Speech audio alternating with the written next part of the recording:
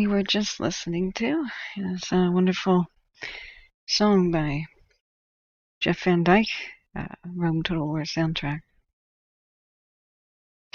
So, do you know that the Romans believed in ghosts?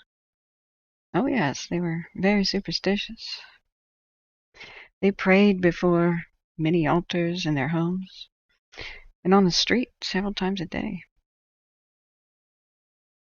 They made sacrifices for the dead at their funerals and sometimes for years after.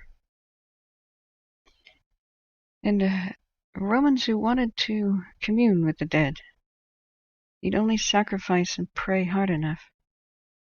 Also, not just by praying, but by saying incantations of magic.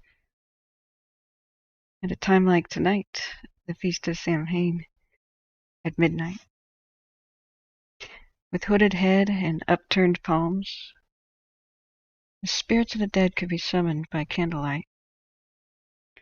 Most kept their eyes closed, for the presence of the spirit was said to be felt. The idea was not to be seeing one, for if they had a form, it might be unpleasant,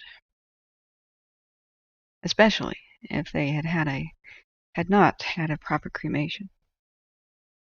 Seeing that kind of thing was known to them to have driven some mad. I, however, can tell you what Roman ghosts look like, for I am one. A genuine ghost of Rome. What I look like, perhaps, is invisible. Touch seems to have no feeling yet. As I stroke the short brown hair of my nephew's head, I feel then a connection. I am so proud of you, nephew, to summon me, to channel me, my thoughts, my memories, like flashes of images through your mind. So diligently you record events as fast as your quill can scribble. Dip the ink, my child. I stand ready to provide you more. For you have summoned me, and I am here. Your inspiration, night after night after night. Only you have questions. But of course, I move my ghostly hand over the quill. He is writing feverishly now. Yes, good nephew. You, without conscious memory of having done so, might suddenly become aware of the dozens of finished papers lying on the floor. The floor of your dark alcove, the rays of which the orange light of candlelight flickers across an arched window. Then against the frescoed wall, you cast a long, bent rider's shadow. The wooden bench creaks beneath you. The wood scrapes the floor as you rise. You rise to approach the window that you find so conducive to your work. There, as you imagine seeing it, has no glass. It faces the setting arc of the summer sun. And now the moon drifts beyond this window. All the other windows in the house have glass. This one does not. It chills you now, but for some reason you choose to be here. This is the one that provides the greatest view of the bay and Vesuvius, when not obscured by clouds of the morning fog, of course. Funny how, being dead, I still admire the elegant hop of this youth as he makes to perch on the window ledge, as if I'm still an old arthritic man who can't. Me, a spirit who could glide through walls and fly under Apollo's golden sun, or in the ink-black sky, like tonight, under the glimmering of the heavens. You wrap your toga now to cover your exposed sandaled foot on the ledge, and lean back upon the sill, for it is winter now, and the bay's breeze is now indeed cold.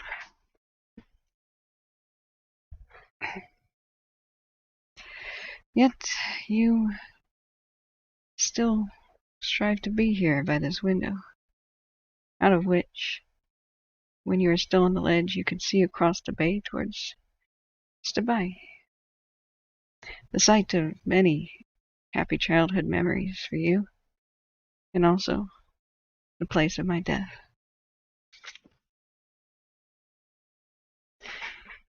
Oh, dear sweet boy, you gaze now at that beach, that place.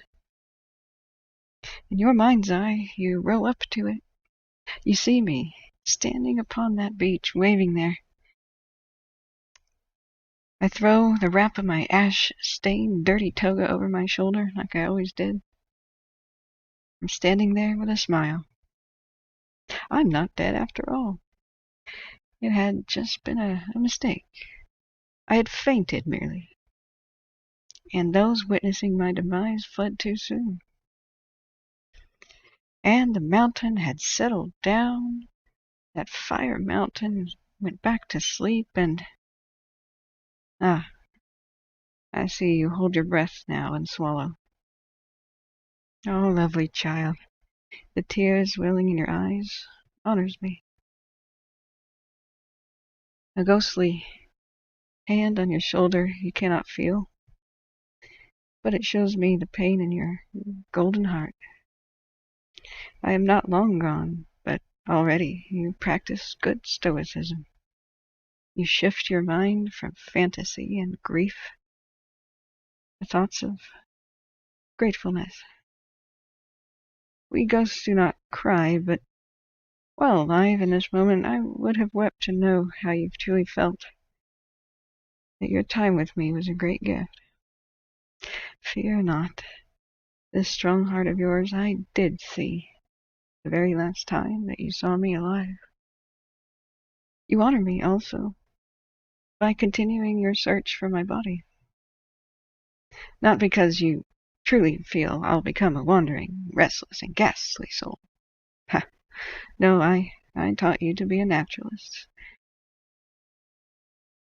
and a true stoic. I told you that burials are actually for the living. Such fearful superstitions are religious and primitive in nature, perhaps arising from some philosophical cowardice to embrace the truth.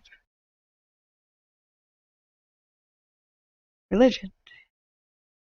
Oh, I am flattered that you would want to truly retrieve my body for my personal honor. There are few ceremonies on earth that can match the prestige of a state funeral attended by senators and the head of the living Roman Empire. Since I have no ashes, I assume a laurel wreath or some other such thing might be placed in my tomb instead of a sacred urn. I could picture now the Emperor himself, laying it inside of my tomb now on a pillow of silk. You think now, at least, that you want to retrieve my helmet. Alas, it had tumbled off my head, but I'm still wearing my sword. If only the crowd could see my true remains now, they'd be so impressed. Well, the average Roman would be horrified, truly, to see a corpse preserved. But you? Well, maybe other naturalists at least would appreciate the state of my unusual preservation. Indeed, my mortal remains are like that of a mummy crafted by those strange Egyptians. The only way my corpus could look any more splendid would be if my bronze helmet had stayed strapped to my skull. Ah, the memory of you now, just yesterday, has sprung into your head. My dear, you are so close to what you searched for. From the moment that you hopped off the boat, your sandaled feet crunched upon the black volcanic sand and gravel shore, you were nearly upon me. I was 2,006 fathoms down. You cover your eyes against the sun's glare, squint, and fail to recognize this familiar landscape, or it is still overwhelmed by a still steaming Hades. Colors almost universally red and black and gray. But the witnesses swear to you that this is indeed the place. Oh, my dear, you left empty-handed, but all the time you were near me. My dear, you would have had to dig. It would have taken crews of 20 slaves many days to reach me at that depth. Had you been lucky enough to have dug in the right spot for me, you would have found me alone. But at another place nearby, however, you would have been shocked when the shovels reached the remains of hundreds. They were one of the last things that I saw, them running together. They broke into a run, and it was not just the explosive sound that slammed our ears and deafened all of us at once, but the fear of it, the vision of that great, fast-moving wave that struck us all with terror like lightning. It moved at the speed of a string loosed from the arrow and snapping back to rejoin the closeness with the bow. All who saw that wave of air pressure and the roiling, towering black cloud behind it, all of us who saw it sever the tops of the distant temple pillars as if they were made of chalk and crumble before swallowing it, all of us knew that we would not survive if it caught us. Yet it moved so fast, we all knew that it would catch us. Softly, we all knew. Yes, we all knew that that black cloud was indeed death. The immense heat that preceded it, the sounds, the thunderous clobbering of boulders and the pillars tumbling along like stones moved by a flash flood in a river. Yet some boulders were the size of houses. To see grand and stately villas, proudly towering mansions of 300 years of age, crumble to a powder.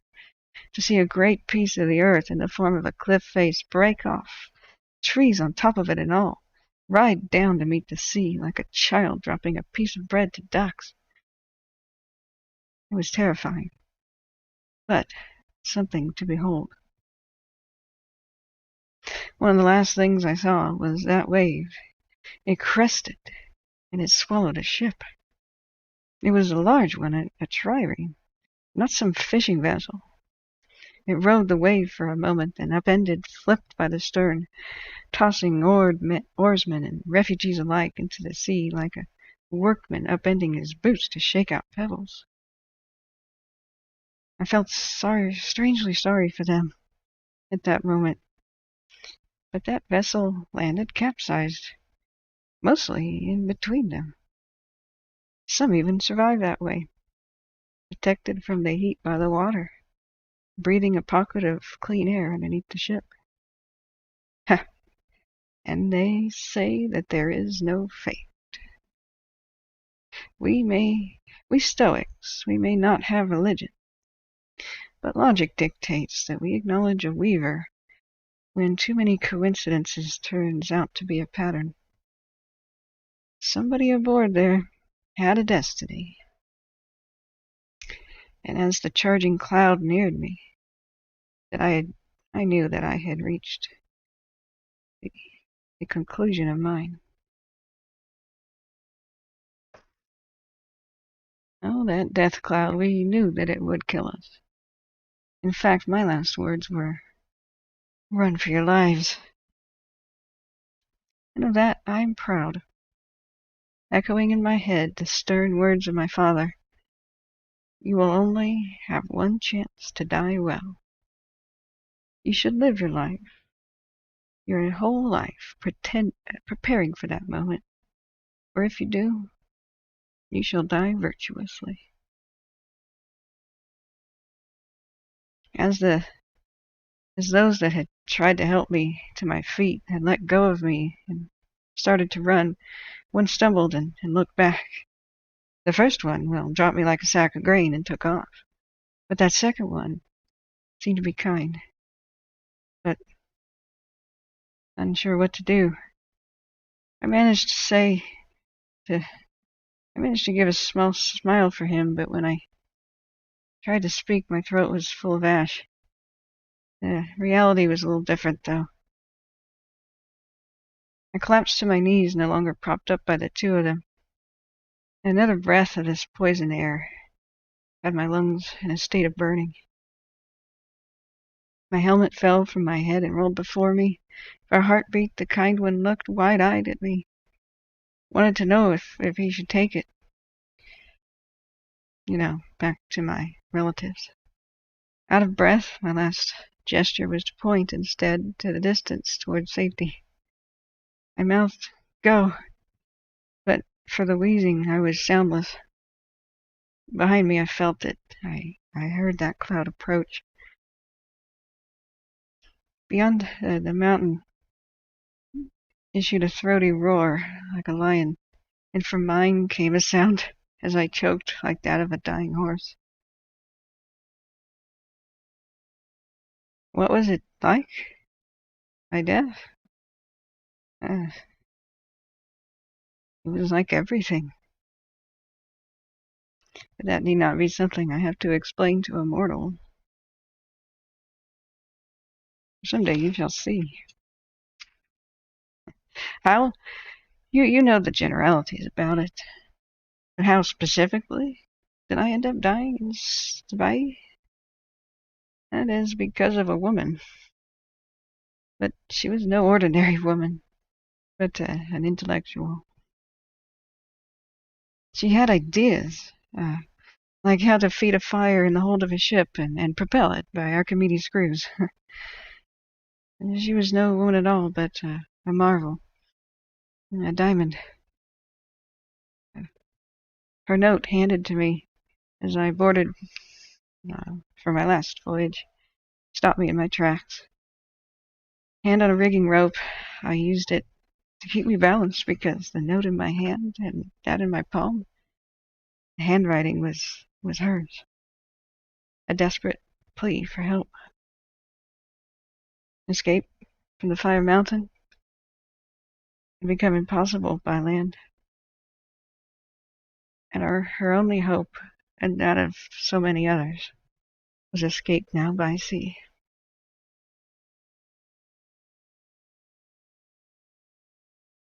When I arrived, waiting for her in that room, after our awkward meeting, as I stammered, I had just been commenting to Strabo that I did not at all like the frescoes, the wall paintings, this new trend of trying to make a two-dimensional wall three-dimensional.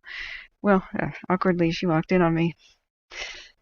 I stammered a little bit about how I did in fact like some portions of it. The birds are very lifelike. Yes, I do admire the work done here on the birds. Well, she cut me off and approached me with a sudden, strong and heartfelt kiss.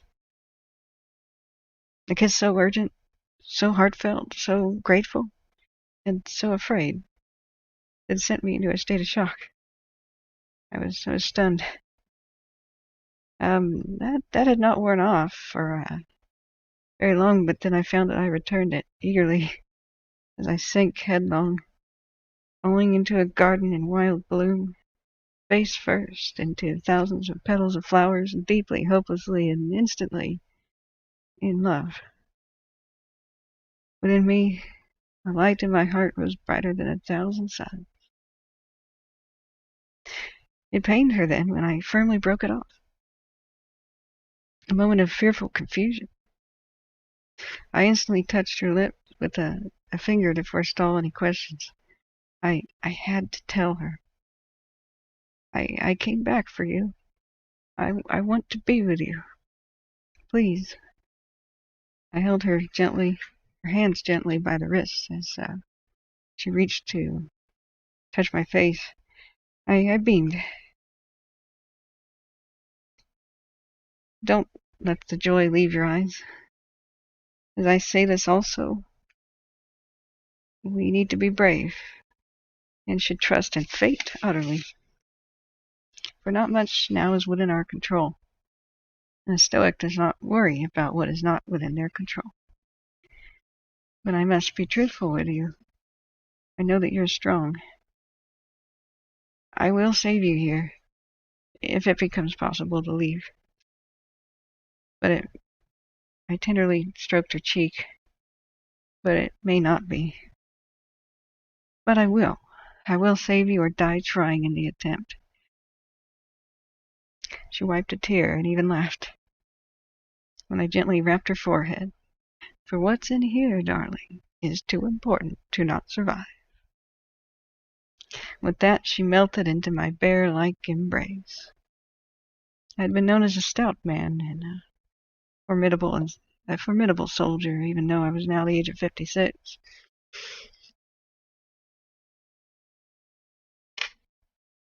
Picture us in that moment, that perfect moment, a passionate embrace. We rocked then in small rotations, the soothing motion is as old as mother and baby. The greatest moment of my life. Fortunate to occur on the second to last day of it. I say so because what if my life had actually ended on that day but elsewhere? What if I had never experienced this? No, I was fortunate, for the alternative would have been a true tragedy. Dying that day without discovery that I was loved. Ha! But I'm a writer of histories and not dramatics. I break in now to throw cold water on you, the reader, not because I am a poor writer, but and suffer a bit of the arrogance of the wildly successful. It's not because I fancy myself a good one. As a ghost, I cannot lie. And lies make up the very core of modesty. Truthfully, it pleased me greatly in the time that I was alive to be considered a living legend. In fact, I don't even need to recount my own work because everyone cultured has already heard of him. So I interrupt rudely the narrative of the sweet Melissa love because I want you to feel what I felt that day. Remember, this is the story of my death. Our sweet embrace and minutes of heaven were interrupted by the presence of my slave, Strabo. A nickname, yes. He peeked from behind a pillar, and I gestured at him from the waist. He nodded. He was discreet. But she, of course, noticed. I explained, he will not write this down. And that I never went anywhere without my scribe. He's been noting almost everything you do, she said. Her sharp eyes searched mine. He's not just recording an event, but doing your biography. My eyes must have, at that moment, given something away. Because surety entered her voice as it strengthened that from questioning to now drawing conclusions. She took my hand now with authority, placed her other one on my heart. A shock of realization went through her. For a moment, anger, she opened her mouth to lambast me. He's doing your biography because you're dying. I kissed her fingertips. No, dear. I don't know that. I looked up at her, for now I was kneeling. I did take care of myself. Alas, I saw the question in your eyes. I turned my cheek gently so she cupped my face. Looking directly into hers, I show you my sorrow. I managed a brief, sad grin, because I marvel at what the fates do in their cruel games of irony. Surely they are in charge of us. Perhaps they're even laughing. For coming to the rescue of my love may be the very thing that kills me. I have smelled the smell of sulfur before. A great cloud of it overwhelmed some of my men when we climbed Etna in Sicily. Those men below in the crater died. Yes, we went inside of it. Well, at the time of the fires, at a time when the fires of Etna were out, of course. But this noxious bad air, it burned like fire to breathe. We coughed, we sputtered. And those within the crater tried to crawl out, but didn't make it. Those of us to be fortunate enough by the rim, reduced to knees and elbows, retreat from it.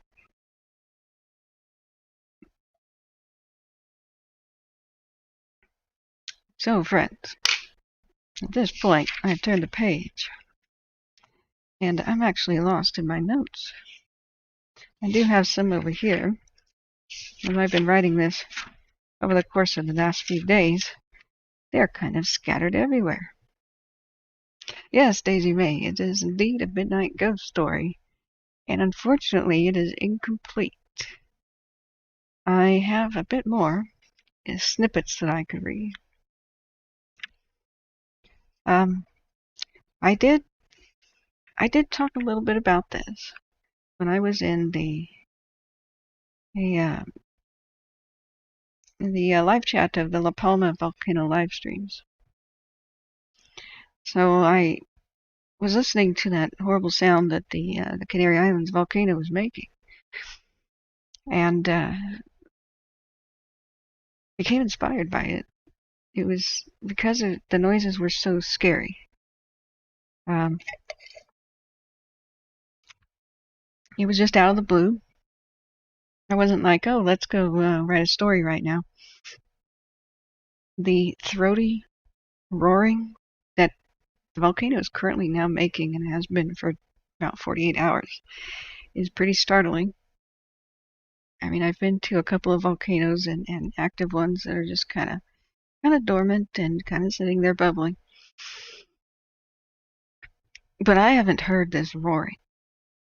Occasionally on some special about volcanoes you hear this thing, but seeing it live and people react to it, raw cell phone video where you know that it's not some sort of a sound effect, that's had an effect on me. Next thing that I did over the last couple of days, well, the last week, was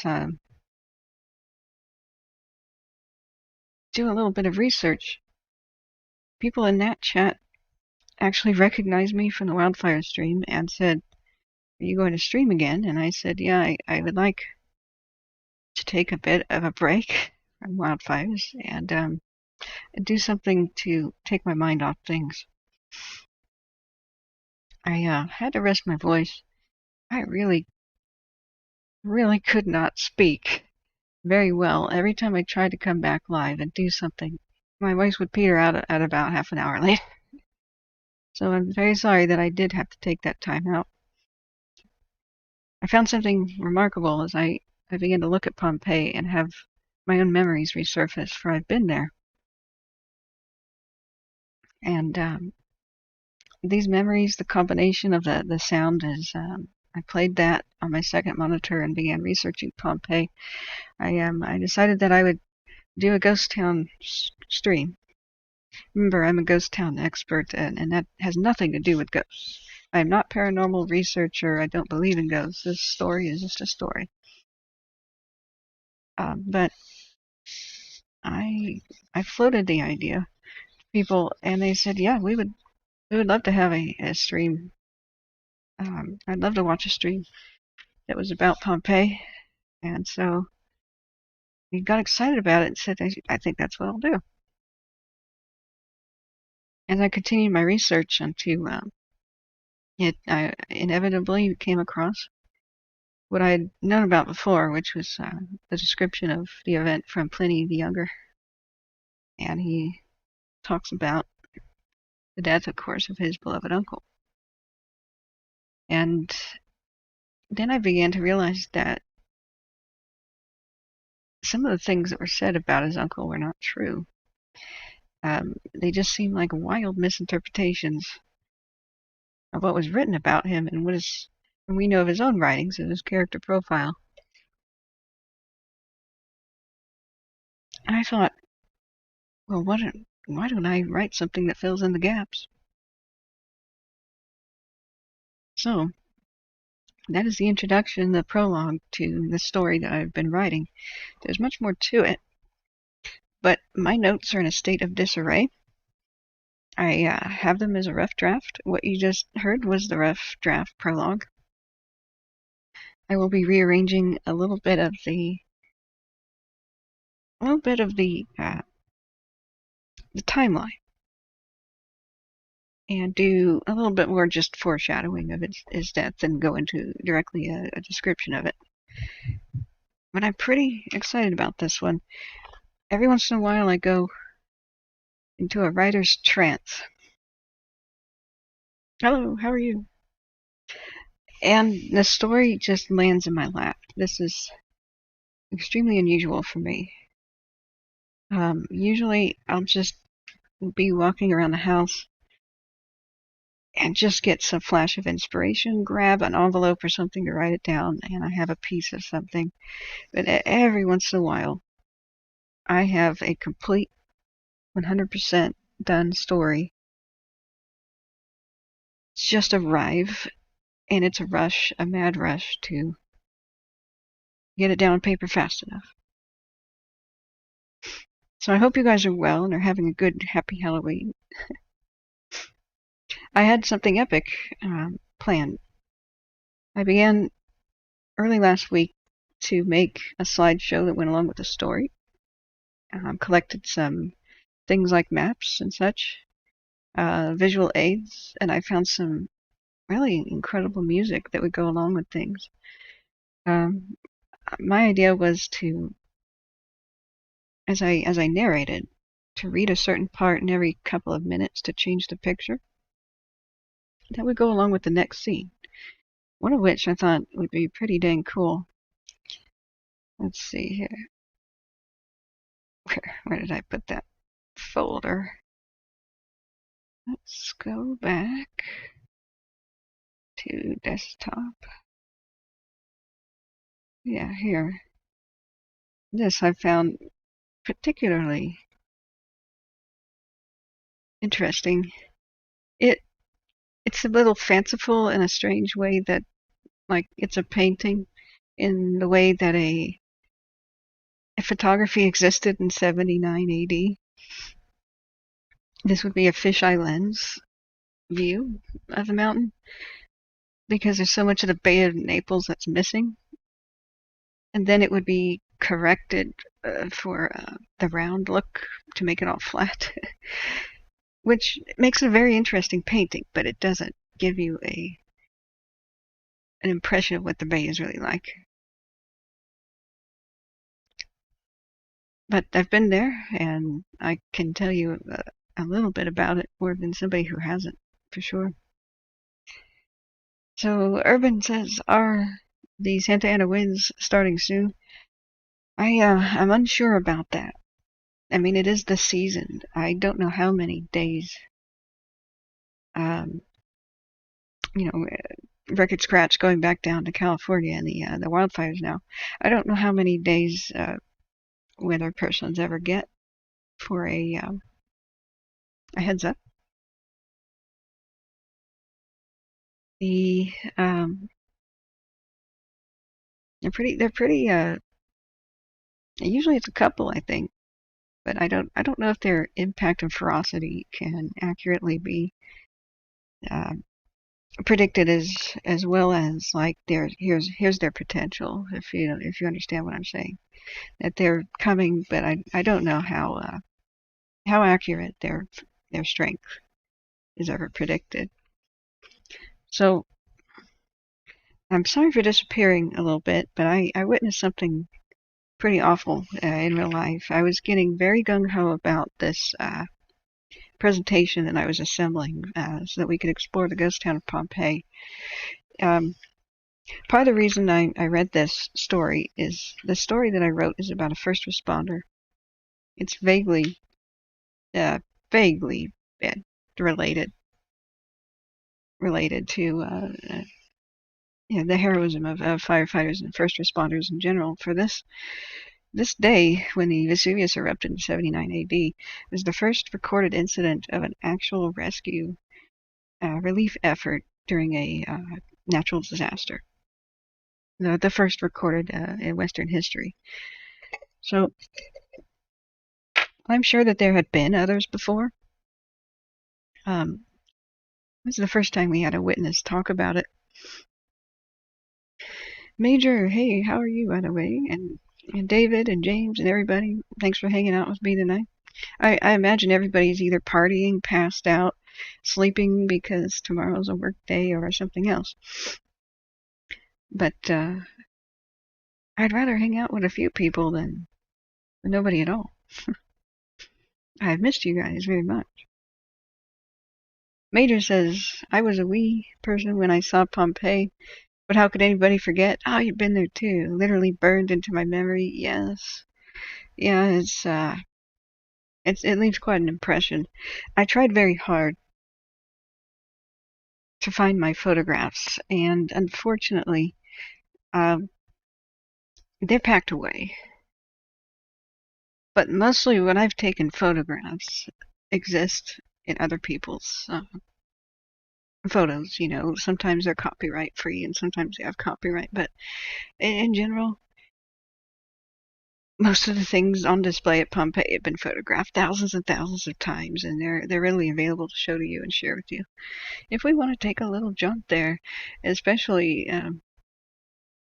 if we wanted to use Google Maps, I found the most amazing thing that there's some walking tours of uh, that you can go with. It's kind of like the Google car drove there, but it didn't drive, of course. I remember entering the town. It's put on satellite view at the western gate. I think it had eight in general. The mountain is right there. Now our hero, when I was reading the story, left here Misenum, which is where the fleet was located, and our hero was the admiral. So he was watching from quite a safe distance, although the entire bay was being racked by earthquakes, and the entire region really. I mean, you could hear, you'd probably feel, if you lived there at the time, the earthquakes from miles around. And he takes and organizes a rescue attempt with triremes and quinquiremes over here to Herculaneum. And then he splits off from his fleet and goes to Stabai, which I'm not sure how the ancients would have pronounced that. And here's Pompeii, of course. Now, Stabai, at the end of the word, has an AE, which is a hard E sound in Greek. And the Greeks colonized southern Italy first, and so it would have had a very Greek-leaning pronunciation, at least in the early years of its existence. Hey, Husky, thank you so much for the tip. Hey, Big Daddy, how are you? Big hugs, big hugs. So, I kind of wonder though if the Latin version of that would just be Stabai. It might be the equivalent of calling San Francisco Frisco, but Stabai is a little bit of a mouthful and it just doesn't flow. I'm wondering if they had the AE at the end as a silent thing for a Latinized pronunciation, but I don't know. When I was there, I think I remember the locals, modern day, pronouncing it Stabai, with that accent. I found that the actual people who spoke in Naples, they had a dialect, and that dialect, which is critically endangered as a language, is quite different than the rest of Italian. So it varied between person to person that I would speak to how they pronounce that. I It's just been so long ago that I don't quite remember who said what. Was it locals who said stabai, or was it the tour guides? I have no idea. But I thought, hey, why not give my viewers a treat and at least give you guys the introduction to my short story that I kind of wondered should be perhaps a screenplay. Not sounding pretentious, like, oh yeah, this should be a movie. I expect it to be made into a movie. Not at all. Um, most scripts are never, treated to like a full Hollywood movie sort of thing. But screenplays are what I naturally write. It's what it feels natural to me. I've had very basic classes and training on it because I'm a visual writer. I don't think about words. I just think about visions, and then I try to describe the vision that I have. So that makes a screenplay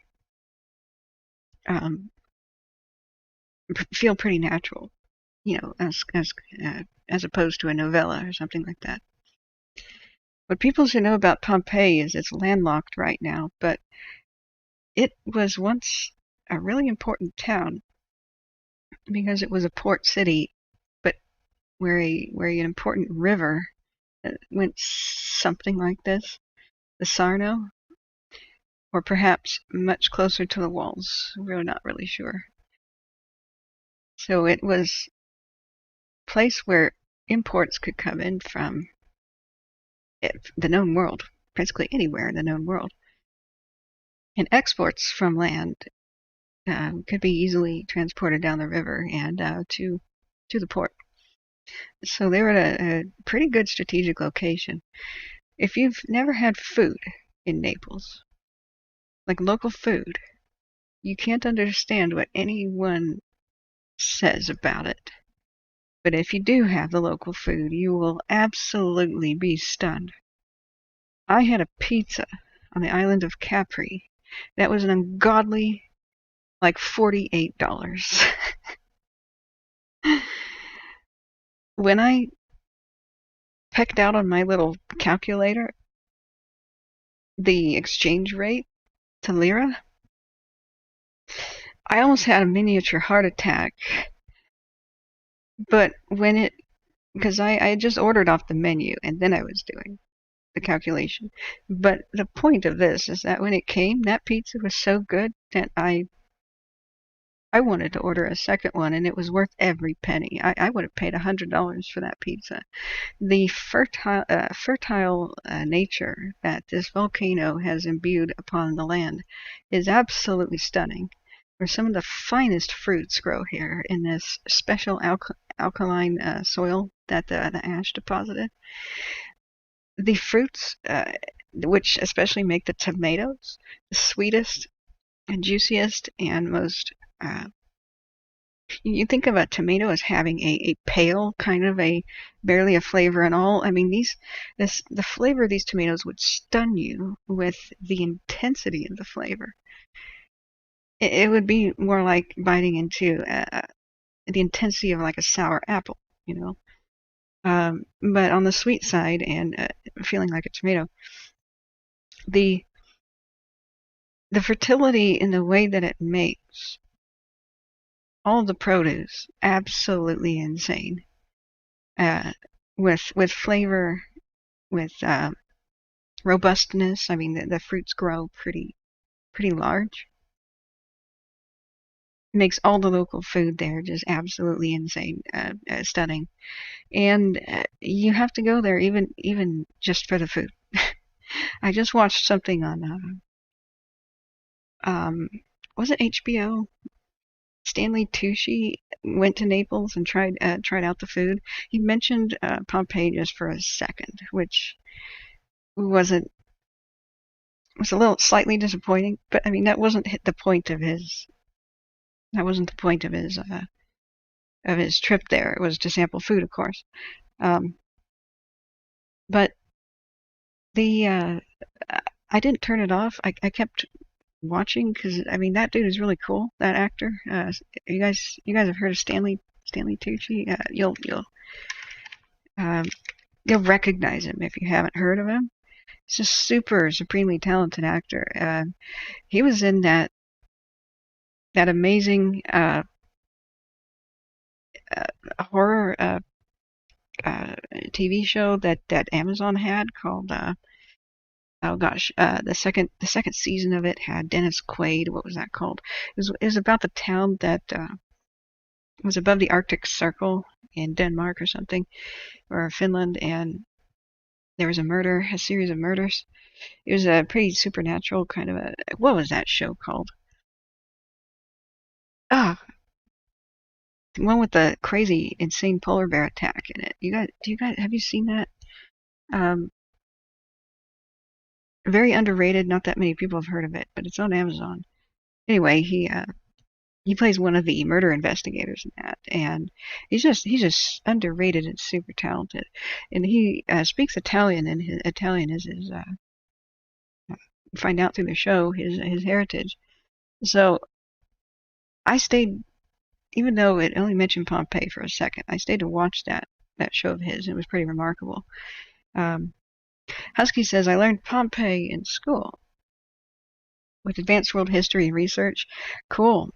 What did you have to say about it, Husky? I want to know about all of you guys. Hey, Harley, how are you? Um, Husky says I want to go and have a long trip through Europe, and my hit list is the UK, Scotland, Ireland, Germany, and Italy. Yeah, that's a good list right there. I can give you some personal tips, like in the UK, if you want to do Roman ruins, Bath, Aquasuli, it was incredible. I missed out on half the Roman ruins of England. I did not get to see Hadrian's Wall and such, but Aquasuli was quite impressive. So I even drove right past the stupid horse, that's the chalk horse that was over there in Stonehenge, and I didn't get to go. I was so close. Here, my friend says, "Oh, you want to see Roman stuff?" He drives me straight past Stonehenge. He drives me all the way to Bath. We hang out there for a day. Then he says, "Let's go to a wildlife safari park or something." And I was like, "Okay, well, whatever you want to do. You're the host." And then we drove home past Stonehenge and stuff, and I just didn't know where Stonehenge was located. And then he's like, "Oh, we were already there." And I'm like, "And we didn't stop?" No, nah, it's just a bunch of rocks that are standing up. And I'm like, "What? No, no, they're not. They're older than the pyramids. Dude, we have to go back." And he's like, I don't know about that. I got work tomorrow." And I went, "Ah!" So don't skip Stonehenge like I did. Uh, yeah, the southwest of England, it's got some incredible things too. But the Romans kind of spread out everywhere. And so, but back to what I was saying about like how to orient people. Where is everything? When you get to Pompeii, it's here. We think that the original course of the River Sarno must have been very close to the city walls. Now, the thing that I keep seeing as a mistake, as a terrible, terrible mistake, when I see these Hollywood, depictions and sometimes even documentary depictions of Pompeii, is they think that Pompeii was right on the beach. You can see how far inland it is. Now, when the mountain erupted in 79 AD, this area probably was water, or something like this was water, and the mountain dumped like 15 feet of rocks onto Pompeii in less than 24 hours and the surrounding areas. So at Pompeii, a lot of the people got trapped in there. because they took refuge inside. But then they found out that when, a whole bunch of rocks fell from the sky, and they tried to open their door, it was just boom, it just hit a wall. Like if you're in the Sierra Nevada mountains and it snowed overnight, you try to open your front door and you open it and it's just a solid wall in front of you of snow. But that happened with rocks. I didn't take note of any doors at Pompeii because they for the most part don't exist. But even when I was there long ago, I was trying to figure out, did the doors open inward or outward, because I was trying to figure out just how exactly they got trapped in there. Um, I couldn't understand it very well. I know that they didn't have door handles that we would recognize today. They were just pull rings, so you would pull the door shut, and then from the inside, you had a bar, to for security and to keep the whole thing shut. So I just they had keys and such, but not not like you would think.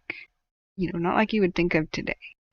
Um, I really wanted to know how that mechanism worked, but it wasn't like the keyholes, and the pull rings to open the doors were different. They weren't part of the same apparatus. Like we would think of the key being inside the door handle in the modern world, and it's not. So the Major, you're saying the thing? Oh, no, no, no, not the thing. It's a. You were trying to help me out with the show that I can't remember. Let's just look it up before I go too far into another tangent here about the port. Amazon show with Dennis Quaid and Stanley Tucci. That was Fortitude. It's Fortitude. You gotta see this if you're into horror. If you liked anything like the thing, you're gonna like Fortitude. It is some kind of freaky. It's a supernatural type of a tale, but you don't. It's got so many elements based firmly in reality, like a polar bear attacking people after it kind of went insane, um, and I mean, once a man eater kills, they continue doing what they're doing. That's the problem with the man eater. That's why you have to hunt them down. Is man eaters repeat their behavior, and that's a real legitimate thing when it comes to predatory animals. But not only is there a man killing polar bear loose in their town, which is really small and populated only by scientists, then a series of murders happen. They can't all be blamed on the polar bear. So that's what Stanley Tucci does with his role. He goes to this mythical town of Fortitude in the show, and he tries to investigate what the hell is going on here besides a polar bear attack. And he gets too close to the truth, and somebody targets him. So that's the show I was trying to talk about. That's when I became a huge Stanley Tucci fan. I was very impressed with his performance there, but also, of course, in other things. But back to the port. Husky says, Catherine, do you know the rocky, paralyzed bodies in the area of Pompeii? Oh, yes. That's something I can tell you about in a second. I got very, very close to them. Very close. I have a little bit of a story to tell you about that, so I'll just kind of let it go along with the story.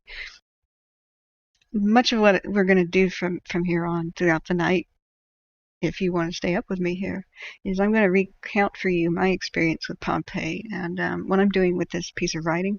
And I hope you guys enjoyed the first sneak preview of my short story. I intend to complete it. I'm very sorry that I didn't already. It's so close to having a done first draft. My aim when I began the week was, here I had this epiphany about learning things. When I was listening to the La Palma volcano and first picked up the pen to start writing, I wanted to make sure that I was accurate earlier this week.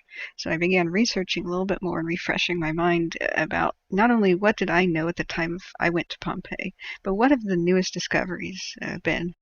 What do we know now about things? Because there have been some really recent discoveries in the last 4 years that have been pretty impressive. They found a boat far from the sea, inland, like I was just describing here. We don't know where the Pompeian port was. We have no idea, as modern people, is what I'm trying to say. But either the landscape, like I was drawing here, was a bit like so, or a bit like so, because we don't even know where the exact course of the river was. Um, we can assume the port of actual Pompeii would have been somewhere around this area. Um, the port of Marina here is what it was called. This was the gate that I entered Pompeii. This is one of the main entrances for tourists, if not the only one, which I haven't been there recently, so I can't tell you. But it's called the Port of Marina. So the port could have been here. It could have been here. We have no idea. But I suspect that just like at Ostia, the port was a little bit further away from the town, and then wherever the river met it, so somewhere within here, and that to leave the town you had to go down by the road to get down to the port, because I think that most of the traffic of the goods that are being exported are coming down the river. Just deductive reasoning here. They're meant for export. It's a big export region of food. It has the rest of the towns in Rome. Many of them in the Roman Empire cannot feed themselves. So this is a fertile, lush area, and the other cities are having high demand for what they produce. Everything from the olive oil to the fruits to the wine. There was a huge wine producing region that is meant for export. So we know that river transport is the easiest way to transport something. You don't have to, you just float downriver on a barge. You don't have to buy animals. You don't have to carry stuff. You don't have to use the roads. You don't have to have carriages and oxen and such. There's no such thing as a horse that pulls a carriage, by the way, in the ancient world. That does not exist. A horse collar is not invented, so there is no team of horses that would ever pull a carriage. I just have to point that out. That's in so many stupid movies about Rome. But you either have a choice between oxen, like donkeys, like pack mule type situation. They had mules. Or you could take the easiest way, is if you had things that were very, very heavy, you had river transportation. So I don't think that the majority of the goods went into the town. They went past it and they went directly to the port. And the town was where the rich people lived. There's a lot of villas of extremely wealthy people in there, but also the slums where the poor people lived. And it had its own city walls and was a somewhat safe place where there were, if you think about crime, there were patrols. It was way easier if some big crime had happened to shut the gates and then search the town. Because back then, the military and the police was the same thing. Basically the court system, the military, the police are all the same. It was kind of like eternal martial law in a way, within towns.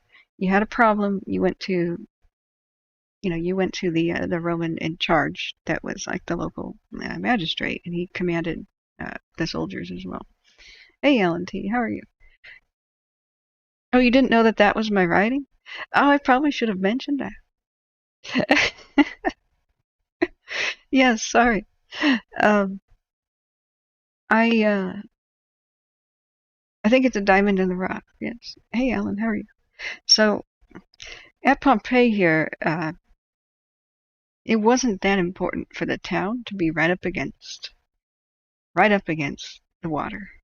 Just like Rome was landlocked too, it had a big, robust street that went down to the port of Ostia. Ostia was its little town that was actually on the water, but Rome was away from it. And I think the reason for that is that if you look just at how dang fortified Pompeii is, It was at the time it was destroyed. It was peacetime, and it hadn't seen, a war or a real danger to it in hundreds of years, except for the Romans' own civil wars. Um, but its original layout was up higher on the higher ground, and that would have protected it from invaders, because from ships you can attack city walls pretty well. Back then, you could mount catapults on ships. You could storm the city. You could get your troopers dropped off on the beach right next to it, and you could assault it very rapidly. But if they had to more out there, and then the troopers had to walk up a hill to the city, that gave you a heck of a lot more defense. And the fact that at this point in time, then there was a peacetime, you might think, well, a lot of people probably lived outside the city walls, probably. But why? The question is, why would the impoverished masses, and why would some of the rich people want to live within the walls instead of like a country estate? Is because, like I said, it probably had a lot less crime. Somebody committing a crime, either at running with somebody's purse, stabbing somebody, doing a robbery, or somebody finding out that their place was just ransacked, you could basically essentially run to the nearest bell, alert authorities. They could close the city walls, and it would be difficult for whoever was committing the crime to escape. So I theorize that that was the main reason why somebody might want to live inside the city. It had problems. Hey Dee, how are you? What is my other channel? I don't have one. I don't have one.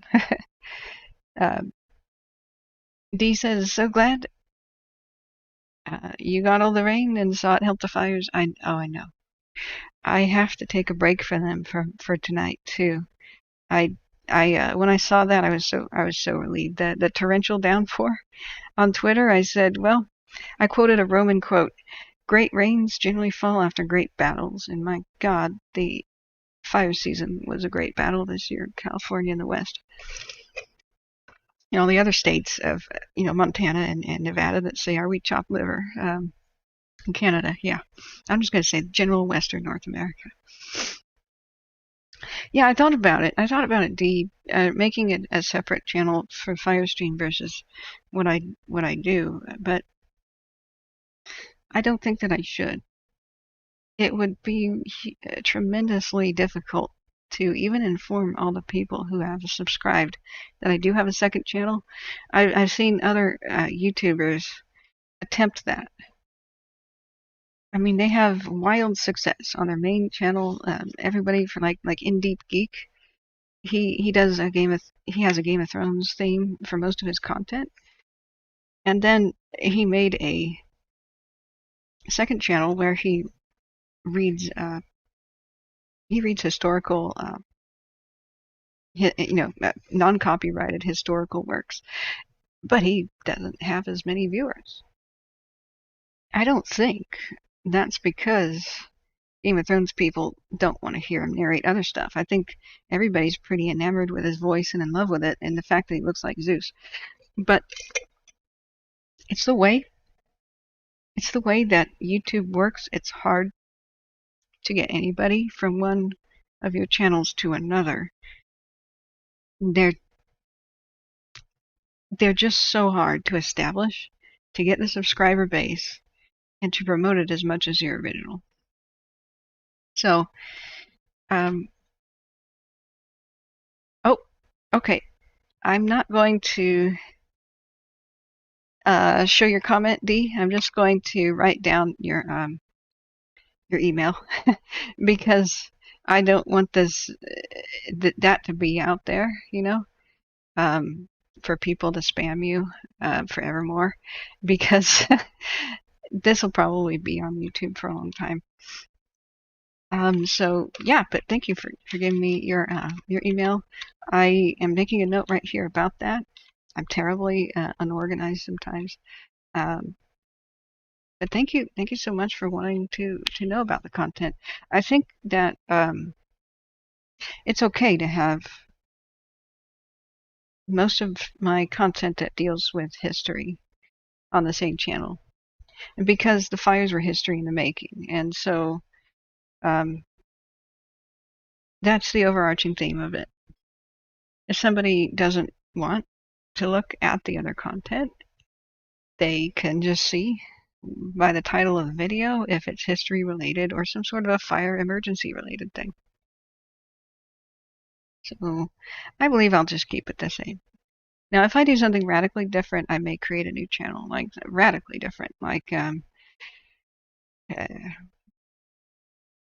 you know. But we'll keep it the way it is.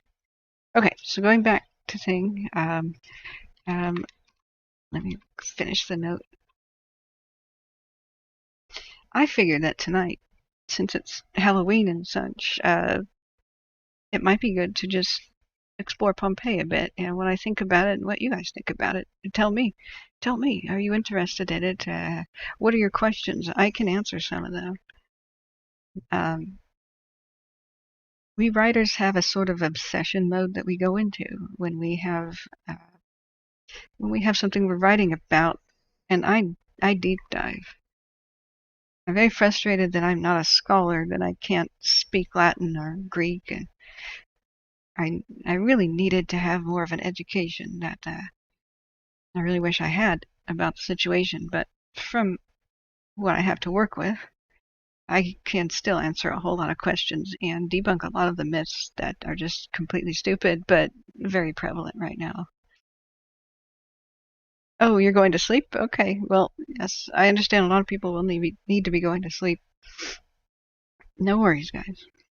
I, unfortunately, reset my sleep schedule to where I'm up all night because I thought I was going to see the northern lights. They said that the Pacific Northwest would have a view of the northern lights because of the solar flare. So I went, oh boy, and I set my schedule so I could drive in the middle of the night, go to the desert, and maybe even capture some in photography. And then I found out that it was all hype and complete BS.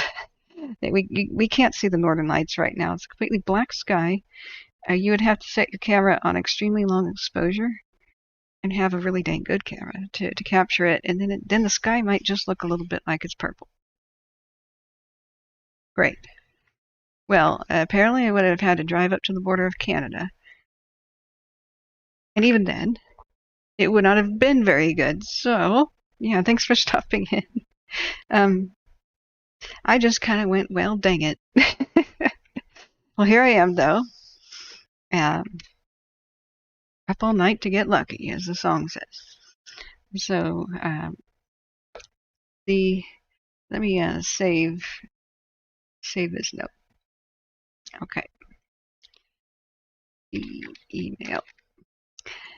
If this turns out to be not as copyright struck as I'm hoping, this hopefully they won't take this broadcast that I'm doing right now offline.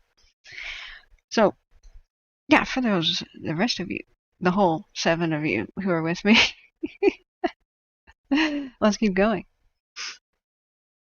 I could either research this by myself, or I can walk you through it with me.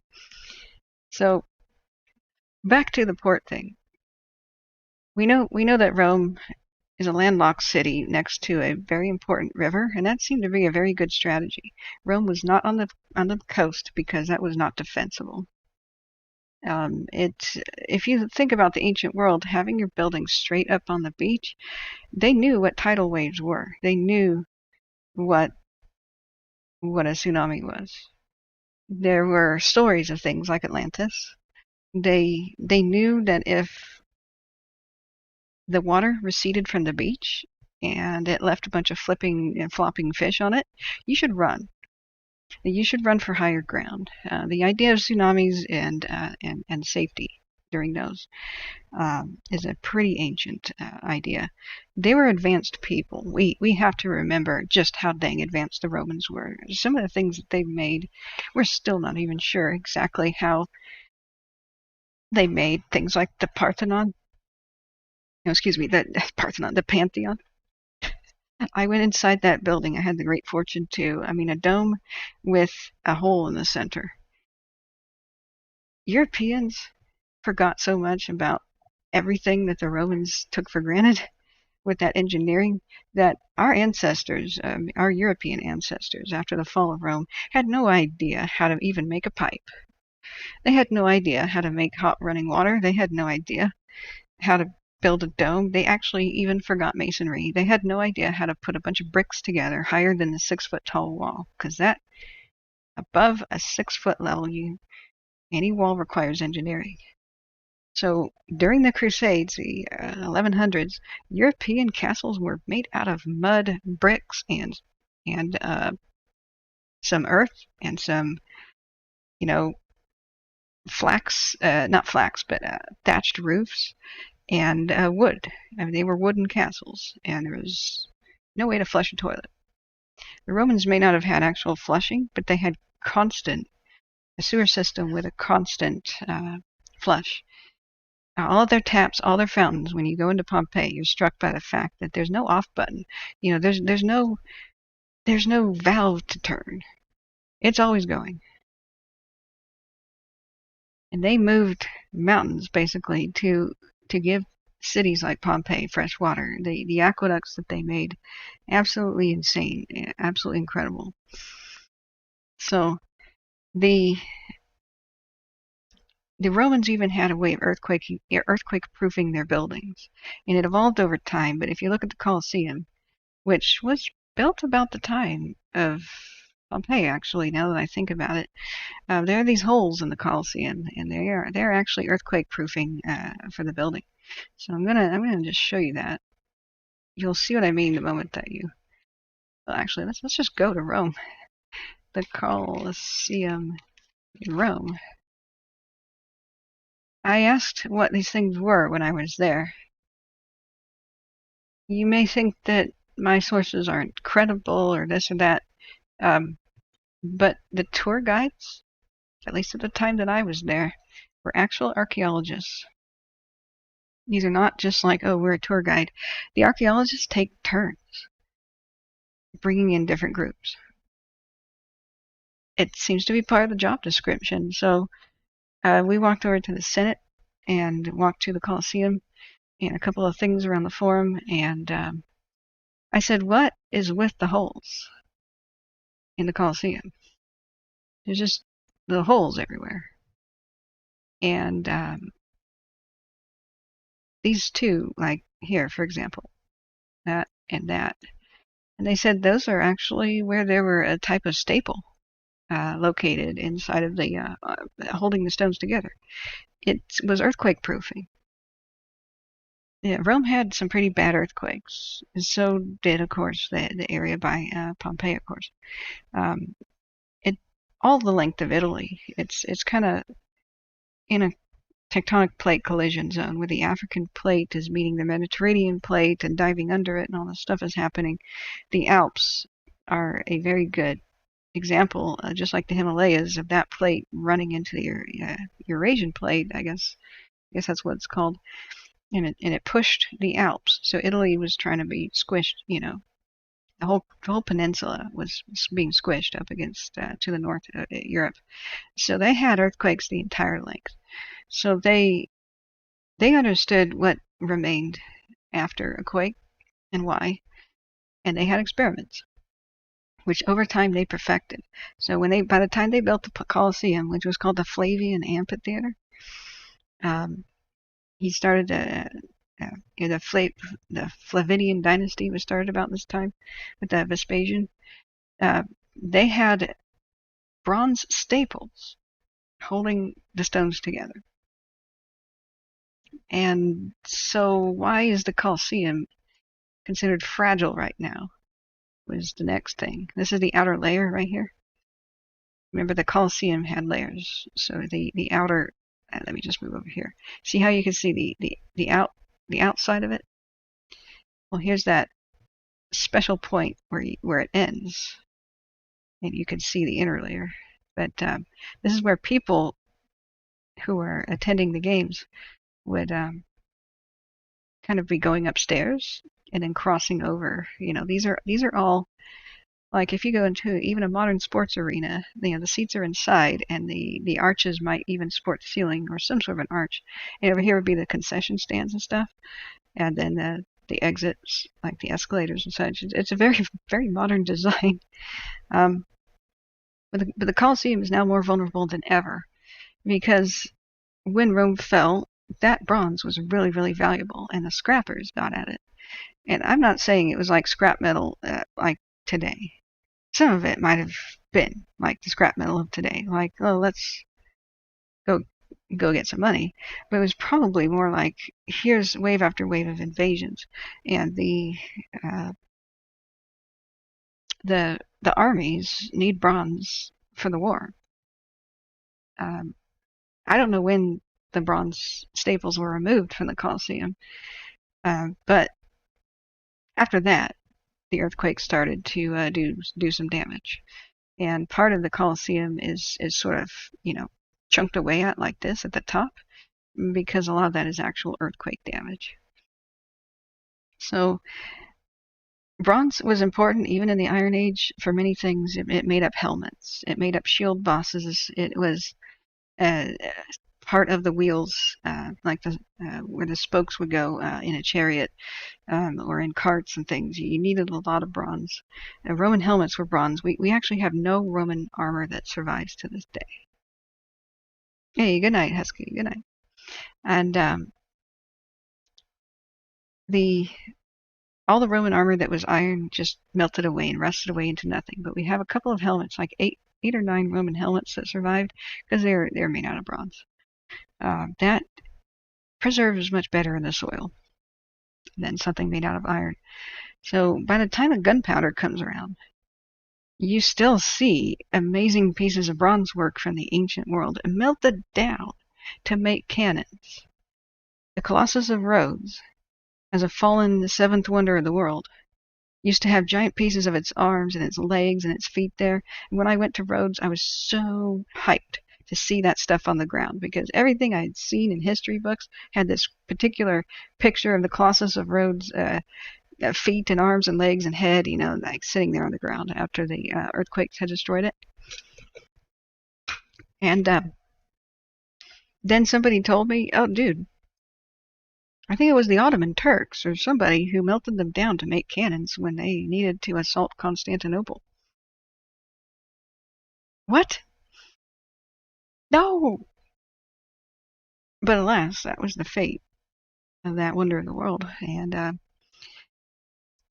to this day, bronze is pretty dang valuable for scrapping. The other use of it that we may not think about is its use in maritime situations. And bronze is one of those things that will hold up in seawater. That's why we pull out perfectly good, looked like they were poured or casted yesterday, bronze statues, out of the sea. Fishermen dragging their nets pull out Hellenistic masterpieces every once in a while. Strange says, if anyone is curious, I was Strange Reverend until some major troll issues made me change things. Oh, I see. Yeah, I saw your, I recognize Strange, your icon. I was kind of wondering if you were an impersonator, but I didn't think so. Yeah, I gotcha. Glad to have you here. And by the way, guys, it's open question and answer time. I'm just thinking out loud of what I do to research this story I'm writing. I figured you guys might want to take a little journey with me. But back to Pompeii. Right now, the Colosseum, unfortunately, my last thought about it is it's more vulnerable to earthquake damage than ever because its staples are missing. I don't know what they're going to do. I said at the time to the tour guide / archaeologist, is anybody going to put them back? Because that would seem like an emergency. Rome and the mountains along the spine of Italy have some pretty frequent quakes. In fact, one of the places that I stayed in Italy, a small village, was pretty much rocked to the ground and leveled. And I'm very sad because I lost my photographs of that town, and it's not going to be the same when I come back there. These amazing Renaissance buildings and castles in the north of Italy that I got to see and walk in. Some of them were just shaken all the way to the foundations. And just don't exist anymore. I really wish my photos did. I think maybe the Google car drove around a little bit there. But that's not the same. I went inside these places and photographed them. Everything from cathedrals to ruins to museums, and those photos are lost. So I'm really sad about that. Tracy says, "Missed you all much, but missed you all much. Love on the way to college right now." Ah, okay. So yeah, have a good trip there. It's awkward that midnight on Halloween was a Sunday night. I knew that there wouldn't be a whole lot of people able to join us tonight, but I figured it would be better than nothing. In fact, what I could do now is have this as a sort of a practice. As I complete the story, I think I'll release it perhaps in 5 different videos, in 5 different parts. Not all at once. Not all at once. And maybe that'll give you guys a feeling of being special that I am wanting you to have. That for people who've already expressed interest in this sort of thing, I want you guys to see it first. So, my whole point about this little jaunt over to the Colosseum is that the Romans knew about quakes. They knew about earthquake-proofing buildings. They knew about tidal waves.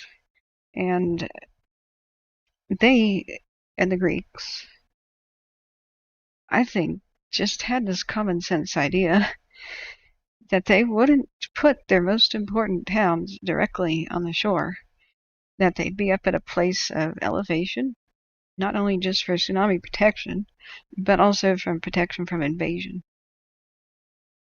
The having a river, having the town next to a river meant that that was totally okay. And Rome is, of course, on the Tiber.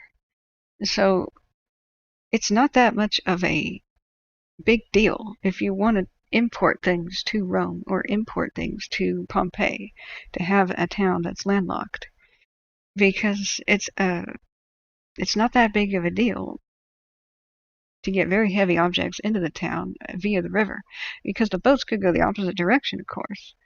Either they could sail on some days, but I feel like they probably had, just like so many other places had, teams of oxen dragging barges upriver. If I had to guess, that they divided it just like they did during the daytime between night and day river traffic, that they had a one-way street, so to speak. The traffic at Rome, and I believe the traffic at Pompeii, was too bad during the day, just everybody running around on the streets, pedestrians and such, for any sort of deliveries and carts to be filling the streets. So what they did at night in Rome was they had nighttime. Nighttime was the place that they had, the point in time that they had deliveries. So at nighttime, you could have the ox carts and the bread deliveries, the olive oil, the lamp oil, everything you needed to run the town. They came in at night, and I think at Pompeii we have evidence that they did a one-way street grid. They don't have signs that would have told us about this, but I was watching this really cool documentary, and I'm going to take you into Pompeii right now about it. There are certain streets of Pompeii that you can see this strange and unusual mark on the curb. Now let me think about it. Yeah, here's the portal. And if I remember right, I noticed it, but I didn't notice it at the time. If you understand my meaning. It may have been this street right here. And they're very, very narrow. That is the one thing I have to say about Pompeii as we go into the town. The streets are extremely narrow. They are only the width of one cart or one chariot or whatnot. And they had a standardized width, which was pretty incredible for the day. We get our modern railroad widths about the same width of their chariots and wagons because of the fact that there is already a standardized practice for this, it meant also that at Pompeii, where they had a peculiar problem, I hate these rocks. I'm going to tell you a story about these rocks. They couldn't drain the city very well, and I'll get to that in a second. So there are these rocks across every street corner, because when it flooded with the rains, you had the street completely full of water, and the people were using these as stepping stones to go across without getting horrifically wet. So in order for the carts to go down the street, where the stepping stones were spaced had to be within the width of the wagon wheels. So we know exactly how the width of their wagons, even if we don't have too many living examples of it. J Project says, I really like all the little facts I've learned from these streams. Great stuff. I'm glad to have you here. Glad to have you here. My nickname is Catherine the Curious because I'm curious about everything. And I like being amongst my fellows. I want to know everything. And the attention to details drives some people mad, but I am an absolute details person. So that's exactly what I want to know. Now, this is not the right street. Now, let me see where the corner is. It's the street corner. This one may be too wide to have the markings that I'm trying to tell you about on it. Yeah, it's too wide. I was just doing a virtual tour of Pompeii in preparation for this stream that I wanted to do for you guys. And I'll find it in just a second. It may be somewhere like this. Oh, yeah, I remember now. The main road in Pompeii at the forums has a dead end marking right here. So you have almost no traffic. They had a roadblock, if you believe it. Their ancient Romans had a roadblock, just like we do today, saying this is not the place for the wagons. You know how we have a sign that says no trucks allowed? That was basically it. No trucks allowed. And that's it right here. See these? You see these little roadblock things? They're perfectly spaced so that the wagon wheels can't go around them. And you couldn't put the wagon up on the sidewalk. It just wouldn't work. It would kind of tilt and stuff. I mean, I guess you could in an emergency, but this is like do not enter this. This is the sacred forum area. This is where the pedestrians are, and so this street has almost no wagon ruts and almost no damage to the sidewalk. What I'm trying to show you guys is the damage to the sidewalk, which ties back into what I was saying about bronze and the wheels. So while I was watching a show on Pompeii or Herculaneum or something of the sort, there was a person who took notice of these marks in the street. Gosh, and the little gold man doesn't go everywhere. And it'll be on one of the streets. Whoops, I dropped him on accident. One of the streets that was well traveled by the carts that would go over to the industrial section.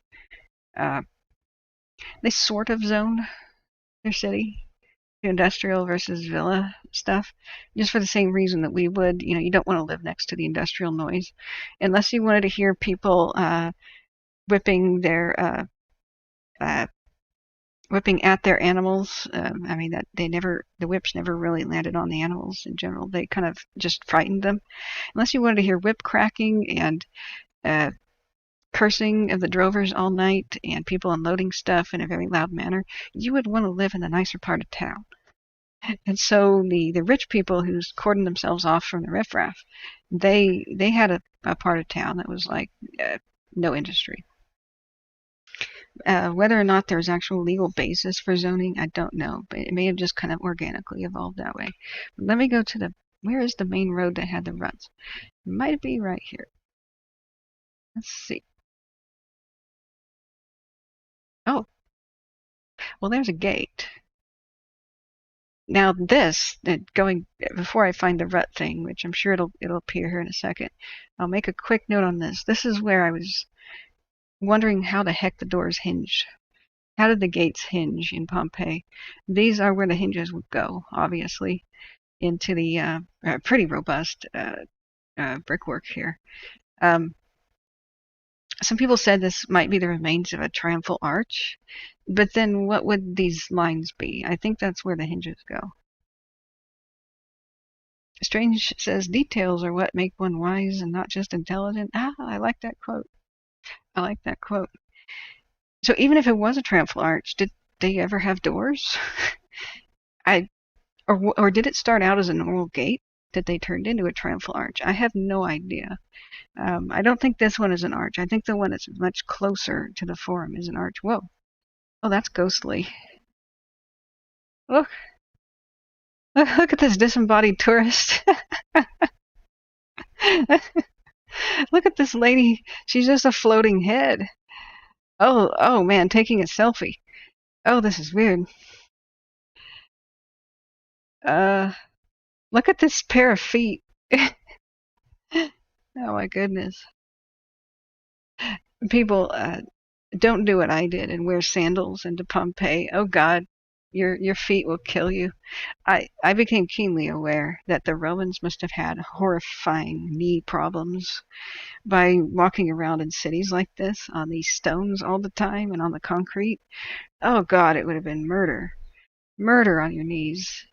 They had decent footwear. They had sandals that kind of were molded to your feet if you had a good cobbler.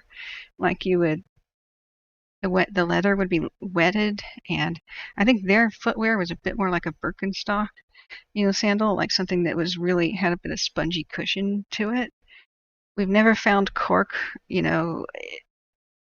within the layers, but it's possible it existed as a cushioning. Perfect for Halloween. Yeah, exactly. You can't make this up. That does look incredibly ghostly right there. What's under his arm? Is it yeah, he's got kind of a sweater. This must have been, what time of year is this? This is May? Yeah, it can be a little bit chilly in early May. They had true winters. Vesuvius sometimes had snow on it. But that's something about Naples that people don't realize. You do need to bring a sweater and some pretty robust clothing, because anytime you're near the bay like that, especially when darkness falls, oh, the chill comes. Venice is worse, like a million times worse, but it still is a factor. The Romans, though, they were absolutely comfortable. The Romans had no such thing as a sock. They wore the open-toed sandals as far as we could tell, unless they ever went to some place like Britannia. But even when they were at Hadrian's Wall and such, it seemed to have been a time period that was warmer in the climate, way warmer than medieval times or Renaissance, or maybe even a bit warmer than today. And we don't know why. I mean, there was a medieval warm period that just for some reason happened, and they were able to grow grapes in England, like for wine. The same varieties that you might see in the Mediterranean coast. And so, but back to the point of the Romans not having socks. Unless you were like a soldier and out in the middle of nowhere and marching across the Alps, within their cities they were super comfortable because they had incredible technology. The floors and sometimes the walls of every single building were generally heated by steam pipes because they invented radiant heating, as far as I know. Yeah, Mark says, love my Birkenstocks. I wore them all summer. They formed to your feet. Yeah, that's what I think that the Roman footwear was like. They marched, they marched all over the place. Perhaps more further than any infantry had ever marched in the empire, barring Alexander the Great getting all the way to India. So it would stand to reason that instead of crippling their own soldiers, their footwear preserved their fighting ability. A Roman soldier was not really drafted usually. Usually it was a prestigious, at least the time of the Republic and early Empire, a prestigious kind of a thing to be a soldier. For much of the time, you had to actually be a landowner of some sort. And so when you signed up, though, you had a 25-year tour of duty. 25-year tour of duty. I'm sure that some of the soldiers were released early. Let me go looking around for that marking on the ground. I don't see it here. The guy is in the way, but where the sidewalk is located, you see these strange, peculiar marks and bumps into the sidewalk. And I need to find exactly an undamaged portion of the street. This is missing stones, and that must be why it's not looking the way that I would expect. You see some of the walking stones right here for getting across the street, but a chunk of them are missing. You can see the ruts though here very heavily. I mean that is hundreds of years of wood cartwheels wearing on the road. People say, oh, must have been chariots. And I tell you what, there's almost no way in hell that there were chariots inside of Pompeii. There's no reason for it.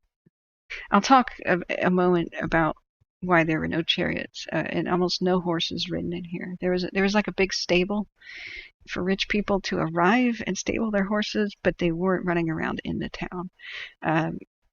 And I'll get to that in a minute. But the fact that these stones are missing, it doesn't give us a good example. Right here, we may have a little bit of one, but that could just be a broken piece of stone. So the person who discovered this, I think, is a genius. Just looking down and looking at the wear patterns, we see that there's heavy ruts here. So this was one of the roads that had the carts, probably the nighttime delivery carts. And so you would expect to see damage right here. But I don't. I suspect this, if it was an arch or it had a gate, it might have been a little bit more protected than the usual. The usual kind of turn on the street. In fact, you don't see too many ruts past here. This gate, in fact, might have been another one of those, hey, no more deliveries down this way. But let's see if we can find it. I'm so frustrated. It was so easy for me to find it before, and it's a little difficult now. So let's see if this person took a photograph at this street corner and if we might get lucky here. A reminder, these streets were not marked.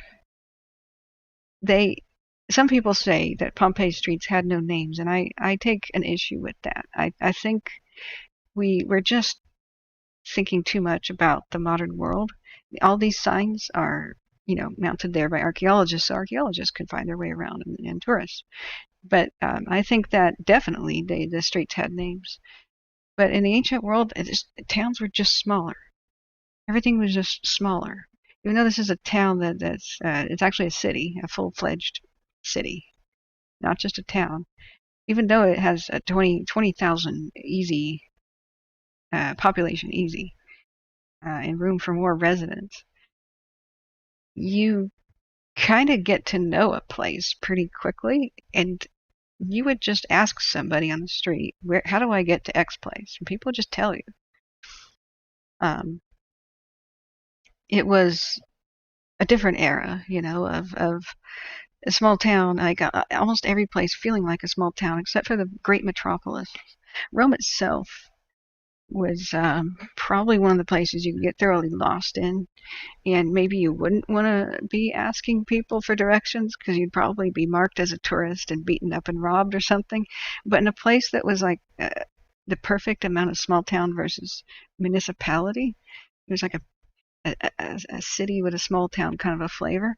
I think there is just no need to actually make street signs. The second reason I would say that is we got to pull ourselves out of the present and our prejudices and biases of the present. Almost nobody knows how to read. So what good are street signs? I'm not sure what the literacy rate of ancient Rome was, but amongst the lower classes, which make up, of course, the majority of the population, I don't think, unless you were one heck of a high value slave, like a scribe, or a businessman who was captured by the Roman Empire, almost nobody knew how to read. The school education system we have now, we take for granted. I don't really think that the Roman Empire had public schools. If you were lucky, your parents would arrange for you to learn a trade under apprenticeship. if you were even luckier, you'd go to a college, and if you were even luckier in the 1%, you'd have private tutors. If you were even luckier than the 1% and you were like in the 0.00001% of the highest echelons of power, like, the royal family, then your tutor just might be Aristotle, like, Alexander the Great. But for everybody else, they probably had no idea how to read. And we see most inscriptions of ancient Rome being on actual monuments, so that people didn't forget what the monument was about. And it was the rich people celebrating other rich people. Yeah, Mark Scheinfeld says, it's like Reno, the biggest little city of the world. That's the impression that I got. Now, when you go to Pompeii, don't do what I did and stay there for a day. Oh, God, no.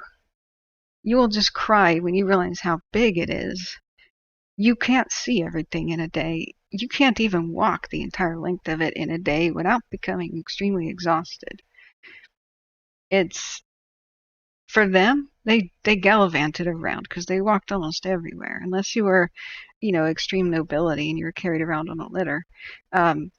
They were fit, and this was everyday occurrence to them.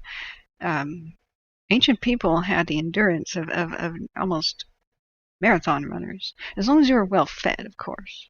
I mean, if you're starving, you're not going to have your endurance, but they were fit. That's the idea, is they were fit. Now, this unfortunately does not have the markings I'm looking for either, because it has another one of those arches. I wonder why there are so many gates like that. So maybe we'll find it over here. This is so frustrating. I had the perfect example, and I may actually have to resort to a Google search just to give you this really simple thing that I was just about to explain for just like a minute.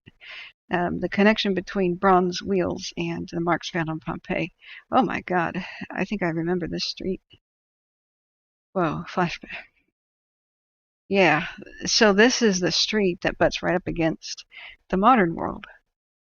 There's a full 40% or so of Pompeii that's not yet excavated that they know about. I'm sure just beyond the city walls there's villas and properties and suburbs.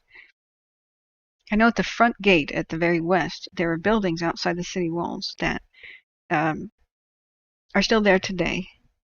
And it just must have been people that they didn't really fear, attack anymore. It was peacetime. It was not too long after Augustus, I mean, people could remember their grandfathers talking about Mark Antony at this point in time. Caesar died in 44 BC, and this is 79 AD. So people's grandfathers and great-grandfathers are talking about Cleopatra and such, and her making visits to Rome. In fact, there are frescoes of Cleopatra that may have been done by actual people who saw her that are within Pompeii. And the crazy thing about them is she has red hair in these frescoes. So there's a lot of controversy about what might have been the ethnicity of Cleopatra, but she may have dyed her hair like a fashion to blend in with the Romans when she visited Rome. She was trying to be a good, she never married Julius Caesar, but she was trying to leave a good impression on the Roman Empire and thought that she might actually kind of marry into the royal family. She had a pretty good pedigree, being descended from one of Alexander the Great's generals. The Ptolemaic dynasty had a lot of prestige, if not power, at the time. So I feel like she may have just dyed her hair at the time people saw her in Rome, but that gives us this tantalizing, really, really, really awesome kind of a glimpse. It implies something, that her face might have been an actual, um, an actual depiction of what she looked like. Because if they got her hair color right, Rome is not that far away. It's a couple of days' ride, or a sailboat's ride, in about a day and a half. The people who saw her in Rome may have come down here and painted her likeness. So that would be better than looking at coins. In fact, do we have a way to look that up? Cleopatra fresco of, I don't know if it's Herculaneum or Pompeii. But I think one of these are it. I don't recall personally seeing this fresco when I was there, but I do recall a big deal being made about it. So either I did see it, and it was one of those things where what the tour guides love doing is they'll take you into a room and they'll be like, "So this looks ordinary, right?" And we kind of go, "Uh-huh, yeah. There's a chick on the wall that's painted just like all the other buildings and such, right?" And then they'll say something like, "Oh, by the way, that's Cleopatra." And then you go, "Oh, wow," you know. So um, the I think, oh gosh, this is somewhat. Don't look at the words here. Just look at the image. That's all I wanted out of this website.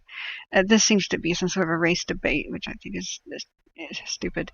But she has red hair in these situations. So there is a really cool thing on YouTube where somebody recreates the faces of ancient people based on their busts and frescoes, and so she may have looked something like that, or she may have dyed her hair at the time. We know Alexander the Great, being a Macedonian Greek, had sandy, wavy hair, and that's something that's constantly said about him. But she could have had a much darker complexion and dyed. You know, I mean, fashion was a thing back then. Oh, we're getting into the eroticism. She also could have looked like this naturally without the hair dye. Um, in Egypt, there was a different tradition with your hair. You were supposed to shave the whole thing off. They had problems with lice, and so you basically just shaved your hair off, and you took your wigs, and you had them deloused with like sulfur treatments and such, and you put the wig back on. And it was also just a heat thing. In the heat of the day, if your hair was just making your sweat mad against your head, you just took it off your head. You know, I mean, Egypt had a whole different culture because of that. So it could just be a wig, you know. But it's tantalizing that we may be getting close to knowing what she might have looked like, and it's pretty fascinating. But back to Pompeii. I don't recall seeing this, but there are multiple depictions of her throughout Pompeii and Herculaneum. She was kind of like a celebrity before the fall, you know. So Nick Giles' Straw. Crosswave, angels and demons in heaven and hell. Hello, how are you? Hey, I'm hanging in there. I'm hanging in there. I was pretty sick and had other reasons to not be broadcasting, but trying to give people a little treat. I hope you guys have had a happy Halloween. So going back to what I'm trying to find here very desperately, uh, I guess even if I can't find an exact example right now, I should get to the point about what point I was trying to make. So a genius, notice that at Pompeii, where the carts go, there's these strange marks that are only on the sides of the streets, usually in one corner. And you can see it's on the streets where you have the cart ruts. So we might even not be in the correct place again. But there are chunks missing from the corners of the sidewalks, like they've been gouged.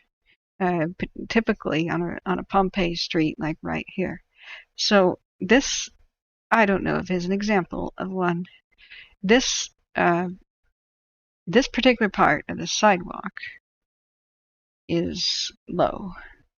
You do see some missing chunks, but I would suspect that the phenomenon is more evident, and it's much more clear on the higher sidewalk portions of the city. But you get these strange little chinks and marks, and sometimes entire chips on the corners. And so what I know about Rome is that, you know, what is generally known about Rome is because the streets were narrow like this. Romans never really had wide streets except for their processional ways and anything connected to the forum. It was mostly to accommodate large crowds.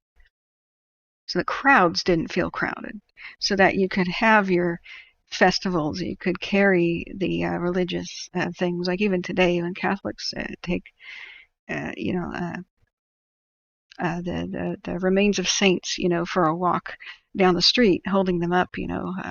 The Romans did similar things. They did carry around statues, and people would throw flower petals around, and you know, they would chant, and then they would throw around incense and whatever spiritual thing they needed out of the festival. They had wide streets for those things, but for business, they had pretty narrow ones. The fact that there's a wide sidewalk on this is pretty amazing. And not probably for people's comfort, is probably for carrying around goods. Most of Pompeii has an extremely narrow sidewalk. See how thin it is right here? This is what constitutes the width of a normal Roman sidewalk. This strip right there. And so you basically squished yourself against the wall so you didn't get trampled by the carts if you were out on the streets at night. But almost nobody was out on the streets at night. Nighttime in Roman cities was oftentimes very dangerous. The thugs lurking in the corners and such, there were probably just no-go zones, like the bad neighborhoods. Pompeii, I think, didn't have too much of that. I think you could probably wander away around it as much as you wanted, because, like I said, it's still got the city walls, it's got these gates, it's got a big, not only just like a police force from the military, there's actual little forts, because the port authority has a lot of soldiers as well. So it's crawling with law enforcement in a way. And so I think Pompeii just wasn't that dangerous. However, I do want to get to another point that a lot of people don't understand, is that Pompeii was in a state of ghost town ruination even at the time that it was destroyed. It was a struggling city. Sure, you can look at people's depictions of it as a thriving town. It had everything going for it. It had the port. It was strategically located and set up for success, just like Rome. It was on a defensible, kind of a hilly area, surrounded by some of the world's richest farmland, right next to a navigable river for export, right next to a good, sound port in one of the most safe bays in all of Italia. So it has everything going for it, but it has problems, major problems that some people just gave up on. Some people just gave up on them. And it was in a state of abandonment, of partial abandonment, which I would call a Class D ghost town, is just when a ghost town starts to become a ghost town. Now, yes, it's a city, but the word ghost town is a thing that encompasses a settlement of any state of growth, from a village hamlet to a metropolis. It's just a term, ghost town. And it doesn't describe dead people or spirits or anything. It describes the town's death. Oh, this might be a place right here where I was talking about. No, we can't zoom in. We can't really zoom in. That might be an example right there. How frustrating. Okay, so until I can find a good example, I'm just going to spit it out, what this was. And then we'll go on to why Pompeii was struggling. It was built for success. It's in a pretty good grid. It seems like it was a town that was almost planned.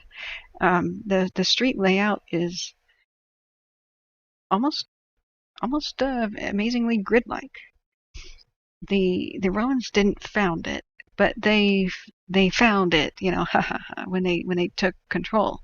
And they redecorated, they made things efficient. So it's not to say that the Greeks weren't, and the other local populaces of these places, but they modified things. So it does look like I may not find an example with Google Street View of the chinks missing in the street, but the concept is this: in Rome. Yeah, this is the good one. In Rome, the streets are too narrow for deliveries to be done during the day. Daytime, getting up with the sun and going to bed at sunset was something that they mostly did. And the Romans seem to have been a people that rushed around. They skipped breakfast for the most part, and the people of Italy, for the most part, still do. They get up and they just run around with a New York pace to go ahead and get everything that they can get done as fast as possible before sunsets, and then they wanted to scurry home and be safely indoors, at least in Rome, before any of the nighttime bad people came out, and could do something to you, like waylay you. And then as soon as another reason to get home fast was as soon as sunset, it was the time for deliveries and carts and all kinds of laborers to fill the streets carrying stuff. And that's when you could get run over and crushed. That's when the animals could freak out and stampede and run away or run amok. This is probably the time of night where if there were exotic and dangerous animals to go to the theater or to over to the arena, they probably came off the boats imported directly from Africa and other exotic locales. Tigers, lions, and elephants and the like for some special games. They would be entering the city and making their way over to the amphitheater. That probably was not during the daytime when there's tons of people that your tiger might become attracted to and want to meet, so to speak. It probably happened at night. And probably was just like, are you nuts? You can't bring that tiger in here during the daytime. Bring it in a cage at night. So I theorize, based on this, I don't know who he is. After I saw the documentary where he examined the chinks missing from the street, he noticed a pattern, that it was the right side corners of the streets that have the chinks missing from the sidewalk, and not the left. So that tickled something in my mind when I was a bit of a truck driver, and there was that gas shortage, and everybody, gas was $5 a gallon, and everybody was like, oh my God, the last gas crisis we had. In fact, they may have rounded this corner because it got destroyed so often. Why would you have only the right side of the sidewalk have chunks missing from it? The reason is at night, with the carts especially, they have, the wheel has a big bronze, like a bowl, to keep the spokes intact. They're only allowed to make right turns. It's a one-way street grid. Oh, if you keep traffic flowing in one direction, then you're going to have more efficiency, and you don't have to have wider streets. You can fill it with more, industry and more buildings, and have more space for people to do their thing. And you would then have a more functionality as well. So I'm sorry I can't give you a good example of this. These seem to be rocks that don't belong here. But this chunk of the sidewalk, has it. There it is. You see the gouges? You see the scraping right there?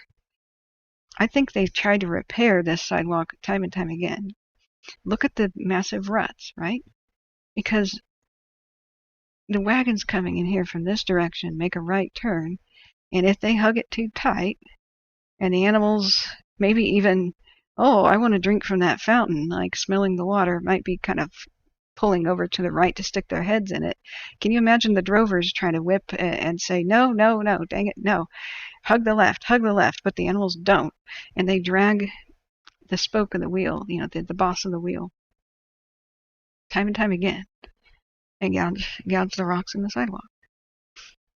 That's that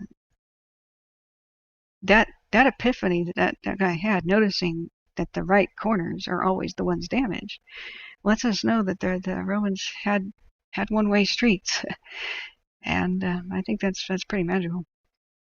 So now, Jay Project says $350 for 1-minute consultation and cleaning last visit. Yikes! Yeah, the dentist.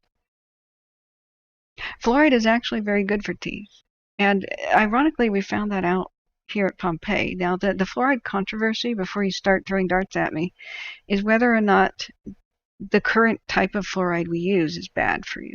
But the naturally occurring fluoride is insanely good for teeth. And we found out that because of Pompeii. Pompeii had natural fluoride in the water, and their teeth were gleaming white. I've been very up close and personal with some of the deceased there at Pompeii, and they are absolutely spotless. They are so white and so healthy, and so different than the remains of other ancient peoples, and medieval people especially, that people thought that there must be something in the water, and they tested it, and sure enough, it was fluoride. It came from the mountain. It came from the eruptions. Yeah, exactly. So today, when people are saying fluoride is bad for your teeth, you got to gently correct them to, well, the naturally occurring stuff is documented to be very, very good. It actually helps coat and strengthen enamel, et cetera, et cetera. And so the anti-sugar people say that the Roman Empire had no sugar, and I just laugh about that. I just sort of facepalm. Okay, they didn't have sugar cane, but they had plenty of sugar, and they had rampant diabetes because their main food source was bread, and that's complex carbohydrate sugars. That's what the body converts that into. You get bread stuck in your teeth, you've got serious problems with cavities. They also had honey and all kinds of high sugar plants that was part of their food source. So they could definitely become diabetic. The word diabetes comes from ancient Greek, sweet urine, because the way to diagnose it back then was to taste the urine of the person suspected of having diabetes. It's really dang gross. And I'm sure that the physician wasn't doing it. He'd probably have an assistant or a slave or an intern. Can you imagine how bad it is to be an intern at an emergency room these days? But back then, if you're an intern not intern, but a resident for working at a clinic, or for a doctor in the ancient Roman Empire, that you would be handed the urine of the patient, and the doctor would say, "Does this taste sweet to you?" And you're supposed to take a swig and hopefully spit it out, but to figure out if the urine tastes sweet, because a diabetic will shed excess sugar in their urine, and it does have a different taste. So they had diabetes, they had obesity in the upper classes, they had many modern health problems that we think of today. They had arthritis, they had things. But at Pompeii specifically, they had really dang good teeth because their water was absolutely great for it. And the only controversy about fluoride, for the most part, among the educated folk, is the current place that fluoride is derived from, for like our modern toothpaste, is sometimes known to be kind of contaminated with other things. And whether or not the toothpaste is contaminated or it's a worse form of it or whatever, I've never really looked at the debate very much, but it's never been a debate whether or not fluoride is actually good or bad. Just where does our fluoride come from? Elsewhere in the Roman Empire, they don't have great teeth like this. The problem with that is that we don't have too many Roman bodies. They're almost exclusively, all of our knowledge of Roman physical remains, mortal remains, comes from Pompeii and Herculaneum and a couple other places, because they cremated their dead. We have almost no ancient Roman bodies to examine. That's why Pompeii, Herculaneum, Oplontis, and Stabii are so special. People think it's only Pompeii that were taken out during that day, but I have to point out that there was Herculaneum, there is Oplontis, Pompeii, Stabii. These are the towns that we know of that were destroyed in 79 AD during the eruption.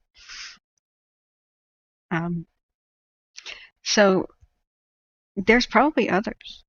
What Pliny the Younger says about it is he laments. He was a witness. He witnessed it from here. He was at Misernum here looking at the scene. Pliny the Younger says that the regretful and dreadful eruption destroyed so many of our towns and villages. That's when I want to scream, name them! Ah! But he doesn't.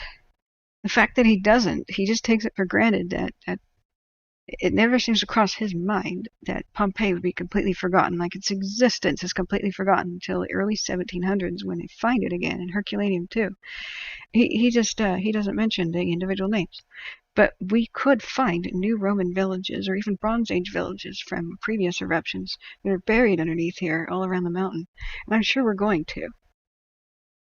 The death zone, depending on which direction the mountain erupts, for most volcanoes, especially of a stratovolcano of this type of explosive eruptive activity, death zones are usually 100% guaranteed within a 5-mile radius, and an 8-mile radius is not unheard of. So with Pompeii, we had an unusual situation where there might not have been that many deaths at all, period. Just Herculaneum, like right up on it, and maybe Aplonus, right up on it, and on the little villas that were scattered around, that were basically like gigantic plantations full of hundreds of slaves doing the wine and other agricultural things, perhaps rearing horses for chariot racing, whatever they're doing down here. Those two towns probably were the only ones that were just, too close to the volcano. Pompeii, I tell you, the strange thing about it is it feels like it's safe enough away that you could, if you were running away from the volcano and ended up at Pompeii, you might have thought that you were safe enough at that distance and kind of stopped running and turned back and looked. But boy, it's not. Pompeii and Stabii right here, like this was the cutoff zone for living through the eruption. The one in 79 AD. The eruption that everybody thinks of, and we have to actually include Herculaneum like that. This is the death zone at that time. Remarkably, to the north and here where Naples is at, this wasn't drastically affected because of the wind and the fact that when the eruption column and that collapsed, I mean that was the thing that killed everybody. It decided to collapse that way. And that way, the crazy thing about it is the pyroclastic flow, which would have been a major, gigantic one. And there's a series of smaller ones, we think, before the big one. That was able to travel across the water all the way to Stabii here. So people who saw the column collapse and have probably heard the massive deafening sound of it. If you were lucky enough to be down here at Stabii, where our hero dies in my story, and well, in real life too, they had a chance to run. If you were down here at Stabii, at Pompeii, running was not going to do you any good, and of course not at Herculaneum either, or Aplonus. But there were places that you could get over on land. And if you think of pyroclastic flows, they're hot gases acting much like a liquid. If you were high enough, you might be above where they landed. I suspect that that's how a lot of people survived, and they had one heck of a view from up here about what was happening. If, of course, they didn't ride any of the landslides down into the bay, which I'm sure happened. I'm sure chunks of the cliff may have fallen off. I don't know if anybody's done underwater archaeology or actually looked at it, but the earthquakes were massive. So what happened to Pompeii, and we'll go back into the city in a second, is probably just Herculaneum and Aplonus were doomed at first, and a freak thing happened. The mountain emitted so much ash and so much stuff into the sky that the column became so heavy that it condensed and condensed and condensed. Probably when the wind sort of stopped for a bit, that eventually all of it became heavier than air, and it just suddenly fell back down to Earth. Um, the that may or may not have collapsed something around the rim of the crater. I don't have a solid answer on whether or not that actually happened. I don't know that it did. I know in other eruptions it did. But I think what just happened, the only it didn't have to happen for this destruction. For just the cloud to collapse was all that it needed to do to doom Pompeii. And the amount of hot gases that were rising up into the sky and still issuing from the throat of the volcano just all condensed, and it rolled down the sides in these general directions, which doomed so many people and gave rise to Naples. Naples wasn't that big of a deal. It wasn't the port, it wasn't the thing. It was a small kind of a place. It was, I don't want to say a backwater, but it wasn't important. There were so many other places that were considered more beautiful, more important. It was kind of like the Romans might have thought of it as the armpit of the bay. We don't know, but it didn't have prestige. But after this disaster, it was known to be more safe, and that was the big thing. Now, safety is the reason that Pompeii started its period of abandonment a full 15 years before it was destroyed. And that's what most people don't understand about it. What was happening? Why was it happening? So when you visit Pompeii, there's going to be some confusing things that happen. And if you don't have a guide, you may not be able to know how to read it. I had a spectacular guide at the time.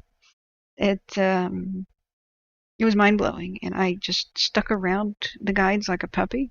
My group split off, and they went exploring this and that. And what I did was follow them and just start asking questions, the kind of which really flattered the tour guides, and they were happy that I was asking them. And then the coolest thing ever, one of the coolest things ever to happen in my life, was they said, "Do you want to come with us?" Yeah, yeah, yeah, yeah, yeah, yeah, yeah, yeah, yeah, yeah, yeah, yeah. I want to come with you. Yes, wherever you're going, I'm coming with you. There was a language barrier. I had no idea how to speak Italian, not a word. They spoke enough English that they were wonderful. They tried very hard to answer my questions, even if they didn't understand them at the first point in time. But we'll get to that in a moment. Going back to why was Pompeii in decline? Hey, Shaz, how are you? Hey, yeah, I missed you too. I figured that I'd be hanging out with you and the people of England probably, and maybe people like Three Winters, um, because, you know, it's nighttime. And I unfortunately readjusted my sleep schedule thinking that I was going to go and film some northern lights that were supposed to be visible from the Pacific Northwest because of this solar flare. And that was a hoax, basically. Something that is not possible with the naked eye. So that was for no reason, but here I am awake, and I'm glad you're here with us. So all 8 of you that seem to stick around for a bit. So anyway, back to Pompeii. I have 2 choices. I can either do research right now on Pompeii myself, like I've been doing for a couple other nights, or I can share with you my memories about it and continue on while you're here with me. So Shaz says we were meant to be able to see the Northern Lights last week, and it was a hoax too. Yep. There were some bitter articles I read from astronomers who said that these days journalism sometimes is nothing more than a headline so that they can get the most retweets and likes. And that's how they get their revenue these days. And so a headline like, "You can see the Northern Lights," is a much better headline than, "If you have special equipment, you can see the Northern Lights." Because who the hell would click on that? Right? Hey, Nick, how are you? Yeah. Thank you all for being here. I want to apologize that I was going to do this on the 25th, and have several nights of ghost stories. And every single night I was going to read you the next chapter of this story that I wrote. That it was going to be a spooky story time for us to get our minds off the fires for a bit and show you guys a little bit about what I do. And I'm not trying to, organize a crisis. People expressed interest in that, and so I figured I'd do a Pompeii stream because I found out something crazy. We always thought it was August. Now, and let me tie this all together. Here I enter Pompeii with my group at the time, long ago. I don't have my diary with me. It's somewhere packed away. I don't know if I took down the names of these archaeologists, but when I see documentaries about Pompeii, I feel like I recognize them, and I just don't want to say this person said that and that person said that, but I conversed with, I had a great privilege to converse with some of them, and I feel absolutely honored to. So I'll go back to here. When you enter Pompeii, for most part, it's at the Porta Marina, the Marine Gate, the gate that goes to the port. This would have been the most heavily trafficked for uh, not visitors really, but for actual commerce. And so the first thing that the tour guide, who was an actual archaeologist, said was a couple of things. First, we were slapped immediately with this sober demeanor that the tour guide had, and she said, "We're about to enter Pompeii. Somewhere used to be the course of the river and the Sarno, and somewhere used to be the marina. We have no idea where it is, so it could be that you walked on it or you drove over the tops of a bunch of buried ships that we haven't found yet. Or maybe most of the ships were taken as everybody fled for their lives, but we don't know yet. There's a lot that we don't know. We haven't uncovered hardly anything." And she's talking about the region. I mean, the town within the city walls is about 65% excavated, or at least was at the time. But the town kind of spread beyond its walls, and it's really hard to figure exactly, like draw a map, an accurate map of the time. And so the first other sobering thing that she said is, yeah, we're about to enter Pompeii, what is left of it. And if you go here, this is where the tourists show up, and here's where you get your tickets and everything. And you can see these buildings are outside the walls, and they look startlingly modern in many of their features. They weren't that different from the architecture of the general region, or in fact Rome itself. One of the things that blew my mind was it was very hard to understand what was ancient and what wasn't in the deeper parts of the cities that were still alive, because they oftentimes made their buildings in the style of the ancient ones, and you would think, oh, that's definitely a recreation, where somebody points out, no, look at this, and there's a scratching at the foundation of the building. This is ancient Roman graffiti. It's like, oh, okay. One of the first things I noticed was there's plaster in some areas that were obviously damaged and repaired. And so I already had my own ideas that the archaeologists were doing this. We know that Pompeii was discovered in the 1700s. It was like looted by treasure seekers for like a full century, and then only in the middle 1800s did they really have an idea of, oh, we're going to seriously be archaeologists here. That's when archaeology was really becoming different from treasure hunting. Unfortunately, so much of the city was just dug up, looted, and destroyed, and before that. But I had the distinct impression as a newbie and as an ignorant tourist that this repair work was done recently, as in the last couple hundred years. But I was about to be relieved of my ignorance when she got more to her point. So there's some little shops and stuff, and there was a big line, and there were some jewelry salesmen. They came by, and they were selling jewelry from the A lot of carved cameos. That's still a tradition here, and it was even in ancient times of carving cameos. And they had really bad ones for the most part that they were selling, these people on the street. If you went into a legitimate um, store and jewelry shop, you would have had a couple cameos that ranged anywhere from $500 to $6,000 in their detail and their intricacy. But what they were selling for 10, 20, and $30 were the screw up cameos, and I did buy a couple as I went in here, um, in the waiting line, and I wish I still had those. But they would have carved this magnificent head of somebody, like classical and wonderful, and then there'd just be this screw up, this colossal screw up, like a big line, like scrape, where their tool slipped and it scored, like a scratch on a window. The rest of the cameo, and they had totally screwed it up. But I didn't mind that, I I I thought they were cool and bought a couple. And then this scam artist came by as I was waiting for the rest of the tour, and we were going up this ramp. In fact, why? There it is. Okay. So if you're looking now from the city to the west, the volcanoes to the right, to the north. This is a big ramp that would admit a cart, and then next to the cart there would be civilians, like pedestrians, I would say.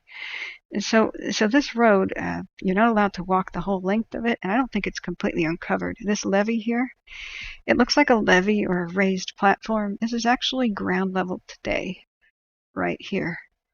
Everything else they had to dig. This is how deep the town was. So this road has an abrupt end, just into nothing, like into an embankment, because they've never dug over there. But so they have this little walkway here for the tourists to enter the town and the archaeologists alike. And so what we did was we were stuck here for a bit waiting to enter the town. And this is what the town looks like as you look at the western gate, which is the way that you would have come in if you came in by sea or whatnot. And where most of the cart traffic probably entered the city. So at this point in time, I was just blown away. Some of these buildings look like they had modern repairs. Like I said, I was ignorant in my belief of that. And then I was just struck dumb by the fact that this was red paint on the walls. Just exposed to the sunlight and not crumbling or anything, just hanging out there. There's red paint on these building walls. And I was like, oh my gosh, there's more of that than you expect. You would think that some of the sheltered houses and such deep within the city had some of those frescoes and stuff, but even without it, this would have been a colorful town. They didn't have this look like we would have in medieval Europe, this dressed stone looking like a castle. That's not what the Romans liked. They would have plastered that all over, and then painted the plaster, which is the fresco. They may not have had scenes of animals and people and landscapes. Sometimes they were just kind of solid reds and stuff, depending on where it was. But they had a colorful city of whites and reds and golds, and the Pompeian red is just an incredible color, like a bull's blood. It kind of reminded me of the Spanish missions of California with all the terracotta tile and such in the plaster and the reds. But the Spanish missions of California were painted with bull's blood, like the floors. If you've ever been into a floor where the bricks were, they were coated in the blood of bulls, and that gives them their red. What gives the Pompeian red that color, I don't know. But it probably was a mix of ochre paint, which has been prized since, in prehistoric times. Red for red rum. Yeah. And so here I am, sitting here in the walkway, and I'm about to enter the town, and that's when the tour guide says, "You're about to enter Pompeii. What is left of it?" And here I'm tuning out a little bit. I'm absorbing everything that I'm seeing. And she says, "Because much was destroyed in World War II." And that's when I looked up, like, what? She says, indeed, that the city of Pompeii was bombed in World War II. And I just couldn't believe it. She said, even the museum was, which is located over there somewhere. And she says some of the best things were in that museum, and they basically exploded into smithereens when the bombs dropped by airplanes hit it. And that's just one of those tragic, great losses. We have a couple of photographs surviving of the room today, but a lot of the actual bodies, the victims and the frescoes that they had carefully removed because they thought the frescoes were too fragile to be in the town anymore. Oh, we'll put them inside of a place where they're protected. Well, bombs landed directly on that museum, and we'll never know exactly how much we lost now. And she said also within the town, bombs fell. That every once in a while they find a live, living bomb. Live ordnance is still within the city walls. And so wherever there's a little bit of a roped off area, you should not go wandering over there. That woke us up. We are now very, very attentive and not chattering anymore and just absolutely staring at her like, what? And so that's been one of the difficulties in the excavation of Pompeii, is working around the live ordnance. So we started getting very concerned at this point. We're like, who bombed Pompeii? Italy was on the side of the Axis and Hitler at the time, but they switched sides eventually.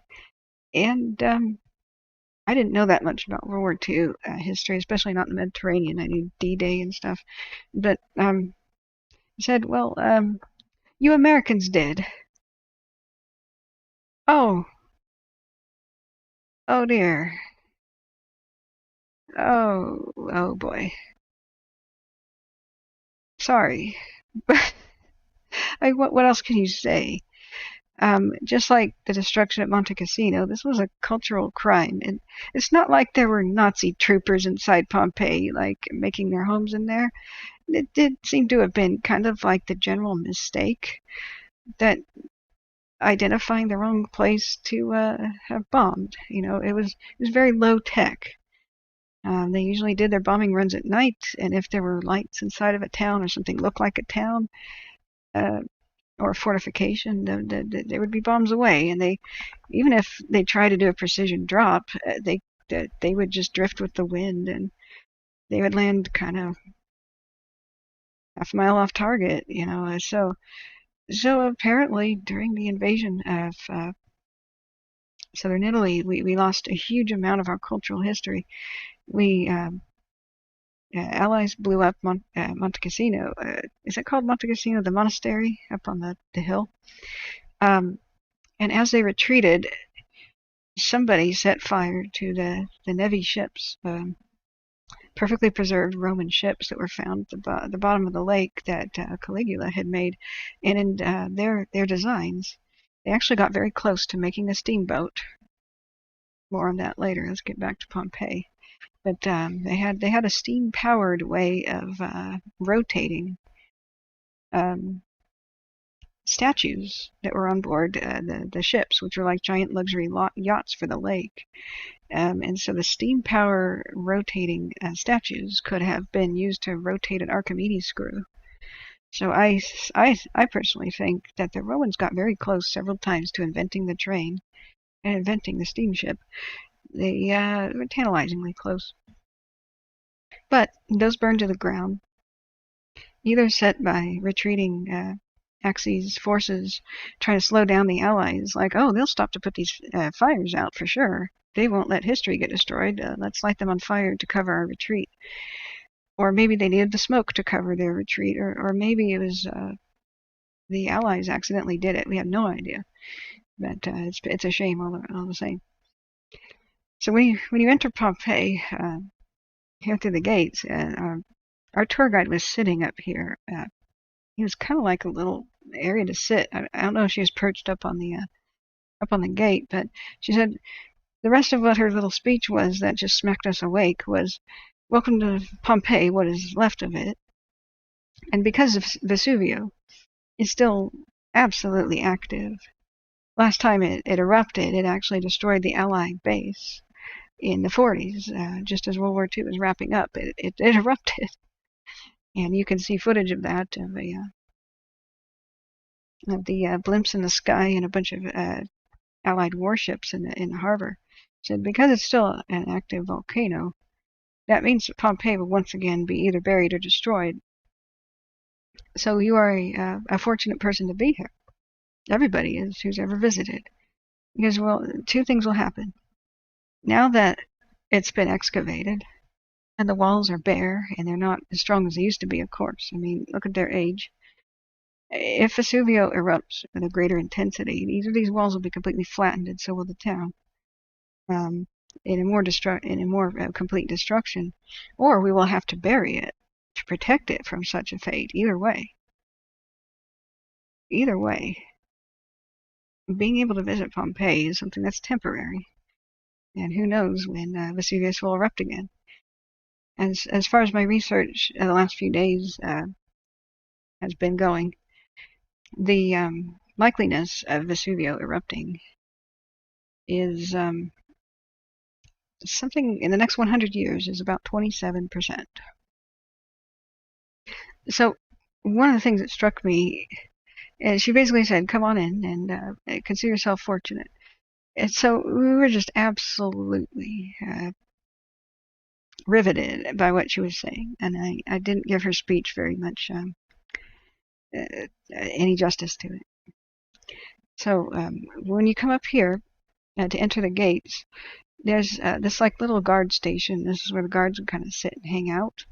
And there are actually two different corridors. There is one for people, and there is a larger one for the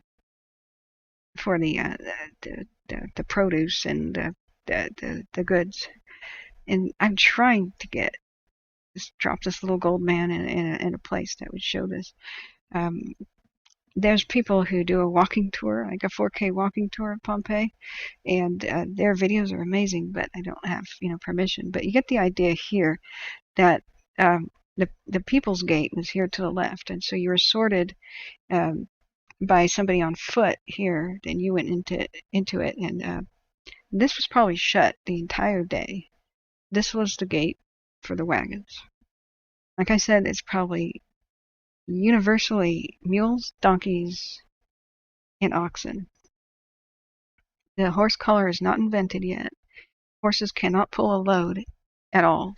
Only super lightweight things like a chariot, because without the horse collar, any harness that they have is going to pull directly on their chest. It's going to constrict their blood flow, make it hard for their hearts to beat, and restrict their breathing, and start choking them at the windpipe as the harness creeps up their neck.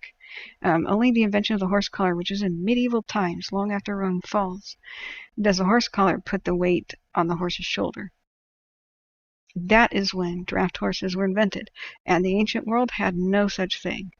No knowledge of that existed in any culture. So horses are only for war, racing, like entertainment, and they are for messengers. And well, that sort of thing. But they can't pull a load. Second, they were money sinks. They were not something that made you money. If you had stallions that you could breed for war, that would make you money. But owning a horse, because it had very little usefulness, very little practical usefulness, was something that was the indulgence of the ultra wealthy. Like an average person wouldn't want a horse. That's a money sink, a money pit, not a money maker. The second reason that horses were not that popular in the ancient world, except for war and being a messenger and chariot racing, was the fact that there's no horseshoe. So horses were not led on stone streets whenever they could help it.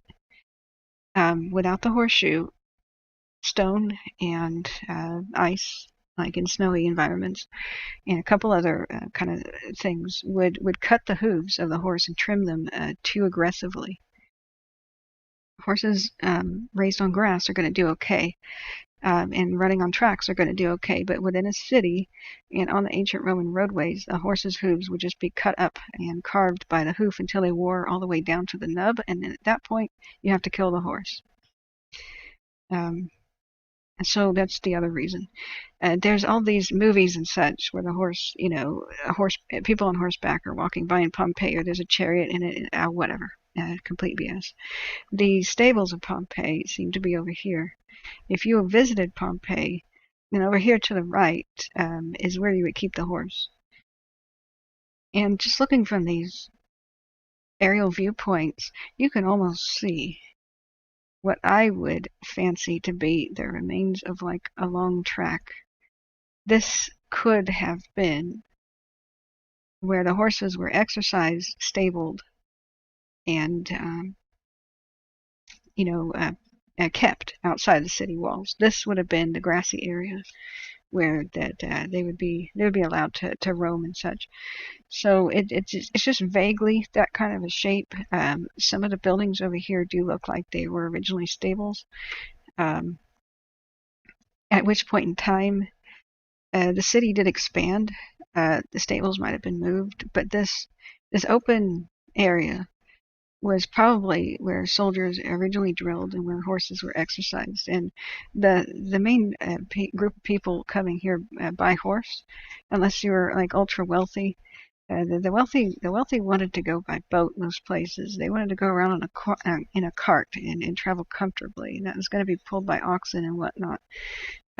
Actually riding, it really makes you sore, and it's just not what the ultra wealthy wanted to do. So it was outside of the city walls, and I can find very few reasons why a horse would ever be within the city wall. Crossways says, yeah, camels and elephants, like juggling in the city messes up the kneecaps. Yep, absolutely. So going back to Pompeii, I think that the main gate was shut during the day. It was only opened at night to let the carts in, and that's when they would have shut the small gate to prevent crime. That would have been the reason to have city walls and gatehouses and such, and also to prevent people from sneaking in without paying taxes and fees and such, because the Romans did that sort of thing with their imports and their exports, and tax evasion is as old as time. So at night, if you came and went from a city, the guards were going to say, "What is your business?" They were probably going to have the gate closed for the civilians on foot to come and go. This is the one for the carts, but the one adjacent for the civilians. Mind you, this is the wide one. This is the one for the carts. It was really narrow for the civilians. You were going to get challenged, like, where are you going in the middle of the night? They were going to ask questions and try to figure out if you were a criminal who was sneaking away with stuff. You're probably going to be searched, because robbers and such came and went at night. The city wall is half missing in a way. That was what was difficult for me to wrap my head around. Is it became like an elevated street at a time. It really wasn't for military reasons. Up here at the top, this area is elevated, and when you come up the Via Marina, which who knows what maybe the ancient Romans even called it that. When you come up this ramp, it's a hard ramp up out of the city that you walk in. To the right, when you first enter, is an elevated place. Oh, here it is. We're on top of the elevated place. I wanted to actually drag the little gold man down on the ramp. Yeah, this is the inside of the gatehouse. So here the carts went, and the people, maybe just two abreast was how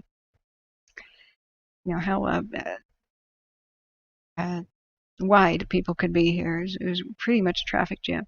We come up this way, and eventually at the end up here, you could enter the street. So, yeah, here it is. When I say that the streets of Pompeii were super narrow, I really mean it. The first thing you notice is up here to your right is this big wall that has a hill on top. And I was trying to get looking back now to the west, I was trying to get my bearings. I expected there to be a grand city wall like this tall, and that we would see it, see its remains. But we have to remember that the shock wave of the blast from Vesuvius ripped the rooftops off of almost all of the buildings and severed them, almost like a knife cut at a certain height of most of the structures. The second problem is, of course, a lot of things are missing because of the bombing during World War II. So it's kind of hard to figure out Pompeii. What are you looking at each point in time? Because I'm about to explain, too, that the fact that Pompeii was a bit of a ghost town already. For 15 years, it had struggled to remain a city before Vesuvius gave it the death, finished it and put it out of its misery. But it may have been eventually an abandoned town.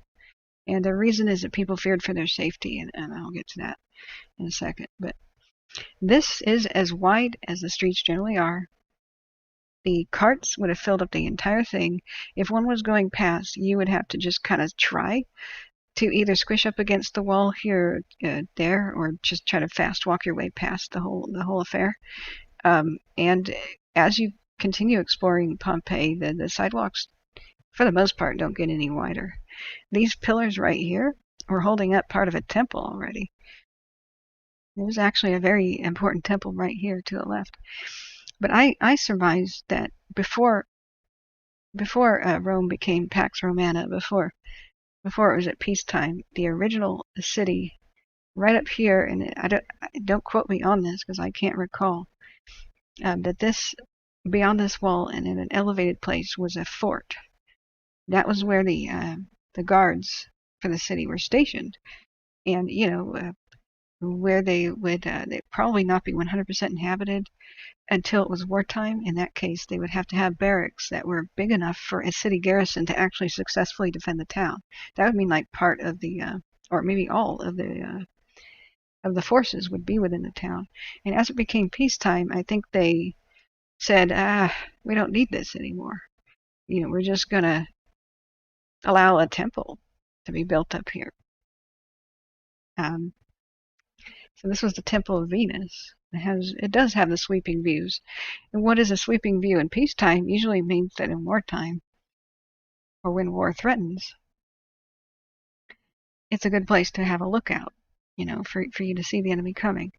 And it's a great place to defend. You've got elevation, and you would definitely want to guard one of the main gates. That's why the street is so narrow. It's not narrow because they're short-sighted or they're stupid or they should have made it bigger. It's strategic. It's tactical. You do want to have a choke point for the invader. So I don't know. That's just my speculation. But the fact that there's a courtyard out here where probably the horses were stabled and what looks to be the remains of barracks and such, I do have a hunch that was once even long before the Roman times, where a fortress was at. And by the time of peace, they just had small garrisons and gatehouses over there. So I never was completely satisfied, though. When you do go up to these places, and I did not go over here. I had to selectively choose what I was going to go after. When I was present, because the clock was ticking and I only had the afternoon, the one day. I had my friends go up there. They peeked over the walls, and I said, "What is there to see? Any frescoes? Any statues? Any bodies? Anything like that?" And they said, "No. Just big flat open area. Oh, there's the mountain." And I went, "Okay, I'll skip it. Thanks." And I went over to this way. Now about this, at this point in time, I still am a bit of an ignorant tourist. Well, I'll just say I was an ignorant tourist. This is more of what I thought was disappointing. You see the red in between the pillars here. These are usually marble, really good, nice stuff. Sometimes it seemed to be a different kind of stone. Sometimes it was imported from Greece. I mean, Their temples, they were serious about decorating. The priest class was pretty wealthy from all the offerings and tithing and such that the worshippers did. So they could import stuff like you know columns and stuff made in Greece. Um, but it really varied. It really did vary in the quality. And when I saw that there was brick that was used to repair the columns, I kind of got a little bit upset. I was like, who does that? That is the tackiest thing. We're going to keep walking east now. Um, Anybody now who's involved in firefighting is going to understand, recognize some things. Um, the damage of fire.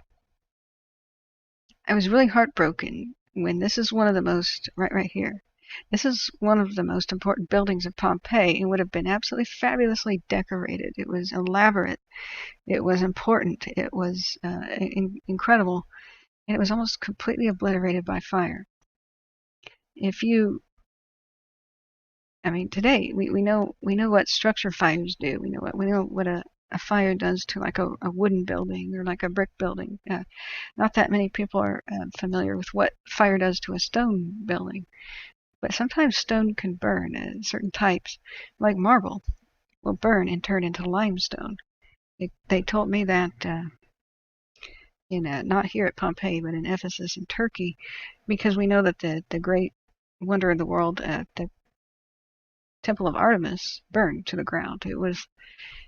You kind of wonder, why does a stone temple burn to the ground? I mean, if somebody knocks over a brazier or a lamp on the ground, so what? Wouldn't it just land on stone and then you would stamp it out or throw water on it? Well, the thing about it is it's the ceiling. The ceilings were made of wooden rafters. Even here, this part's missing because it might have been a wooden thing, and then you have the rest. And they were huge and elaborate. And so once fire got into the ceiling, there was no such thing as a fire hose back then. That was the nightmare. We also have the threat of lightning. So what they believe happened to this building is it did have elaborate frescoes. You can kind of see the remains on the exterior, on the interior, both. And then you go inside, and I peeked in, and it was just absolutely horrifically disappointing. Nothing. Whatever decorated this place lavishly is gone. The frescoes burned right off of the walls. So we have the deeper layers of plaster here, and we don't have the frescoes. And at this point, I was kind of struck. Hey, Sierra's Best, how are you? Where the heck are the rest of the columns? Like, here's the base. You could see fire's damage to them. They've got this rough and kind of crumbling look to them. That fire damaged them pretty badly. But where's the rest? Where's the tops? I never got that question answered. But in Pompeii and Herculaneum, much of these places are like that.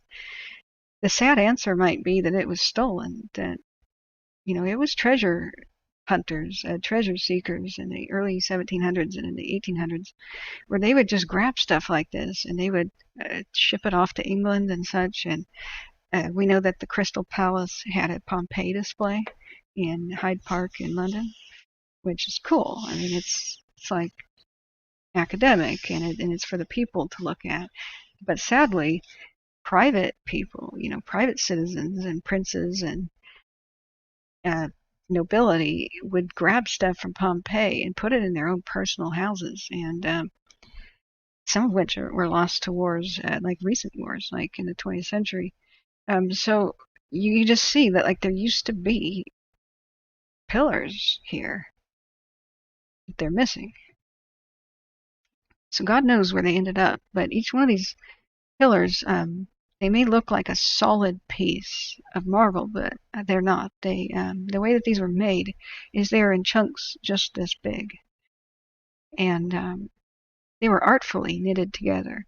But at the center, I think, and don't quote me on this, there's a There is a square cavity that may have once been an iron rod or some sort of a stabilizing rod in the center, and the other pieces, which look like a donut with the hole in the center, would kind of lay on top, like stacking tires in a way.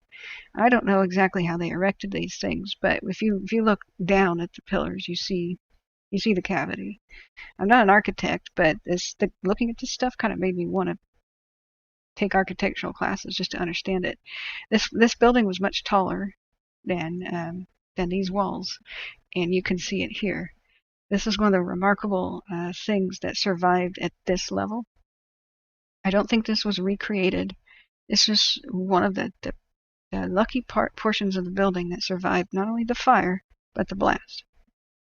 And this is the point where I was getting a little bit depressed, because she explained that as Pompeii was in the process of destruction from the volcano, there was an insane amount of volcanic lightning. People were running for their lives because the town was on fire. Some of the people who died here were first responders and rescuers and firefighters. They weren't trying to save the town, and that was not what they were trying to do. It was absolutely hopeless. Everybody knew that. There was constant rocking from the earthquakes. Things were falling over. People were being crushed. There were just bodies everywhere, and people stuck underneath pillars. They weren't there to retrieve the bodies either. They heard people screaming in the rubble, because before it was a volcanic disaster zone, it was an earthquake disaster zone. The quakes hit first, and the mountain was smoking in the distance. Roofs were collapsing under the weight of ash and the pumice stones, and people were stuck and trapped inside. They went to the sturdiest buildings to take refuge, and then they found out that when the streets were filling up with rock rain, in just a few hours, the rocks were this high. The street level was down here, and there's dead bodies, buried underneath it for sure. But after a point in time, when people noticed that their roofs were going to start collapsing because of the weight of the rocks and the ash on them, they would try to open their door, and the rocks were this deep already. So the door just opened into nothing. Like I said, it's like being in the Sierra Nevadas in the snow. There's no snow that night. You wake up and there's 12 feet of it, and you try to open your door, and it's just a bunch of snow that falls inside. So you shut it really quickly, because it would have been like an avalanche of rocks that would have buried you. So some buildings were only one story, but most of them were two. People who were on the first floor were getting buried alive, and they were crying out for help to be rescued and unburied. So some people did go in. Some people did go in and try to rescue people, and we know that from writings and from some of the evidence. This was a place where firefighters were probably using buckets, and if the roof was on fire of a place, because lightning was constantly striking the rooftops, if they had lightning rods, which they may have had. Strange thing was, they may have had lightning rods. We know that the ancient Greeks, at some temples, I think it was at Delphi that they told me this, that they had repeat burnings down of their temples because of lightning. They tended to put their temples where lightning struck a lot, because they thought it was blessed by Zeus, yada yada. So they had a way to deal with the lightning, and some speculate now that they put lightning rods on the top of their temples in order to attract lightning, that it would impress the populace and make it give them a superstitious awe. They didn't know that lightning rods were the reason why that one kind of building didn't burn down, but it got struck and struck again. It seemed like divine protection, right? But they don't survive. But it could have just been something as simple as just iron rods, that would take electrical force down to ground. So this building right here was a big heartbreak, and we would continue down the street. Now here the streets widened a little bit, but I don't think that this exactly is a sidewalk. Wherever there were temples, like I said, there tended to be like a sidewalk or direct entrance to the forum here. This is part of their processions, and we have extremely important temples right here. Now, if you think that some of these look like they remind you of the bombings of like World War II and what the cities look like, I do believe some of the bombs fell right over here. So unfortunately, that's probably a lot of unfortunate war damage of the 20th century. But what may have been here is an overhanging, kind of like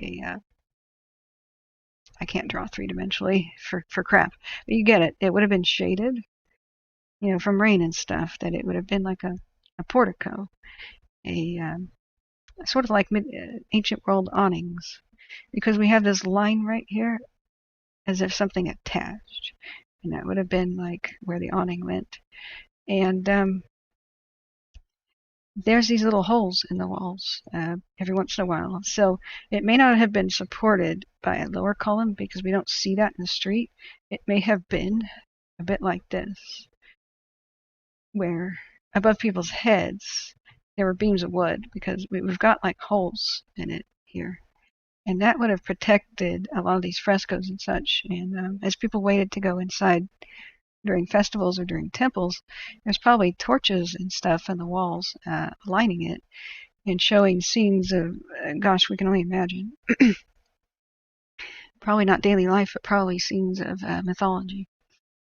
So the ancient world's best pieces of art, because this is some of the most impressive temples that are in Italy that are preserved, were probably here, but they're gone because of the fires.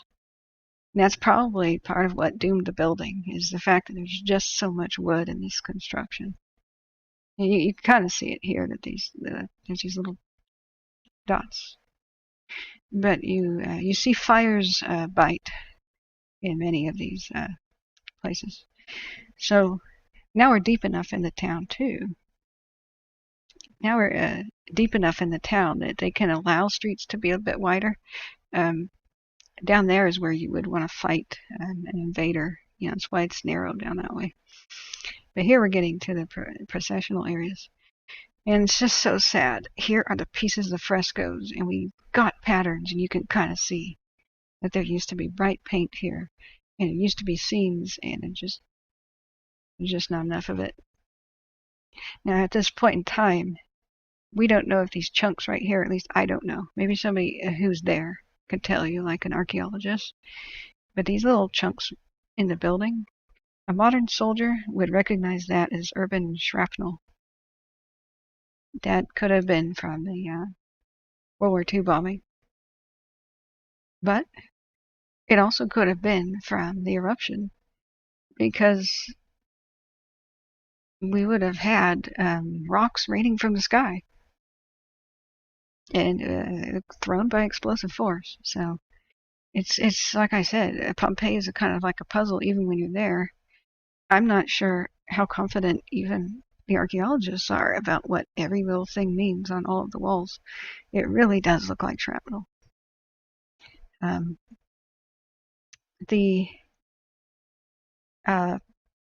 think I stuck my head in here, or maybe the gate was closed, but you can see that this temple burned too.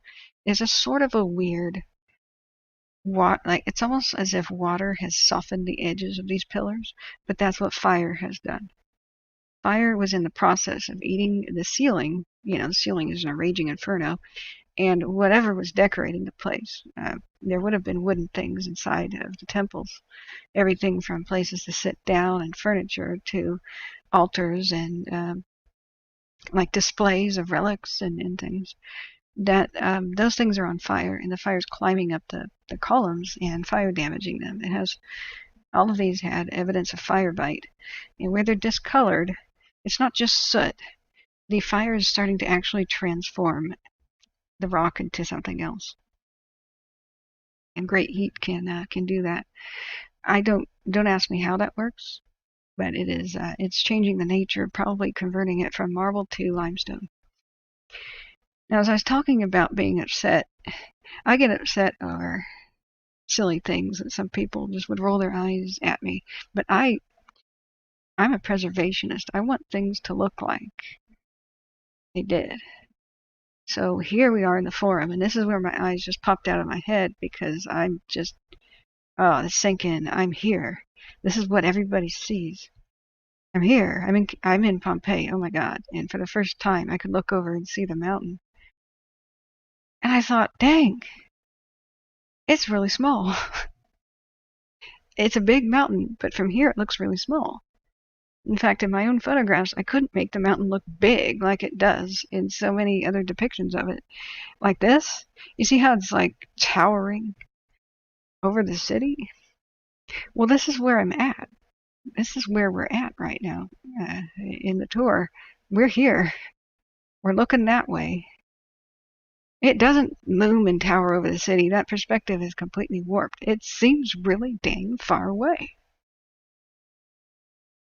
And that's the crazy perception that I had was if I was running from a volcano, I would probably stop here and be like, okay, we're good. We're good. The only reason people didn't, the people though experiencing the eruption, they knew better because rocks were raining from the sky and smashing people in the head and killing people at this distance. They typically were the size of a donut. There's a lot of fantasy stuff. I just watched this week, the other day, I just watched the 2014 Pompeii movie that starred Kit Harington. Kit Harington. And oh boy, that is the most fanciful eruption I've ever seen. It's sad. It's a absolutely accurate depiction of what a volcano can do, but not what this one did. No, there were not, ship-sized boulders that were smashing temples and lighting people on fire and crushing them. That can happen in other eruptions, but this one was not in that fashion. It was relatively minor and almost lava-free. There's probably some lava at the top, but gigantic lava bombs did not reach Pompeii, but hot rocks did, and the whole city was soon buried in like 15 feet of rocks. But they were little ones for the most part. Just every once in a while, a big one came out of the blue. I kind of wonder if it made a sound, like a whistling sound, like beep, and it would smash something or somebody.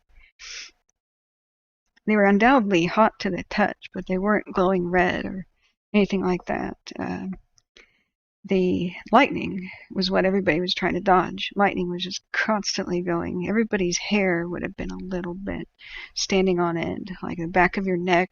You would look at the back of your arms, and your hair would be up on your arms, except, well, the Romans kind of shaved their arms. Weird, I know, but the Roman men, at least, they shaved their arms. They hated hair in general, and they wanted to get rid of as much of it as possible. In this era, having a beard is like you're a damn ugly, sorry barbarian. Hairy barbarians who wear trousers. Oh my God. So Shaz says, I always remember the woman and the child they found in a building cuddled up. Yeah, there were many. Unfortunately, there were many. I saw the room with the family. That one's hard to look at. But here, we're still very early in my experience, and I finally show up at this area, and I realized where we're at, what it used to look like. Ignore the looming volcano in that background here. Enlarge, please. These buildings were very tall. They were 2 to 3 stories in height, and they had a temple at the end here, but then there were several like little altar things, 2 of them that I remember, and the tour guide took us to one and I almost sat down on it, and I was absolutely blown away at this point. Like in the United States, we would not allow people to touch things. We would be watching people like a hawk, but there is this unwritten rule that is like absolutely never broken, that you don't harm Pompeii and you don't take stuff. There's no graffiti that's modern that's in Pompeii. There's no little sniveling, miscreants who are 14 years old, making their own graffiti like you would see in the United States or something. No, they have this cultural pride, and they're ready to defend it to the death. They don't put graffiti, modern spray paint and crap on their ancient stuff. That is not done. And that was the air of the place. And I just couldn't believe how they didn't even need security around to enforce it. It's just something where the whole entire idea is so hostile that you'd almost be dragged into the streets and beaten up if you'd committed such a thing. So she sat down on this altar thing and was talking to us, and I found that my knees were aching, and I kind of wanted a place to sit down too. I didn't want to show any disrespect, and I didn't want to sit down on top of like an altar or whatever it was, but I leaned on it kind of fearfully, like, is this okay? And it was absolutely fine. And then later, when I walked around the forum, I could touch.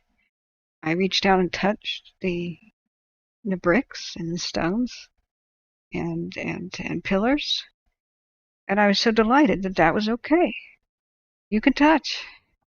You can walk in between triumphal arches, and you can touch. So Shaz says you're going to start running and not stop. It's going to have to be terrifying. Oh, yeah. Oh, and make sure you're hitting the live button.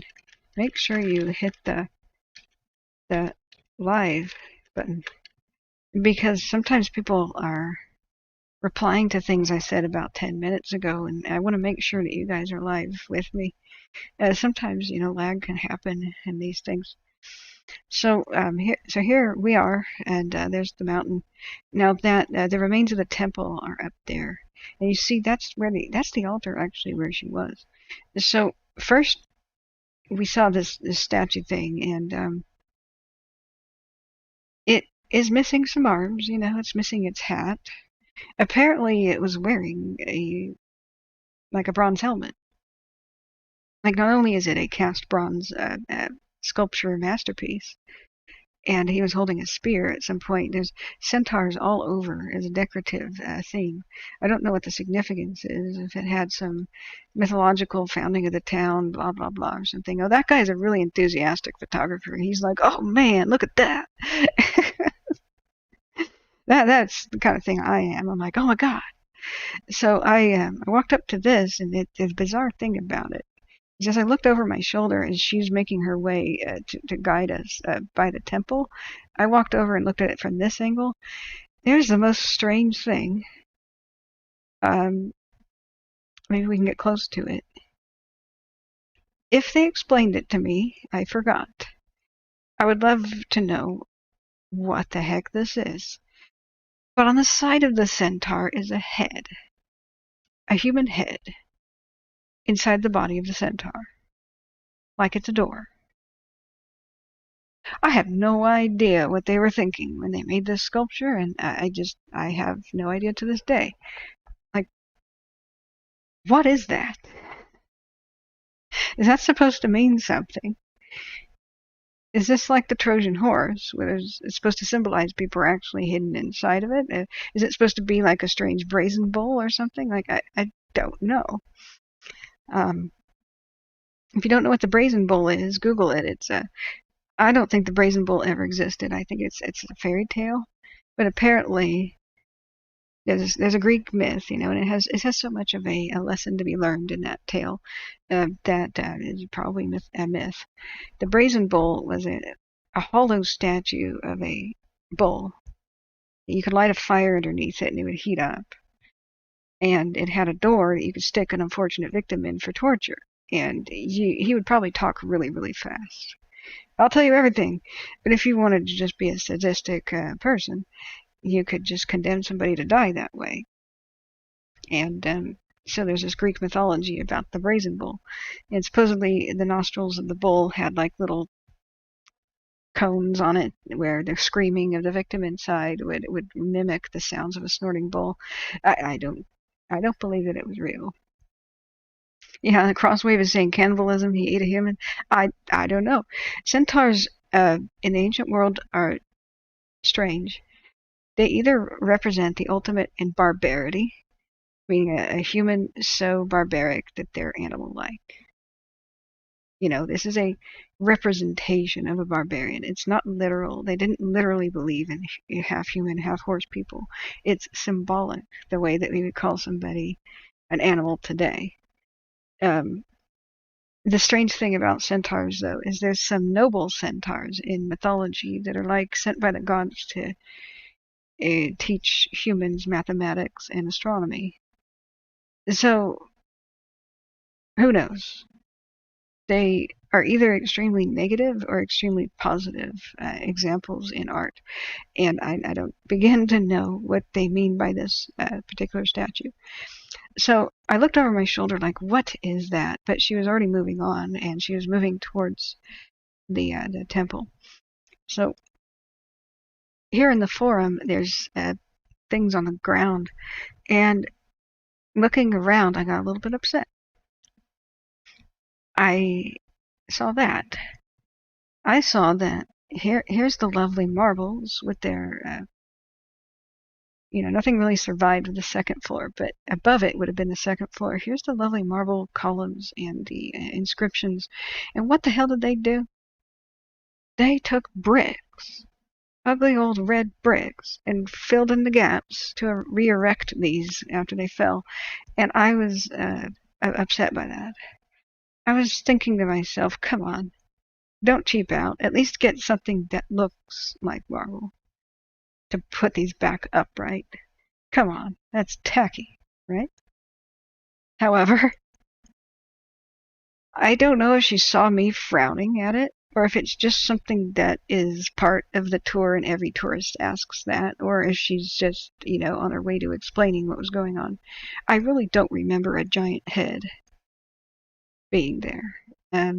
I remember her sitting on top of an altar like this and addressing us. She had a big series of laminated pictures, and she would hold them up above her head and say, this is what this used to look like. And it was pretty astonishing. I had something in my hand, too, that was similar. I bought it at the gift shop outside, and it was an image of what the town looked like before the eruption. And it was an overlay that was painted. And you would flip up the overlay, just like you remember projectors, where you could write on the clear plastic and like in the classroom projectors. So it was clear plastic that was painted, and you flipped that up, and underneath was a photograph of what it was today, with the photographs of the ruins. And you put that clear plastic down, though, and you could see it as it was in ancient times. So I was marveling at the fact that the burned out husk of that temple to the left used to be an impressive, this was probably the most important temple of the city. I believe that was Apollo right there. And then there was this one here, which was also incredibly important. It had prominence in the forum. And there was another that way, which had to do with the worship of the Caesars. It was, they had something called ancestor worship.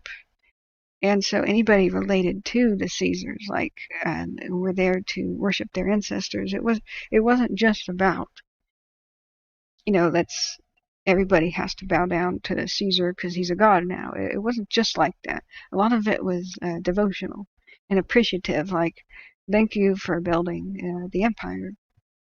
Like Augustus, for example, he was beloved. So I don't remember which one is which. We could go into it, but I don't think we need to. But back to my memories here. I have no idea what this giant head is, or what statue it belonged to, but I don't recall it being there at the time that I was there. So, is this it?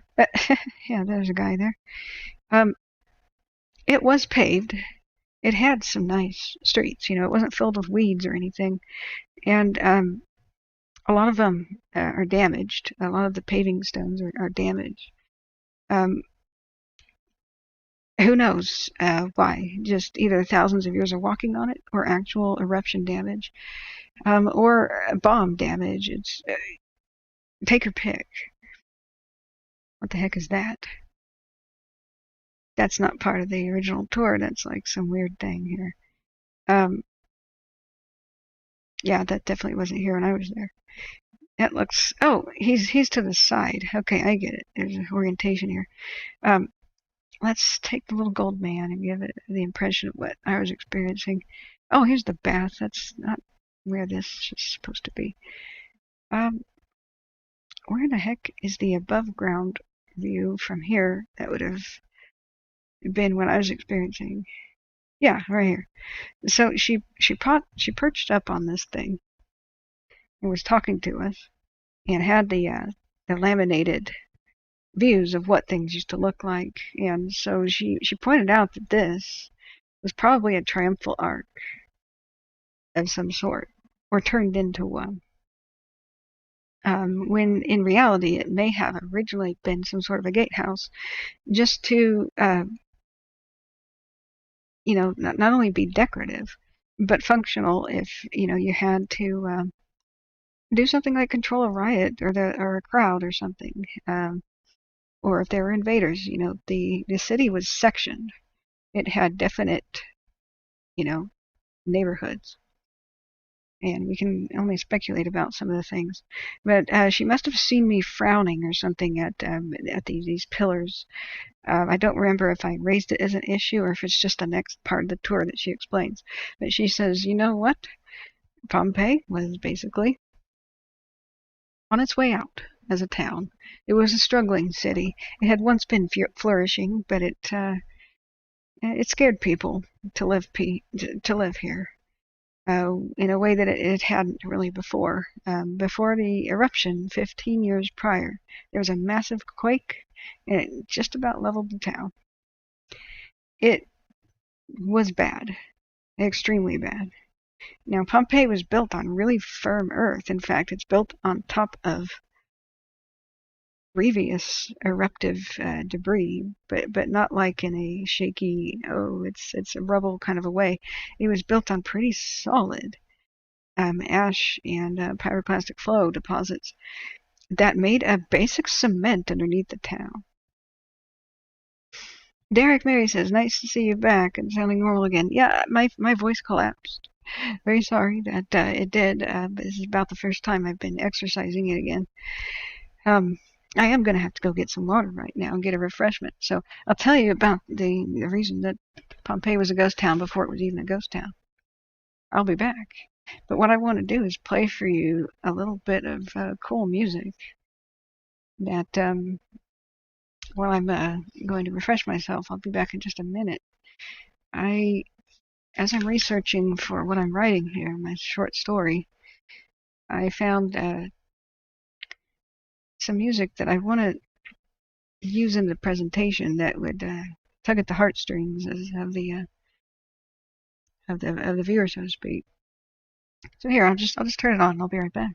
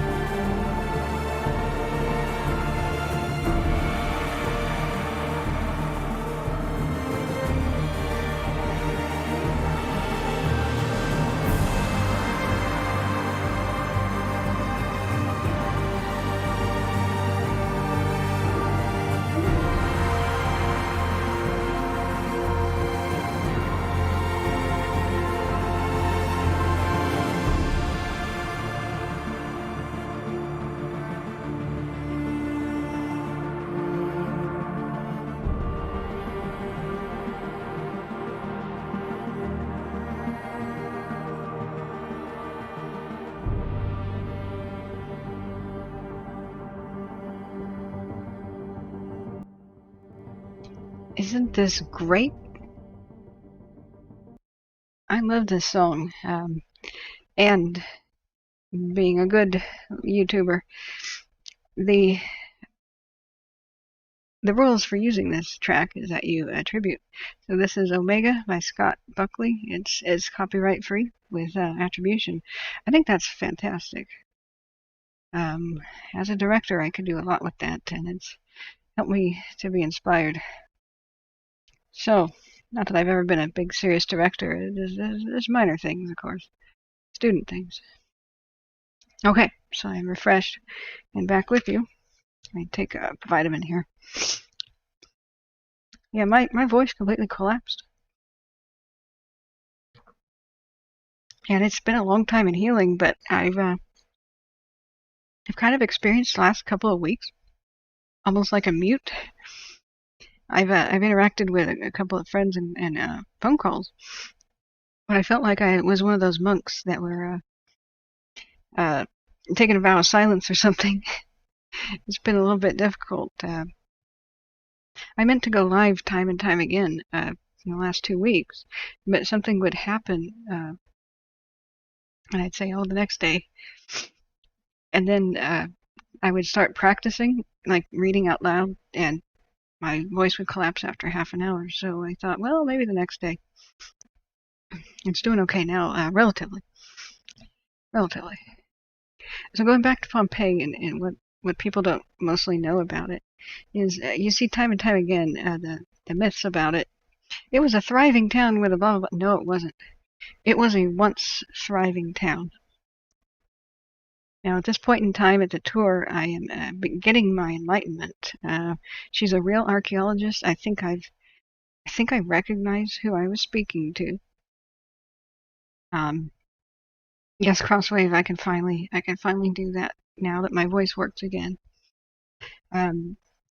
This is the Halloween special. I wanted to. This is the experiment, the first experiment I've had of speaking for a long time, and so I wanted to, of course, do that. But yeah, I want to talk to you about that. I haven't forgotten for sure. But I've been utterly incapable of speaking for more than half an hour for the last couple of weeks. The long story short about that, and I'll go back to Pompeii, is there's more mold in the house, and there's more work. This more siding was uncovered, and it's not good. So the one window leaked because of a bigger problem, and I believe I've developed a severe bronchitis. You can kind of still get the impression I'm not 100%, because mold spores are invisible. And so ever since that disturbance with the window leak, I think we disturbed a lot more. And I'm glad that they found why I got sick. And presumably it's that mold stuff. But I've had the worst time with, just malaise, and just feeling like, God, what's wrong with me? So thank goodness it's been discovered, and we'll figure out what to do about it. But I'm now, after a deep cleaning, I'm beginning to feel a little bit better. But yeah, to Crosswave, I really appreciate your support, and I appreciate you, and I love you, and I will try to help any way I can. You know that. So I love all my people and listeners here. So what did you guys think about that music? I absolutely loved it. I don't know who's still with us. I know Crosswave, Derek is here. Strange, perhaps, is here. The Night Shift, Shaz, are you still here?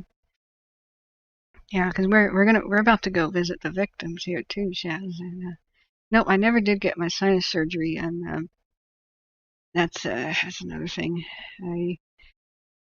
I need to probably switch specialist for that, because the one that I had planned on getting that done with is moving. That's just great. I want to be very careful about who puts me under the knife, not just like, oh, okay, I'll just take your replacement. I want to be quite careful. So back to Pompeii. Here, the tour guide was sitting up on this, which appears to be an altar to me. Who knows what it was? I think it was like an altar. The ruins of the temple ahead of us. certainly had altars within it and like underneath its roof. But this could have been so many things. It could have been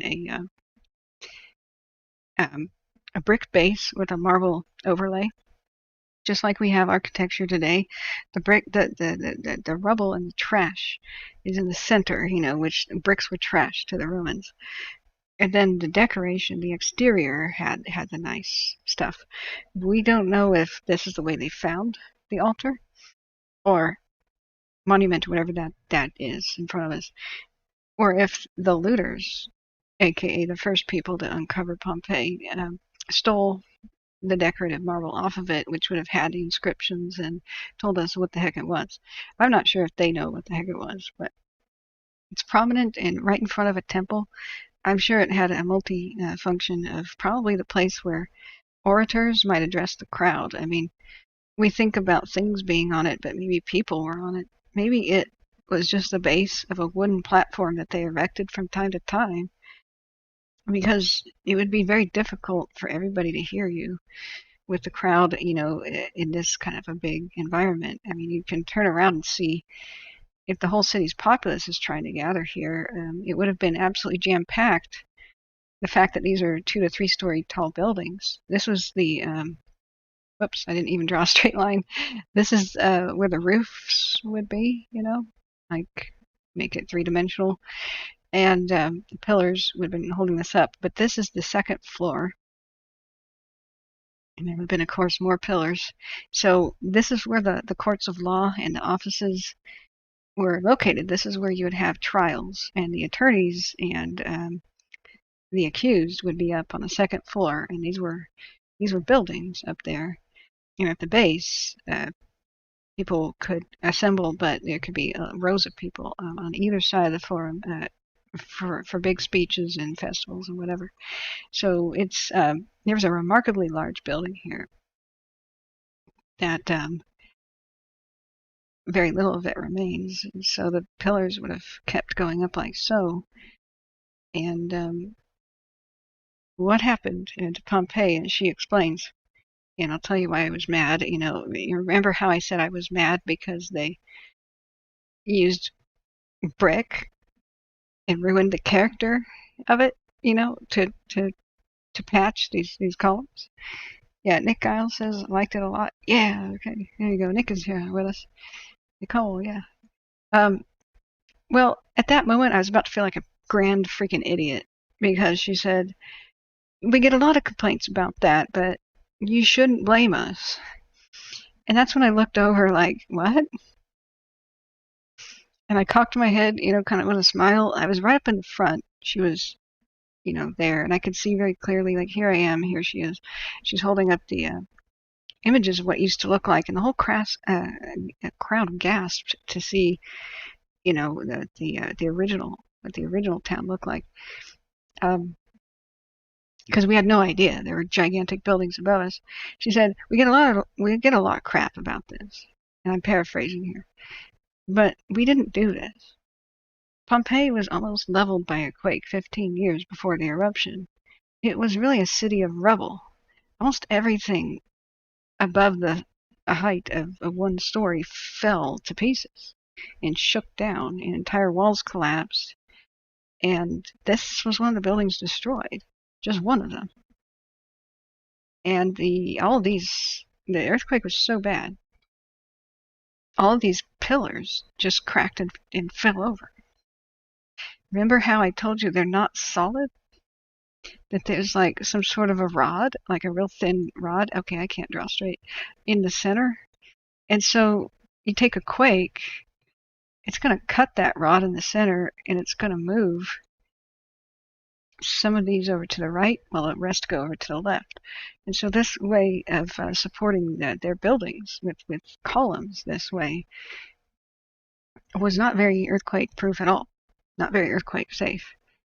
And so when they collapsed, it tumbled down and took the rest of the building with it. You could imagine the amount of people that might have been killed right here, depending on what time of day that great quake hit Pompeii. If it was the middle of the night, Well, there would have been a high death toll for people's roofs collapsing on them. But if it was in the middle of the day or in the middle of a festival or something, there would have been thousands of people that the terracotta roofs would have slid right off as these pillars collapsed, and the roof tiles would have just been thousands of them that would just slid right off and crushed people and hit them. Like it would be like being hit with a brick in the head.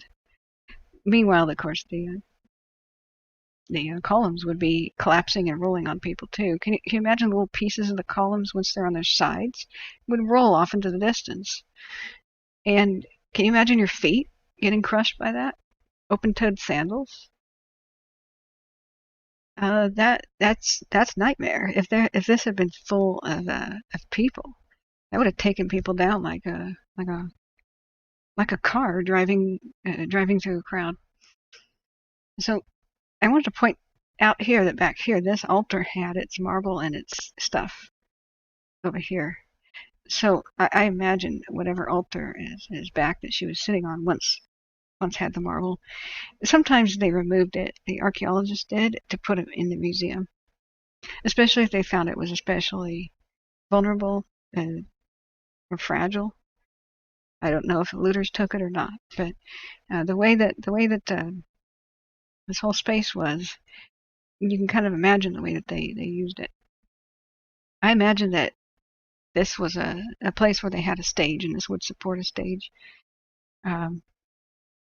Crosswave says, remember the Florida building collapse? Absolutely. You know, I have a feeling, and this is just my personal supposition, that the Romans did invent the kind of concrete we have today for building, the rebar reinforced concrete. They had everything that they needed to do it. They understood rebar reinforcement in its basic level. I mean, the very center of these columns sometimes had a rod.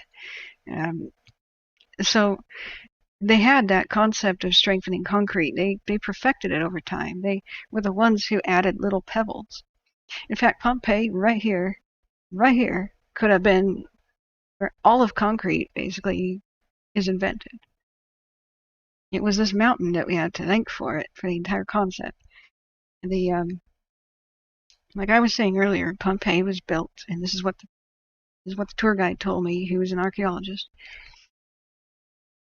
The Romans took over this, Greek town or whatever, and they wanted to build a proper sewer system. The Romans just did not have a town or a city without proper sewage. They were a very clean people, and they correctly assumed that dirtiness and grime and filth and rats and those sorts of things caused disease. They didn't 100% understand disease, but they were closer to it, to understanding it like we are today, than a medieval person or a Renaissance person would be understanding it today. They had microbe theory on some level, although they didn't say that microbes were cause of all diseases, but they had an idea that there's something that they couldn't see, that was invisible to them, that sometimes caused disease. And they thought that even if you couldn't see it, you could smell it. So anything that smelled bad probably caused disease, and they went out of their way to never have anything smell bad in their presence. And they really wanted to have a robust sewer system where all the excrement and such would be gone. Even though they didn't 100% understand it, that's good enough to have meant that the Romans didn't suffer that many plagues, not compared to other people. That when plagues finally hit, it was usually because of a introduced thing that nobody in the Western world had exposure to yet, from the barbarians who came from the East. They had their malaria, of course, which comes from swamps and mosquitoes. They just thought that swamp gas was, the smell of the swamp was the bad thing, the methane and such. They didn't realize it was the mosquito. They thought there was something invisible in the swamp. So, germaphobes they absolutely were. They were hairophobes, they were germaphobes, and they didn't wear pants. They hated hair, they hated pants, and they hated germs and being dirty. Romans bathed usually twice a day, at least. Sometimes a third. And we'll get to Roman bathing habits in a moment. But back to the original thing. Hey, hello, how are you? And so here I was listening to the archaeologist who was our tour guide at the time. She says, please don't give us any crap about the brick being used to repair the buildings, because that wasn't us. That was the ancient Romans repairing their own buildings. And that's when I blinked, like, what? She said, yeah. Pompeii was just about destroyed 15 years before the eruption, and there must have been a great death toll, because whatever happened scared the living daylights of everybody in the city, and it started a process of abandonment. That absolutely blew my mind. I don't remember too much of the conversation. I tried to furiously take notes, and I can't tell you where my diary is right now. But she said that it might have been a huge festival going on at the time to account for a death toll, because they read signs. The Romans read signs and things. If something happened at an exact moment, they were like, oh God, it's a sign. They were extremely superstitious. They believed in ghosts. They were terrified of them. They cremated all dead, thinking that, the body was what kept the soul here. And they didn't want to deal with dead people. They didn't like the idea of death. They didn't want to face it. They talked about it a lot, because it was ever present. But they didn't want to live anywhere that was considered unsafe. And with the mountain in this region, the mountain played a big part in their superstition of the locals. I asked questions like, did they know that it was a fire mountain? And I'll get to that in a minute, especially if you guys remind me. But the way that Pompeii was abandoned, there was either a mass death event or the earthquake happened that the people took as a sign that the whole damn place was cursed. That the gods didn't want people here. It is their territory or something, or they were mad, or that they had done something wrong to displease them. Either way, they wanted to destroy this town, and that was an ever-present feeling of the people who lived there. And that blew my mind when she said that. There were many people who just were convinced that Pompeii was doomed and never came back. Oh, am I planning a trip to Italy? I wish. When I get my camera in order, I would like to travel the world and document ghost towns. Right now I'm reliving a memory from when I went there. But I definitely would go if I could get funded. And I'll show you things about the ancient world and about ghost towns that you won't hear anywhere else, or it would take a very long time to dig it up and find it. I'm an obsessive researcher.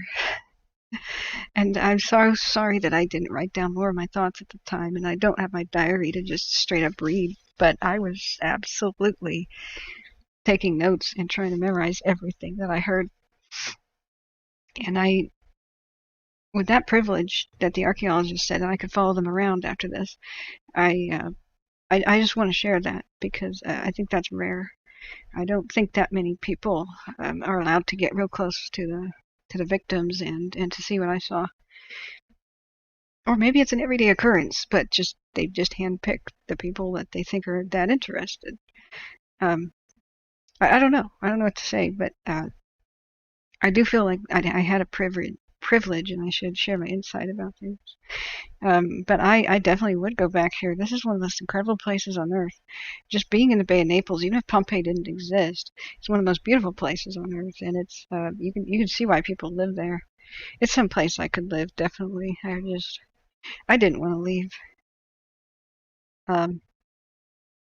Yeah, I have an encyclopedic type of memory, where I just know random facts and they stick with me, especially if they have an emotional impact. And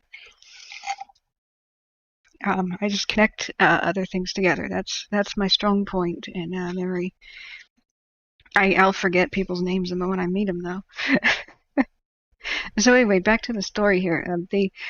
The town was nearly destroyed. It's a pit of rubble 15 years before the eruption. So what is 79 AD minus 15? See, math is not my strong point. So 8064 sometime. I don't know that we have a date for it, but it is mentioned that the Bay of Naples had a quake, and in some sort of literary tradition, I don't think that they uncovered the town and figured out they had a quake. I think that it was there's somewhere within some tradition, it was known that there was a quake before the volcano. Though I'm not sure at this point. Knox says here, store owners next to our flats throw their trash in your bins, and even people come from afar to get rid of it here. One of our neighbors got fed up and started to burn the trash cans. Oh dear, where are you located at? Nook or Knock? I'm surely pronouncing your name wrong. Since then, I'm part-time firefighter with 2 bowls. Oh dear. Well, you know, a lot of the people who perished here, I think, were firefighters. Romans had firefighters, and that's part of why I'm doing this as the first ghost town stream that I have. Even if people don't give a damn about the ancient world, a lot of times the firefighters who had found me through the stream would be startled to know that rescuers went in here to try to save people, and a lot of them didn't make it out. So we have this stupid notion that we should be judgmental on ancient people and say, those were dumb people who didn't see the warning signs and chose to remain. They weren't dumb, they were trapped earthquake victims. Pompeii's destruction began with an earthquake that was pretty serious. There's people screaming from the rubble and organized. Some people ran away and some people ran to the danger, just like today. You're from California? Okay, cool. Yeah, yeah. Lighting the trash bins on fire. Oh my god. Downtown East LA. Have you guys had rains? There were great rains up here. I imagine it was torrential. I haven't been in LA too much. I've been to Ventura and of course like Disneyland and such.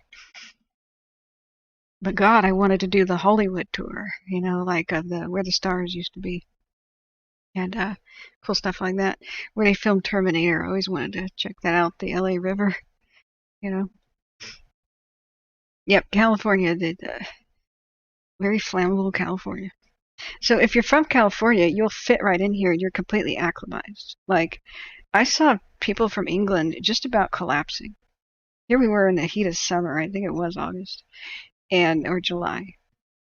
And these people from Europe are just, and I just kind of sweetly smiled at them, like, oh, whatever is the matter? This is nothing. It's a little humid, but there's a bay breeze and everything. California Valley has no such luxury. I mean, I was perfectly acclimated here. I had open-toed sandals and I had a skirt, and I really should have worn my hat. The sunburn that I received on the top of my head was something else. It was like a straight red stripe on the top of my head. But other than that, I had dignity. And so here is the lady is on the altar, and she's explaining a little bit more about what happened to Pompeii. So either a mass death event or an auspicious timing happened where this massive earthquake struck. The magnitude, I don't think we have an idea about, but it must have been huge because, like I said, Pompeii is built on concrete and cement. That's the tangent I was on last before I got a little distracted.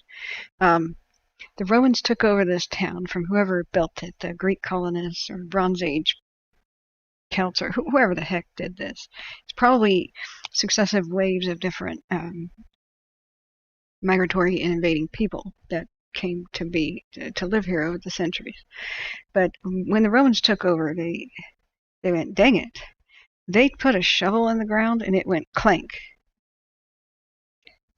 It was basically concrete that Pompeii is built on, and with such a natural concrete, People don't realize what it is. The Romans discovered concrete because of this dang mountain here. Um, when the ash hardens, gets wet and then hardens, it is cement. It's pretty dang hard. So the Romans' first experiments with it were basically just kind of harvesting the ash and grinding it up and pouring it.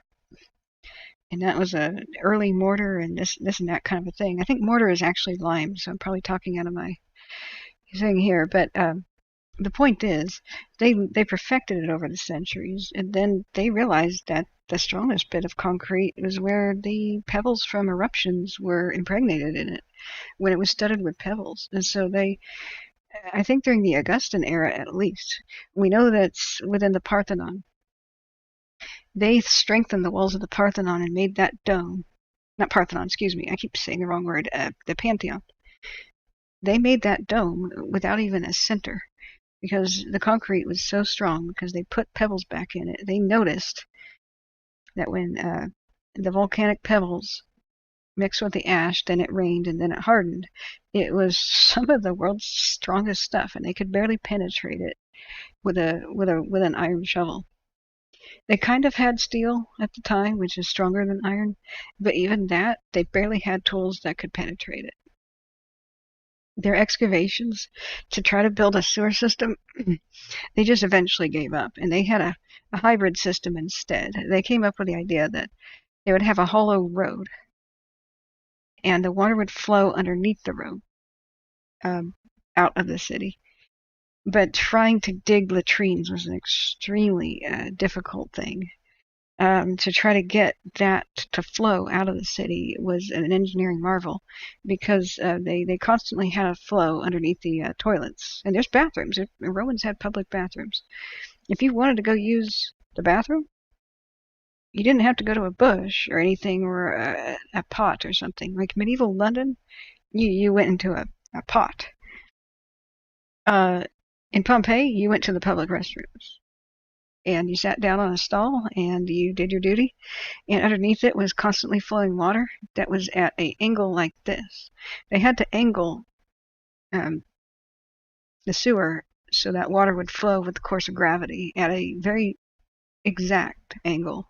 If they angled it too steep, the water rushed through it, and that would have drained the aqueducts and wasted too much water. If it was, of course, too flat, the sewage would just sit there. So they had a very calculated engineering task to run it at exactly the correct ramp angle.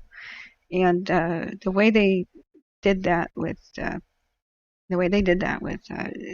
surveying, we're still not exactly sure how they did it. My theory is they probably had glass lenses to look through, kind of like a modern surveyor, but not exactly like a telescope. Either way, they couldn't do that at Pompeii very well because they couldn't penetrate and they couldn't get very deep. There was like this very light layer of topsoil, and then boom, they would hit solid concrete. So once they hit concrete, the natural concrete under the town, they had a weird hybrid thing where they just put paving stones over the top of the sidewalks and over the top of the roads, and the water flowed through them. But when there was heavy rain, when there was a storm, it didn't work, and that's why they have the stepping stones all over. The actual streets themselves became the drainage for the water, and it was knee deep to sometimes even waist deep, perhaps. And so the stepping stones were how you didn't get wet across every street. You don't see that. Strange says good night. Great to hear you again. Good night. You don't see that elsewhere in Rome, like other Roman towns. They have a proper sewage system and the streets are dry year round, but they had challenges here. So not only that was one of the reasons it was a strike against the town being ultimately successful, is if it were to grow, every town has to grow or it dies. There are very few that can maintain stasis. If Pompeii was to grow, you would have to have a more elaborate sewage system, and so kind of permanently it was stunted. It was never going to get much bigger, and if it did, it would be a slum that was nasty and full of sewage and problems that the Romans didn't want to have. So that's the second strike against of it. Everybody who lived here realized we've kind of reached our apex. We're not going to grow. We're not going to grow economically. How in the heck can we maintain everything that's been built here? And then a giant earthquake strikes. And the town's mostly leveled. Pretty much all the business district is leveled, and the temples, which is what draws people here. So there's an extreme expense now, and they're like, oh God, we got to rebuild our town and fast because people are moving out of it. The people who are left homeless by the quake started to just resettle in other places. And what they desperately wanted to do was keep the rich people living here, especially they were the ones who were the lifeblood. Without the rich people, it's a slum. There really wasn't much of a middle class. There was a little bit of a one at Pompeii, more so than most places, but you get the point. When the rich people move out, it's a slum that's going to just fall apart. So they became desperate to rebuild with speed. And that's why you get this. You get bricks that are being used in place of imported marble.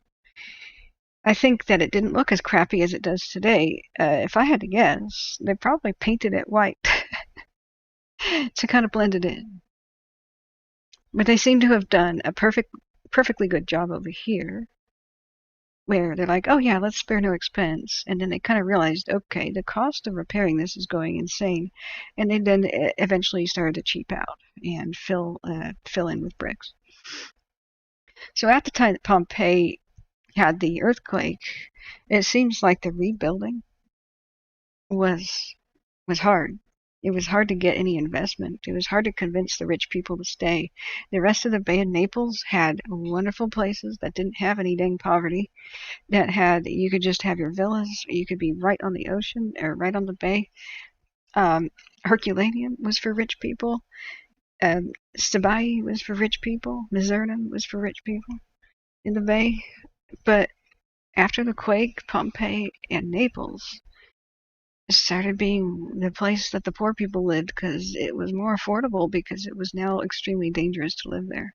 Subsequent smaller quakes, just when the officials were probably telling people it's totally cool, move back in. What are the odds this will happen again? Other quakes happened because that mountain was alive and still is alive, and it was generating the quakes, as well as something that very few people understand today, which I'm sure the first disaster show that becomes big time is going to put it on everybody's lips. I remember when Yellowstone, the supervolcano, was something that nobody knew about, and I would tell people about it. But there's something here.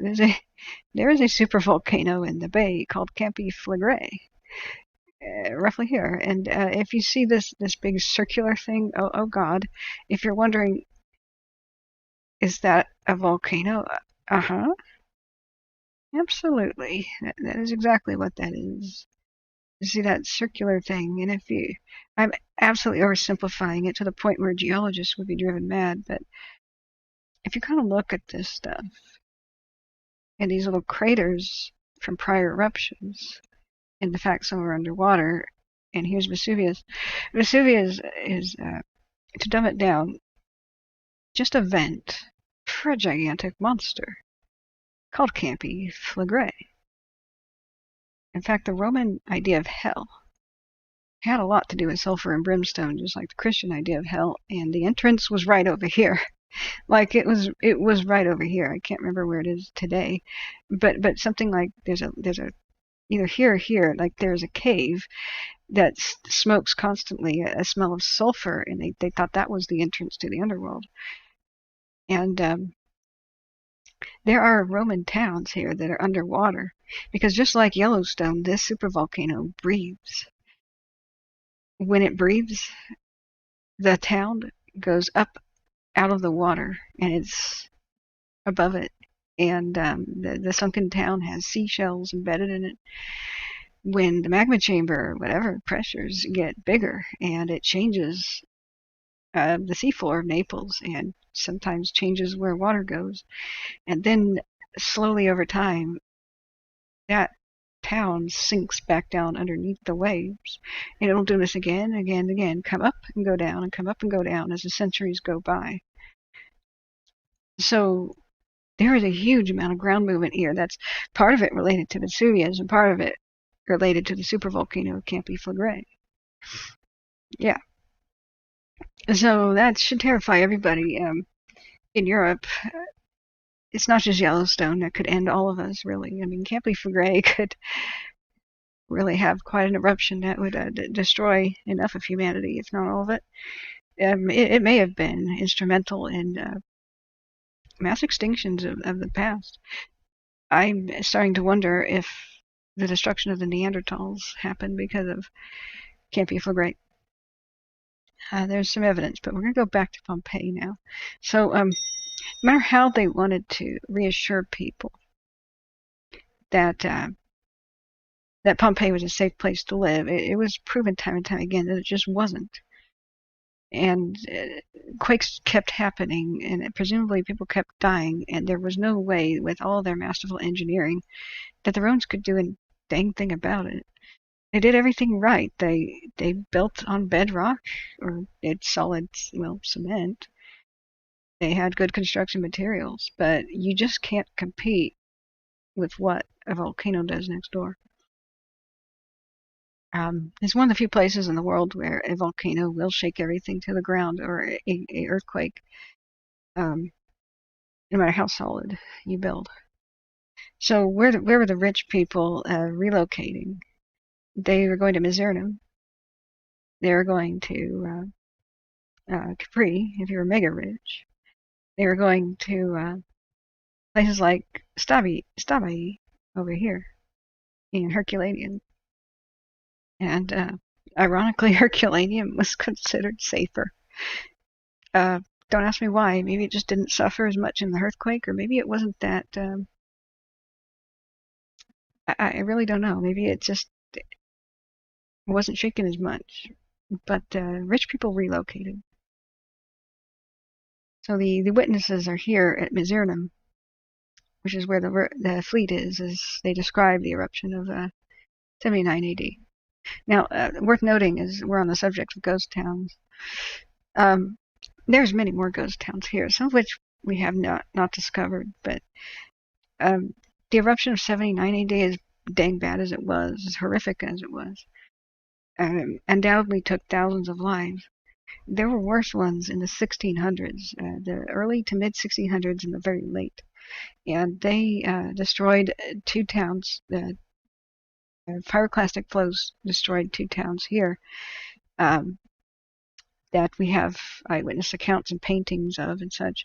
And basically just townspeople on rooftops in between pyroclastic flow debris and unable to leave. And there was a rescue attempt at those points, kind of like what's on the Canary Islands today. You saw how some of the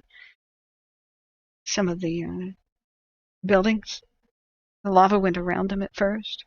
Well, that was the same thing with the pyroclastic flows. You can imagine being in your neighborhood, and across the street, pyroclastic flow kills everyone and buries the buildings, and your block is okay, and then to the other side of you, the other street is gone. But your block is still okay for a bit, but if you try to leave, you're walking on insanely hot debris. That's a hideous kind of entrapment. So Derek Mary says Great Britain comes to mind when related to the rich people moving. Yes, exactly. So Pompeii is just one of the ghost towns that I'm starting to research. Today, Torre del Greco was destroyed in the 1600s massively. Herculaneum was even forgotten. I mean, nobody even knew Herculaneum had existed anymore. But this pyroclastic flow barrel of the gun thing is right here. And it was just bad luck. It was just really bad luck that Pompeii was going to be destroyed in one of the more minor eruptions. If there had been more wind, and if there had been less excitement of the volcano, less ejection of material all at once. If it had happened more slowly, and if there had been more wind, the column might never have collapsed, and the great pyroclastic flows may have never buried the town. A lot of the people of Pompeii could have survived and crawled out of their holes saying, "Oh my God, that was nuts." I'm sure if the column didn't collapse and the people had lived through this situation, they would have just absolutely abandoned the town and said, "That's it. That's it. Not a place to live. The gods have spoken. We're out of here." But alas, just as the last of the survivors were being rescued, that column collapses and it sweeps over them faster than anybody can run. It was a bomb going off then, and nobody knew when it was going to go. Havoc says, my favorite subject. What, Pompeii is? Or what is Havoc? So, what is the count of the amount of ghost towns that are around here?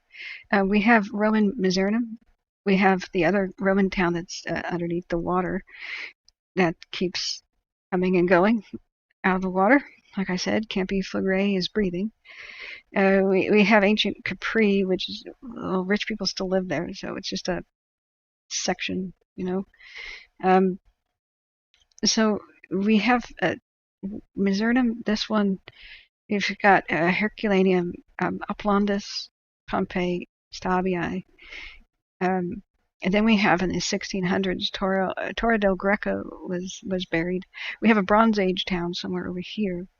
Then where Tricasa was, that was, even though Uplandus was buried, Tricasa is like the new version of it, and that was destroyed. So we've got 1, 2, 3, 4, 5, 6, 7, 8, at least 8 ghost towns in the Bay of Naples, complements of volcanic activity. But back to Pompeii. So they were really trying to keep people there and to save their city, and it was more of a desperate attempt. What in the world? Okay, yeah, here's Porta Marina. Let's go back into town. Forgot about the changing it back. You can clearly see the town now when you put it back into a satellite view with the city walls and such. So there's much to discover. We still have no idea where the dang port was and just how far inland. It's severely landlocked now, but as far as anybody could tell, when the volcano erupted, all of this here is filled in raining rock debris and pyroclastic flow debris. So this ended up being land. So when the rescuer types days later arrived to see what was left of everything, presumably from Misernum again, came back to look, they'd be like, "What the hell? What? Why is this land? Where's the ports? Like, where did they go? Where's the town? Where's Herculaneum? It's under 3 to 4 fathoms deep of earth and rock and ash." I've seen depictions of Pompeii still being visible with some of the rooftops sticking out, but I don't know about that. I think it was completely a flat, like a mud flat, with nothing recognizable and nothing sticking up. They just knew at that point in time that they were not going to rebuild. The Romans did not rebuild over the top of Pompeii. We don't have anything. Not even in the late Roman Empire, like after they might have forgotten this from living memory. We don't have anything above it. Finding it was a complete and utter surprise in the 1700s. So something must have been a superstitious, we're never going back as a feeling. Havoc says, but the towns got unlucky and the column generated a surge. Yeah, a pyroclastic surge, and a pretty immense one. I did talk to them a little bit about what that experience might have been like for the townspeople. Was there just one of them? Was there, like has been supposed, was there a single big one? with a shockwave? Were there previous ones that were not as hot that buried the victims first, and then the shockwave ripped the roofs off? And that's what I think makes the most logical sense. Is the victims are frozen in a way that they didn't even have time to all look the same direction. We know that the sound came from where the mountain was at, and it was rolling to them. I mean, you can't fail to notice the sound of a gigantic death cloud rolling towards your town, um, impregnated with insanely hot gases, rolling around on the ground like they're nothing. Boulders the size of houses and all kinds of debris. It would have been like a black roaring wave towards the cloud. The cloud would be. But you look at all the victims, and they're not facing it. They're not looking up and saying, "What's that?" in the distance. When they are hit, they are flash frozen in time, and they don't have time to turn their heads to face the direction of the sound, and they don't have time to even drop their heads to the floor. Some people's are laying down with their heads on the ground, and that's probably because they were like that already. Anybody who is crawling is frozen upright, like the guy with the family that got buried. So the way that they were preserved as mummies, we know today they're real mummies, not just a skeleton inside of a plaster cast. After they've done some elaborate X-raying and examination, CAT scans. Am I going to show some of the people frozen in time? Yes, I will. I will give people a warning before that, because it is actually a little bit horrifying. Right now, I wanted to definitely leave that for last. But what I think happened is they were definitely. What's clear to me is I should probably just go in order about my experience. It's the easiest way to make this a narrative. You can tell I haven't written a script. I'm just kind of going from my memory of what's going on here. So here, I'll rewind a bit so it makes more sense ultimately. No, that's not the form. When my group split away from the tour guide, oh, this is the wrong photo again, who was an archaeologist, I stuck next to her like glue. I was just like, wow, tell me more. I need to know more. And that is something I recommend for everybody, no matter what you're doing with tourism. Definitely, when the other tourists go away and they let them loose, they're I figure I'll see Pompeii. But when you are the obsessive kind, you need to know more. Stick around that guide and just kind of smile and then wait and then say, hey, what can you show me? I've traveled halfway around the world or a great long distance to see certain things. Can I please have a look at it? I am so enthusiastic about this place and so appreciative of the work you've done here. Those are magic words. And I found out that a lot of tour guides and archaeologists and types from no matter what country you're going to, when you demonstrate you have a knowledge and a passion, they'll like smile and say, "Oh, come over this way." They're itching to show people some of the secret stuff or some of the stuff that's just not seen as much. But they want to show it to somebody who's going to appreciate it. So, oh, I'm rad. Oh, thanks, Nicole. No. The tour guides and archaeologists here were rad. I'm so grateful to them, and I'm so sorry that I don't remember who they are.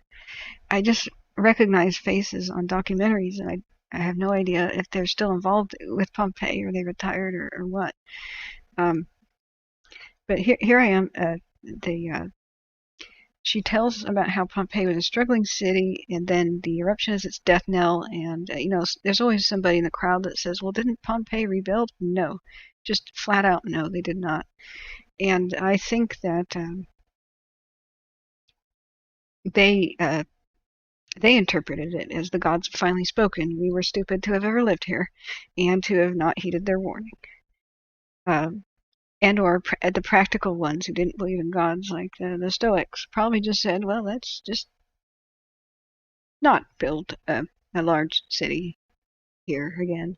There's also another practical reason to not rebuild it. The eruption destroyed the river.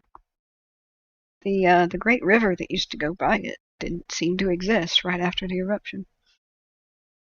It silted in, and eventually, whenever it rained, it probably had to carve a new path, and I don't know anything about that. But it was no longer in a strategic location. Even if they wanted to rebuild, it's now firmly landlocked and not next to a river, and very proven to be unstable, uh, not unstable ground, but not a good place for building. So yeah, Havoc, you're saying, fun fact, Vesuvius is built on another volcano, the summit caldera of Mount Soma. Yes, that was an ancient volcano of enormous size. And that's how Soma volcanoes, volcanic cones, are built on top of the summit caldera or the caldera of an older volcano. Bing, bing, bing. Yes, you're an educated man. You can see that. Um, some of the better documentaries point that out. That here's the whole, of today's Vesuvio. Little thing. But look at that. That's the older version. Only on the north side right here, do you still see the remains of the thing. But that thing obliterated the landscape whenever it erupted. I think that was like 18,000 years ago or something. But only Stone Age people would have been fleeing in terror of that one. In fact, maybe some of those people are still trapped as mummies themselves in debris somewhere yet to be found. But whatever happened with Soma, that was an incredible event. There could be like little mammoths and stuff. Can you imagine the mind-blowing discovery of like mammoths, uh, prehistoric tigers and stuff, or from ancient eruptions? We have no idea what's yet to be found in this area. Let's go back to Pompeii here. Like I said, the 79 AD eruption just really wasn't that serious compared to what it's capable of. Yeah, it was a big one, but not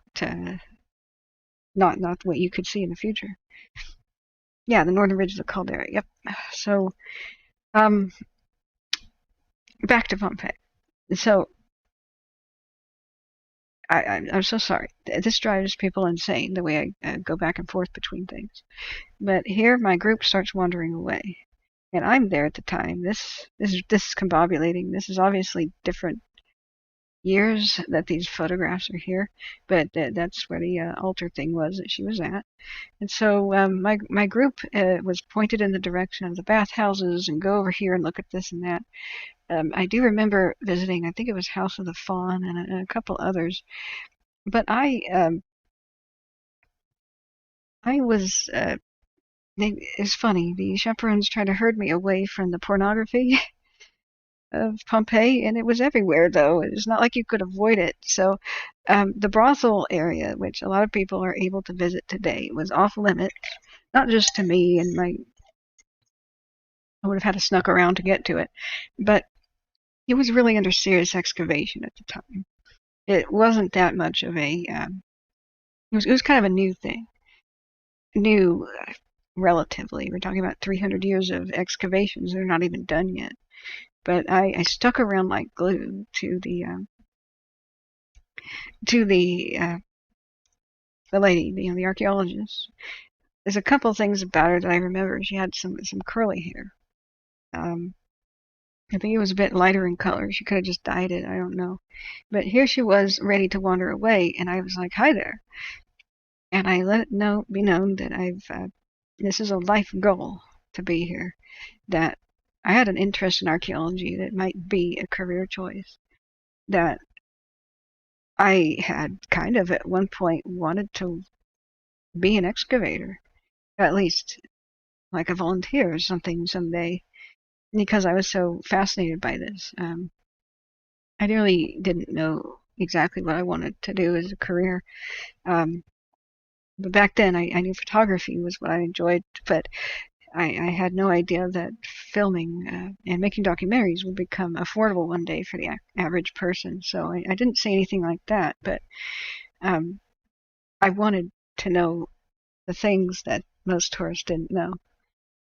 And so she was like, "Oh, really?" And then a male archaeologist came up, and I think I recognized him. He had these weird glasses, like these hideous, big, wide-rimmed glasses that looked like they belonged in the 80s, you know. And he was talking with her, and I just kind of didn't understand the Italian, but I wouldn't leave them. I was just following them around like a puppy.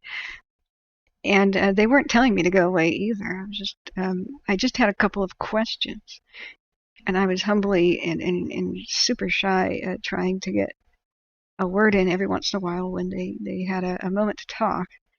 And the guy looked at me, and I said, "Where's the bathtub?" And he goes, "The what?" And they start walking over this direction to the left, uh, to where this gated area is. And this is one of the things almost all the tourists see right here. There's a couple of famous victims in there. So from this point out, we may see human bodies, and I wanted to give you guys a warning that they're real people, and they are sometimes hard to look at. They didn't seem real before I arrived, but when you get up close, you're like, oh God, it's like being in a room with a corpse. Um, I had no idea how expressive their faces would be, and how much pain that you would be able to read that they're experiencing, and the details of their wounds that I would be able to see up close.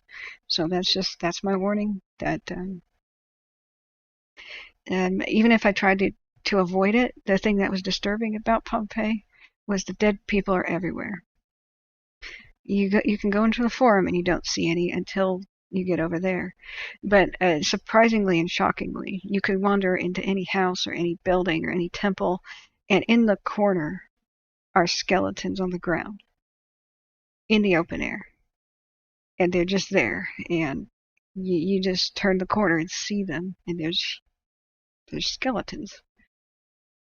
And not all of them became mummies, only some of them did. And it wasn't just because when they first started the digging, that they didn't understand the cavities and that they needed to pour the plaster in. Some of them just did not preserve as mummies. Some of them were straight up bleached white bone skeletons. And wherever they uncovered them, sometimes they just left them there. They'd never been collected. They've never been put in a coffin. They've never been put in a museum. They're sitting there still to this day, and they've been sitting in the open air sometimes for 200 to 300 years. And I could not get over that. And part of it was, okay, that's a human body, but part of it was I couldn't understand why they didn't cover them or put them in like a glass case or something. There's rats and stuff that would have no more enjoyment in their life, no better enjoyment in their life than to start chewing on a bone. Squirrels, even. There's dogs. I didn't understand that there's dogs that still run around Pompeii to this day. Loose, stray dogs. You would think they just walk up and grab one of the bones and chew on it. There's nothing really that protects them. They're just sitting on the ground. There will be like a little rope that you can't go past, or you shouldn't go past, or like a little gate that's knee high, you know. But that's it. So even if I wanted to show you a tour of Pompeii without bodies, I can't, because anywhere, look at that ghostly foot right there, anywhere that we use the little gold man to further explore, we could turn the corner and see one. So that's my disclaimer right here. So yeah, that's okay. If I lull people to sleep, that's okay. It's now 4:30 in the morning. I'm up all night because I was told that I could see the northern lights, and that turned out not to be true. I wanted to see them, but no. Oh well. So anyway, I kept saying to the archaeologist, "Where's the bathtub?" "Hey, Cogito, how are you?" "Good morning. How's Iceman today?" "I'm glad to see you." I have been writing a story about a first responder, and I'm now talking about the first responders that died at Pompeii. Many of those are rescuers. Pompeii had earthquakes right before the eruption that trapped people, and There were a lot of firefighters that died here. I want to pop that bubble and destroy that myth that it was stupid people that remained behind. It was very hard to leave in many cases. People were trapped in earthquake rubble, so to speak. So at this point, I kept saying, and you could see the fire damage. The city was on fire from all the volcanic lightning before the eruption. It was a full 24 hours or so, maybe 28 hours, somewhere between 18 and 28 hours that Pompeii has to live once the eruption begins. So there was it began on the 24th, I believe, of October, around 1 p.m.-ish, and the conclusion of the town was probably 8 p.m. the next day. So it's hard to know for sure. But the town was on fire, and the firefighters that were making their way in here were probably only extinguishing with buckets, not of water, because I'm sure the moment the eruption happened that the water pipes severed and most of the fountains went dry. The rock rain was so thick and so heavy, it was mostly little pebbles, that if you wanted to put out a fire, which is mostly the rooftops and such, you would probably just grab your bucket full of debris and ash and then throw that on the fire to smother it like you would earth.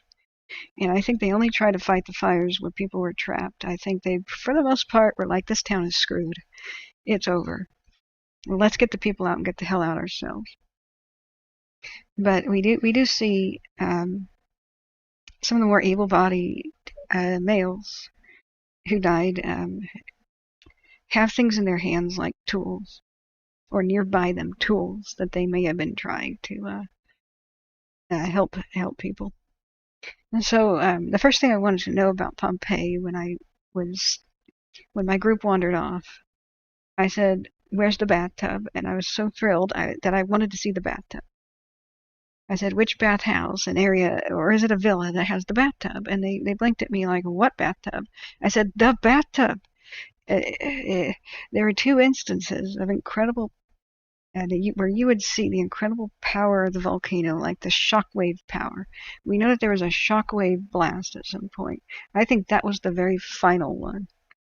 In my estimation, judging by what the victims look like and the poses that they're in, they had a slow, smothering death of the gases. They were reduced to crawling. They were grabbing their throats. They had tried to cover their mouth and noses with everything from togas to dresses to rags to pillows. And they were trying to breathe through it. And they were rolling around dying, essentially, without the ability to rise anymore, without the strength to. And those that mummified, I think that they were hit by some mild pyroclastic flows of a very lesser temperature.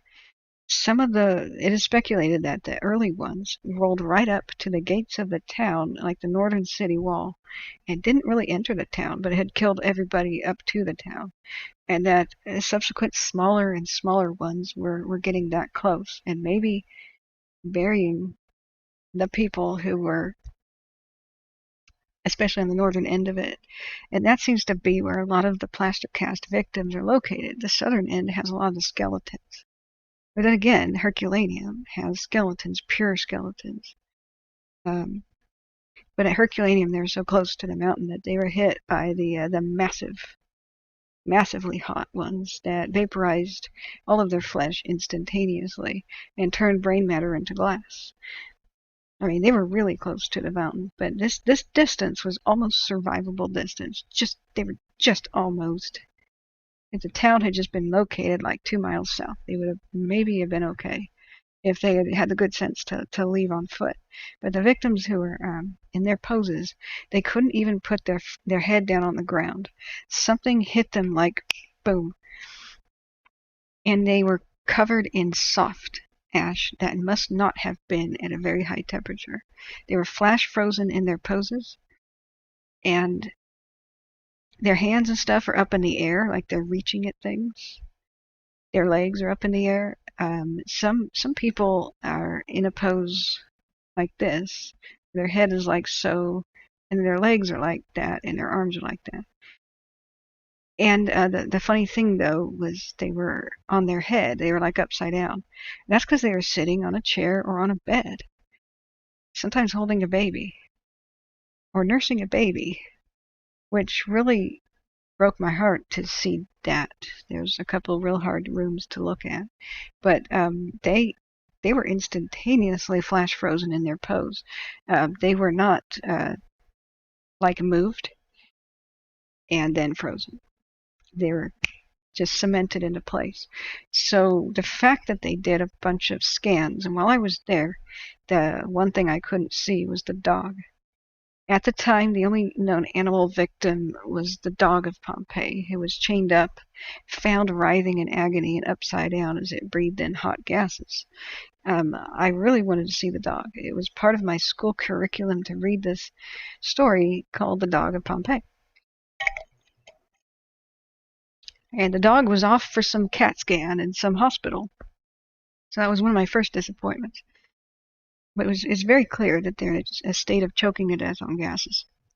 They're being smothered, and then they're flash frozen. And inside of those plaster casts are true mummies, not just some bones, not just a cavity full of plaster. Because what they were able to do when I heard that the dog wasn't there is they gestured with me to come with them, because they were on a mission to go do something. I don't know what it was, but the two archaeologists were like, come with me, and they wanted, as we were walking, to understand what I was talking about and what I was really wanting to see. They had good English, but it wasn't perfect. I spoke no Italian, so I just kept babbling about how I wanted to see the dog in the bathtub. And so as they walked over to this way, I had no idea. They had these keys. They opened this gate and allowed me to come in. And that just blew my mind. I stood outside of it, and I was like, yeah. And they said, no, come in. Oh, okay. So I went back in here, and they have a variety of corpses on display, as well as pottery. I wasn't wearing a backpack, and I don't know that they allowed them. They really encouraged you to check your backpack. You could have a satchel, and so I didn't know that, but I had a satchel. So I moved it around to the front of my pelvis and abdomen area because I was terrified that I was going to break something in here. I couldn't believe that I was in there. They were just casually saying, come in here, and in these narrow little passageways in between things. Oh yeah, fabulous experience. I was sky high. I couldn't believe this was happening to me. And I am patiently waiting for them to do the thing that they wanted to do and get back to whatever I was doing. So I walked, I moved the satchel in front of my waist because I was terrified if I turned around that I would like break pottery. And all of a sudden through my mind is this image of me breaking something at Pompeii and being banned from it and never coming back. And here archaeology I wanted to be my career. So I was like, I can't, I'm like hyperventilating. Don't break anything. Don't trip. And I stood like a statue for a second, and they turned around like they're like, no, we want you to follow us. And so I eventually did. But what struck me back here was the boy. For scale, next to him is a bird bath in some people's photos. Trying to get a right angle. We may have to go to a different photo of it. They move around some of the bodies, but sometimes they're there for like a decade. And so this boy struck me, and for the first time I just realized these are real people.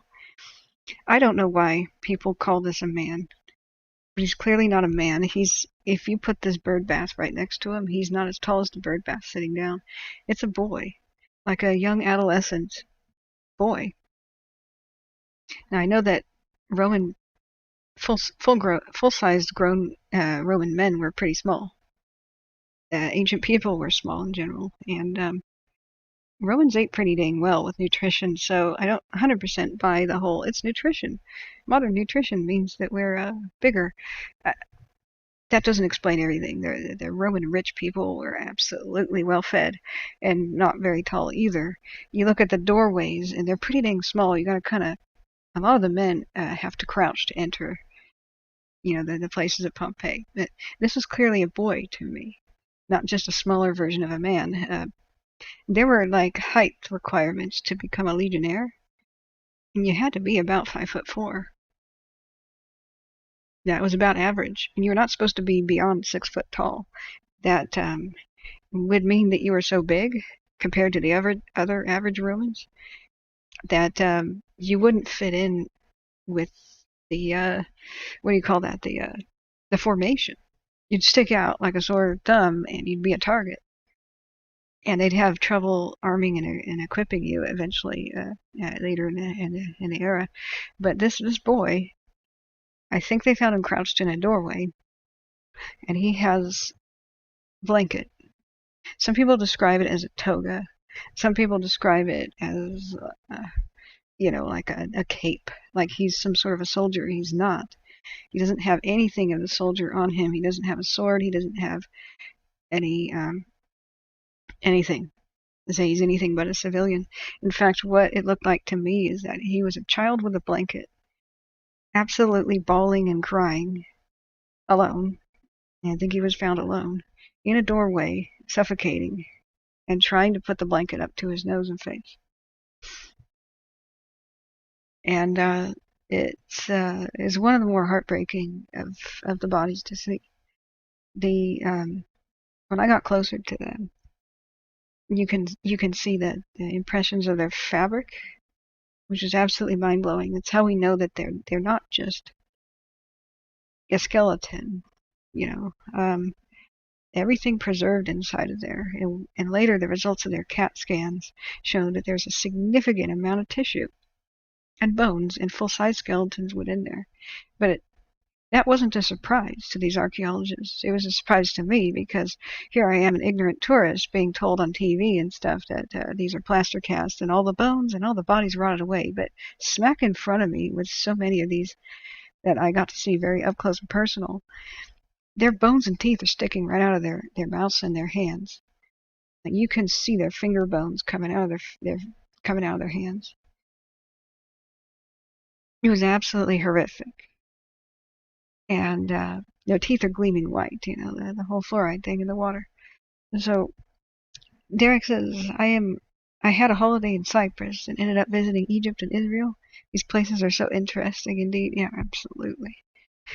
So I saw him up close, and I have no idea. I think describing him as a man just must be the way that lazy journalism and lazy research works. Where somebody said that, and it's copy and paste for subsequent descriptions. So Crosswave says, "Good morning. I gotta go. Oh, thank you for being here, Crosswave, and thanks for your kind support."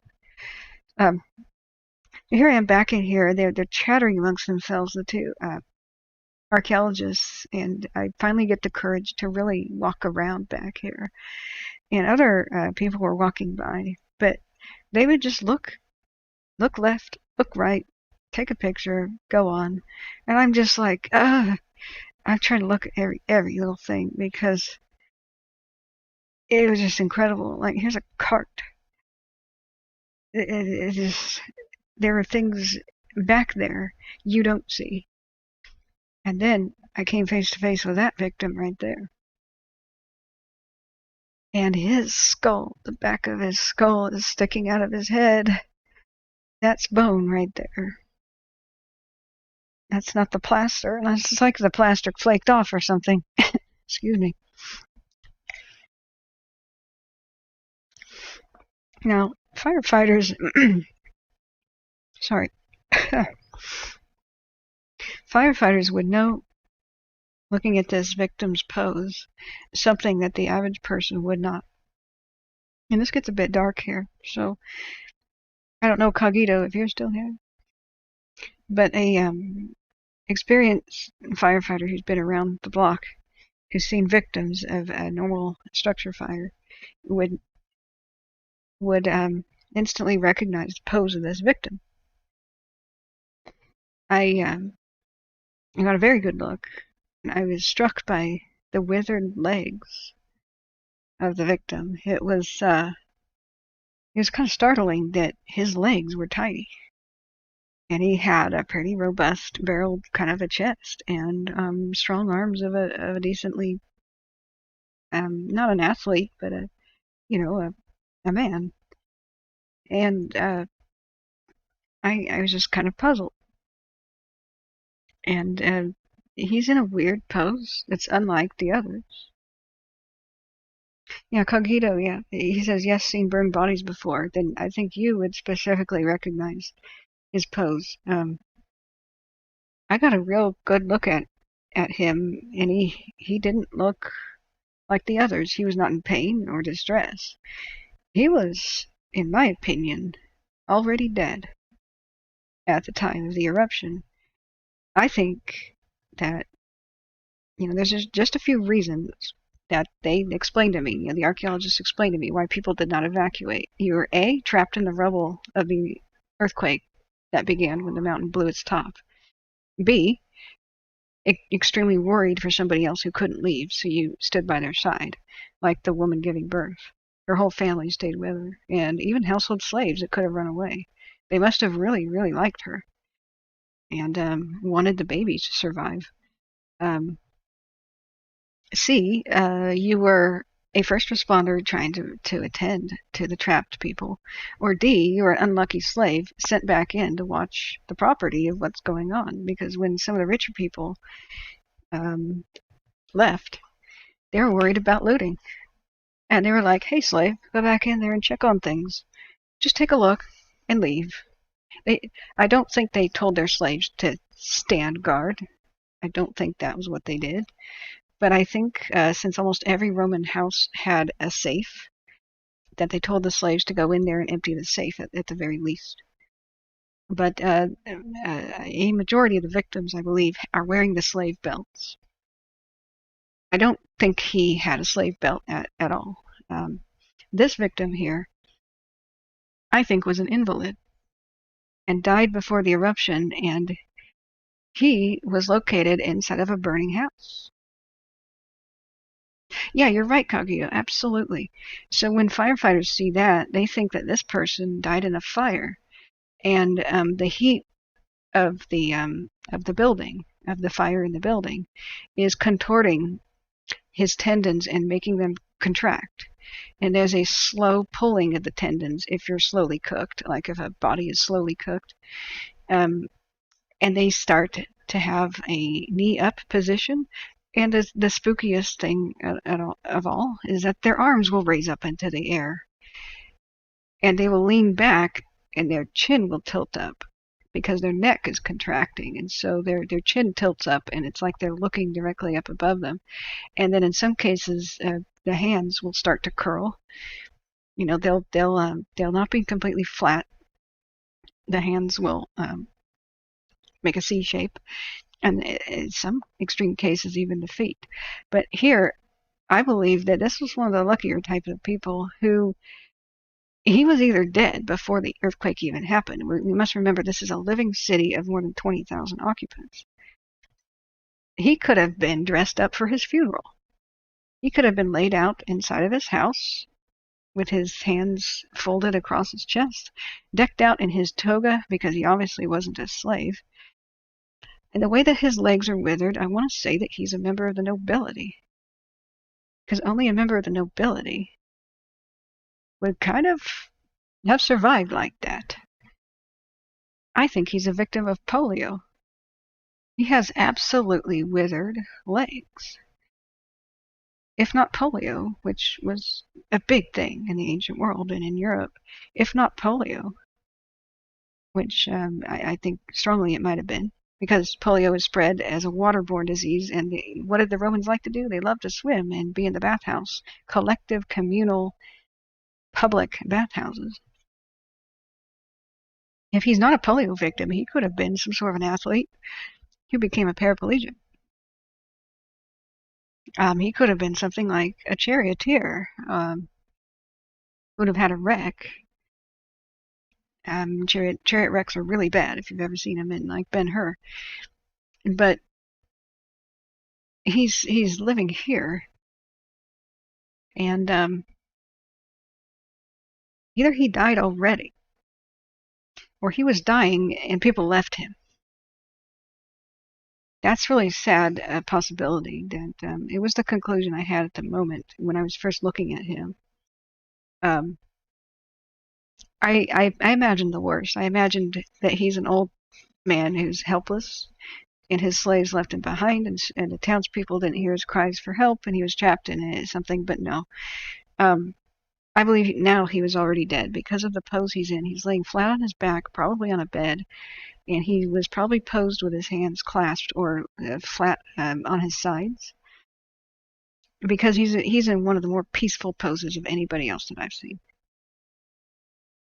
So he may have been one of the luckier ones. When the people were fleeing, they left behind the dead.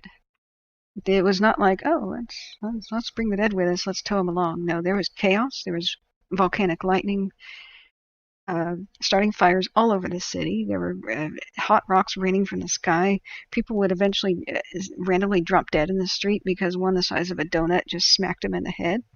There was screaming. There were people trapped in the rubble. There was fire. There was smoke. There was constant earthquakes and aftershocks.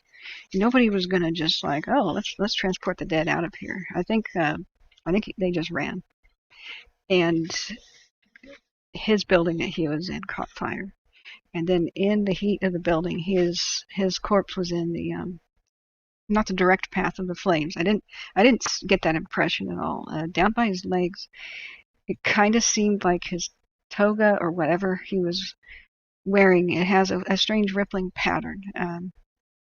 It's like burned cloth, like charred. You know, that could have been the remains of not just like a toga, but the actual mattress. The Romans actually had, couches and such that they laid on. In fact, the Romans had couches wherever they ate, because they didn't eat sitting in a chair. They lounged and reclined. So they had all kinds of reclining type couch and bed situations.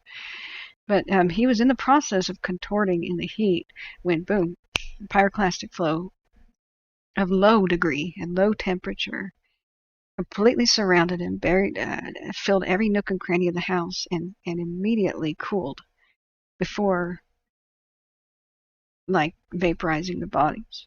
So I suspect that because they're in such poses where they're not thrown around like you would expect somebody falling down in a shockwave. We know a shockwave later ripped the rooftops off the buildings. The reason that they're preserved, the frescoes are preserved, the houses are preserved, that he's preserved,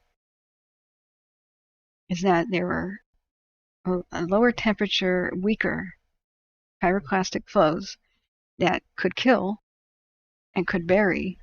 But the moment that they arrived, they buried everyone. They were not hot enough to vaporize the flesh. They entombed the flesh, and any fire, like any auto ignition that would have, from the immense temperature, like lit their clothing on fire, their hair, probably immediately extinguished due to a lack of oxygen, because they're buried. I mean, it was just a really dense ash, extremely dense. I can't imagine this like bursting through the door, but anybody with their mouth open had ash just directly go in their mouth. And it was just a cement plug, and people were instantly killed. I am absolutely convinced that death was instant. They had no idea what the hell hit them. Like I said, they were in poses where they weren't even looking at what caused their death. They were buried in homes. The little rocks were this tall. This you see part of my theory here, I think, is this has evidence for everywhere around Pompeii. There's this line where it seems like buildings were severed, like decapitated, that the top of buildings are just gone at this certain height. So I speculate that the entire town gets buried to this level, in the pumice, and the second stories and whatnot, and the rooftops are up here. But the victims are already dead. They're already buried by the weak pyroclastic flows that tumbled out of the volcano. And then when the final one comes, that is the explosive shock wave that throws everything to pieces above this line, and everything below this line is safe because it was buried already. So I am down with the theory of the three different, at least three different pyroclastic flows, with the final one being the ultimate destruction. If that shock wave would have hit the town before the other two pyroclastic flows buried it, there wouldn't be a town here. Everything would be obliterated like a nuclear blast. We see the trees snapped at Mount St. Helens.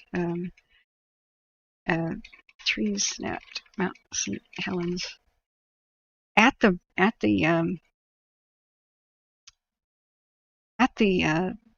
trunk. This is something unusual. It takes so much tremendous force to actually snap a tree off at the trunk rather than to push the tree over that it's absolutely astounding. And some of the Mount St. Helens eruption trees are just like that. They're not just pushed over like a big wave would have pushed them over. They were severed, just like these columns and pillars were absolutely severed. Why can't I find a good example on any other day I can? But it depends on how close the blast was. The way that the trees laid down was part of the way that they measured the actual blast strength at Mount St. Helens. Everything was just immediately folded down very close and on the slopes of the mountain, and you get further and further away from it, and some of them are even standing at some points, but surprisingly, instead of being blown down, some are severed right above the trunk as if they were cut by an axe. And that was absolutely insane to see some of those photos. Why are they not even here right now? Maybe that one. Yeah. See how the trunks are standing? This is a poor example, but you get the idea that I'm not screwing with you guys. The trunks standing, and at this point they just snapped off. Instead of being pushed over like a windstorm would push a tree. So that's what makes physical and practical sense to me. Xavier, hello, how are you? Are you still with us, Cogito, or others? I have no idea who stays with the broadcast or who comes and goes. So here I was, back here, getting an in-depth, up-close look at objects and artifacts that the average tourist just doesn't see. And the archaeologist had opened this gate and come back here to do something. But I was completely lost in thought, looking at that victim, looking at some of the others. Hey, there's the dog. But it wasn't there when I was there, but that is the dog. You can see it upside down and contorted, just absolutely writhing in a sort of an agony. It was not a pleasant death by any means, but they didn't suffer for that long. They probably had a couple of different instances where toxic gases were pushed into the town, but probably only 2 instances, the second one being fatal. Nicole says, I'm here to the end. Ah, thank you, thank you. Cogito says, you have a fascinating mind. No, you do. No, you do. I have you to thank, Cogito, Iceman, for much of my fire education. So I'm so happy that you're here. How are you, by the way? Are you out of vacation mode? Are you working? Or tell me about yourselves, audience. Like, what are you guys up to these days? I am trying to rebuild the computer to make the stream better for the next fire crisis that may happen during Santa Ana season, which we're now in the midst of. I am trying to get a hold of the mold and window leak problem.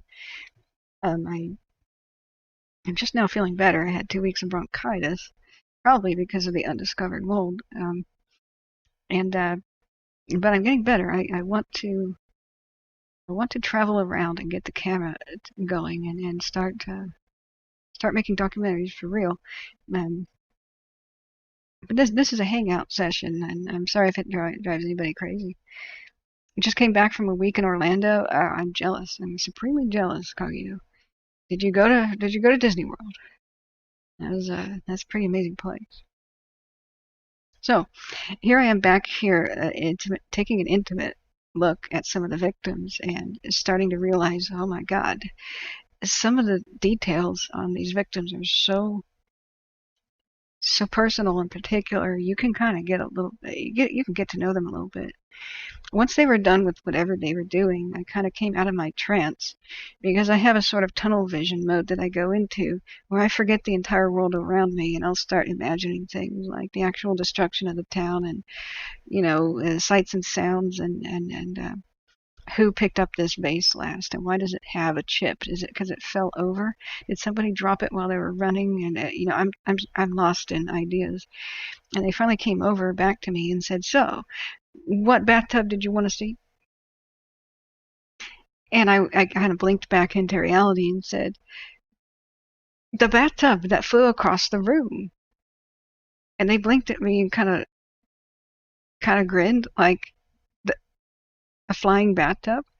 I said, "Yeah, yeah, yeah, the flying bathtub. It's not that many people know about it, but I saw it on an obscure documentary." And they cocked their heads. Oh, no Disney World, just family? Ah, okay. They cocked their heads and they were wondering what the hell I was talking about. And I think at this point in time we should wander over to the baths. I'm sorry that I've been stationary with so much of my tour of Pompeii. It's really an incredible place. You just There's so much to touch and see. I went around touching things. I was like, this feels like a normal brick, but it's not. This is 1,900 something years old. Oh my God. And I'm looking down and I'm like, okay, I walked here. My sandals are touching this. Real Romans walked here. Oh my God. In fact, people that are famous could have walked here. There could have been uh, actual Romans we know could have walked there. They oh my God. So I'm all lost in this stuff. So my friends have wandered off to the baths. And so I was trying to ask the tour guides, should I be going with my friends to the baths? Is that where I'm going to find the flying bathtub? And they kind of, oh, and here's a good example of their underneath the street sewer system, where they were trying to drain the water desperately. They never could make the sewer system they wanted to. Uh, that would have been, full-sized. A human being could stand up in it, beneath the town, where they could clean it and fix it, repair earthquake damage, anything that they needed to do, remove a clog, flood debris removal. They couldn't accomplish that, and so they made the street hollow and did what they could. But eventually, underneath the topsoil, their shovels went clank and they couldn't penetrate the natural concrete. So the bathhouse was somewhere over here. And as my group wandered over to it, I said, "Is this the bathhouse with the flying bathtub?" Because I thought it was a private bath. And at this point, they know that I'm talking about something very specific, but they're just really telling me there's no such thing as a flying bathtub, honey, and looking at me with a pity. Here's more of the holes in the walls where you had the roof, the rafters. This is where the floor beams, the joists went. And so this was a second floor building. And that might be the entrance to the bath, actually. And so I'm really desperately trying to talk about this bath. And I said, well, I was watching a documentary. I know it is at Pompeii. I know this. But I can't remember the documentary. But the force of the volcano was exhibited with this bathtub. There was a bathtub that was made out of bronze. It preserved because iron didn't preserve that well. I don't think we have much of anything made out of iron that stayed in Pompeii and preserved. But I said at some point the mountain's shockwave, the final blast, picked up a bathtub or a bronze bathtub and or a marble spa, like you and I would lounge in a spa on our deck, in our house, and hurled it across the room. The blast wave came in through a small window, and that I thought there were two instances of it. It was like a huge bathtub, like this, like a spa that they would have a wooden ladder to get into, and several people could probably 4 adults could chill in the spa. And I had a marble base, and it was thrown against the wall or upended. And that when they put the room back together, the archaeologists had to upright it. And um, but it was stuck on the wall like this, vertically. It happened so fast with the shockwave coming into the window that it pushed that, I don't know how many tons it might have weighed, up against the wall, froze it there, and like instantaneously setting cement. And they found it that way thousands of years later. Now, I can't remember if the marble one was just upside down or if it was an actual like claw foot bathtub that was, of course, bronze instead of today's like porcelain and iron. But I described this as best I could and started like drawing that. And then finally this aha moment comes over the guy's face. He goes, "Oh, the bathtub." Bathtub. And I go, yes, the bathtub. Where's the bathtub? And is it still stuck to the wall? Because it looked like in the documentary that they had pried it off of the wall at some point. I don't know, it's the 1700s, 1800s, or whatever. But on the wall was a pimple. I'll just, because I don't want to draw over something. On the wall was a pimple. Like, here's the wall, here's the arch of the building, here's the other wall. As the spa was hurled, or the bathtub hit the wall, it ended up stuck like this on the side of it. So they pry it off, they put it back on the floor. But to this day, there was supposed to be the impression of the bath. The amount of ash was a permanent bump on the wall where it had filled the inside. And the fact that that the window was really small, I think it was a small square. The Romans had like hideously small windows because glass was hideously expensive. The fact that a shockwave could come into a tiny window like that and upend a bathtub, flip it, and cement it to a wall is one of the few examples of volcanic power that we could definitely be awestruck by, and something that I wanted to capture as a photographer, a really bad photographer at the time with a point-and-shoot camera. And so he goes, oh, yeah, the bathtub. It's not here. I went, what? I said, no, it's not here. He goes, you're in Pompeii. That is in Herculaneum. And it totally sank my battleship. Boy, was I deflated. I'm in the wrong ancient city. A completely wrong city. Not just the wrong street and the wrong bathhouse. I'm in the wrong city. And at the time, I thought Herculaneum might be over there or something close. No, it's all the way over here. So it would have taken me so many hours to get over to Herculaneum and to any sort of a tour or whatever. It was hopeless for me to reach it that day. And I was going to continue the rest of my tour of Pompeii, but I went, oh man, what? Okay. Like I said, there's no way I can give you a tour without bodies. And sometimes the bodies were just left in the town, in the homes that they were found in, or the alcoves of the alleyways. A lot of them were laying down and in poses like this, because some people seem to have found that they had no way of escape after a time and lay down. Almost everybody was on the ground by the time that the final death cloud came to destroy the town. But I think that was the final shockwave one was a bit later. But I'll say the final mild pyroclastic flow that actually killed the citizens. By the time that final one rolled in and it got everybody in the town, and they were in an extremely weakened state of breathing in poison gases. They can't stand up any longer. A couple people are sitting, but they're slumped sitting. They're in poses of wavering and teetering on the edge of consciousness. Some of them are quite aware that they're about to die and embracing and trying to kiss each other. Some mothers are trying to, hold tight their babies. And so what was amazing about the place is you could walk in and see the amazing preserved state of a home and see the paint on the walls and such. But then these dead people are next to you, and they just look like shapes when you're not real close to them. But I got very, very close to them, and you can see details that are quite disturbing. The guy on his back with the teeth and holding his hands up, fending off the shockwave. That person, that individual, left the greatest impression upon me, and you can kind of get an idea now of what I'm talking about. That the plaster didn't mold perfectly. You can see parts of their skull sticking out, like this is just bare skull on the top of his head. Here's his teeth, gleaming white teeth.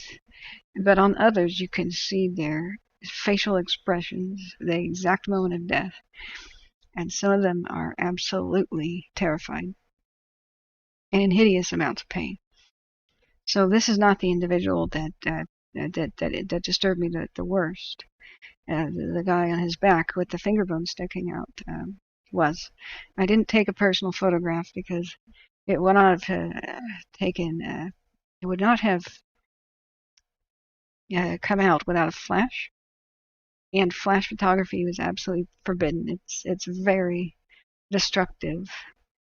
It's worse than sunlight to destroy pigments, and it makes anything you want to preserve that's old brittle over time. So they were extremely concerned that anybody entering should not use flash photography. So it's actually very rare to have images like this of the interiors because they were dang dark.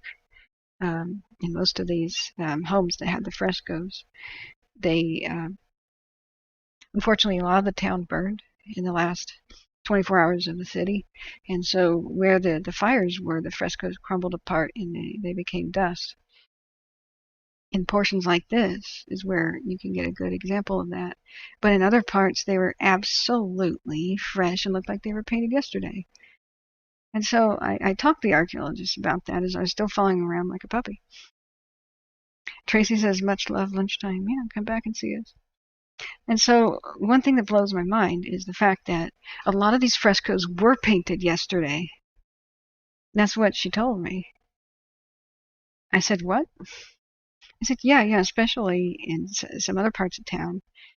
The painters were in the building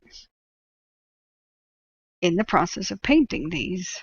Remember that the town was destroyed by an earthquake, and it took quite a long time to rebuild it, as some villas and estates and neighborhoods were still in a kind of a crumbly state of ruin where they may have a building back up. It's not inhabited or decorated. And so and again, it's very hard to understand which part of the town was abandoned before the eruption, after, or destroyed by Allied bombing in World War II. You really don't know where the damage comes from. But I found it fascinating. They said something we're excavating right now is that there were painters at work and they had scaffolding. A lot of the people who had the rich people who had a vested interest in the town, and plus a sentimental connection with their ancestors. They were inheriting these villas, some of which were 300 years old to 500 years old, even at the time that Pompeii existed. They were trying to renovate and spruce them back up. They were doing repairs, and then the last of the repair work was to plaster the walls and then to paint them. And so these painters were at work in different parts of the cities. It seemed like there was this die-hard group of holdouts of rich people that, even though they could have saved themselves a lot of money by just simply building a new house somewhere else, they were taking the time to not only do expensive repairs beneath the floor, because this floor is heated, by the way, heated by steam. I told you Romans didn't have socks because they were always walking on hot floors with sandals. They had they had to excavate the street, dig it up. They had to make sure the pipes and such worked again. They had to repair boilers and whatever was underneath in the basement, sort of their the underground portion of their homes, and then they had to get the steam apparatus working. They had probably to re-pour all the concrete of the floors entirely. So what they had under these floors is a zigzag of pipes for steam, and they had a furnace. And all winter long, the furnace would be going, and they didn't heat with braziers. You know, you would think that there would be soot all over the top of the ceilings, and it was very remarkably little because they had radiant heating of the floor, which is today seen as a modern luxury. But the Romans were like, we were doing that way before it was cool. What do you mean you guys forgot how to do this? What do you mean you're impressed by the fact we had that? Of course we had radiant heat. And over at Misernum, Campiflagre area, they even had geothermal heating of their buildings. They took the steam from that supervolcano, which was kind of bubbling, and they harnessed it directly into their steam pipes without the need for fire. So they were extremely advanced people in many ways. They probably had to dig out all the concrete of their floors to rehabilitate their rich people villas, their rich people homes. And underneath this tile is a series of pipes going like this with steam pipes. And sometimes it went up into the walls. And so you wouldn't wake up like you would today and get out of your bed and put your cold feet on the cold ground and need your slippers. You go, you would be putting your bare feet directly on this nice warm tile.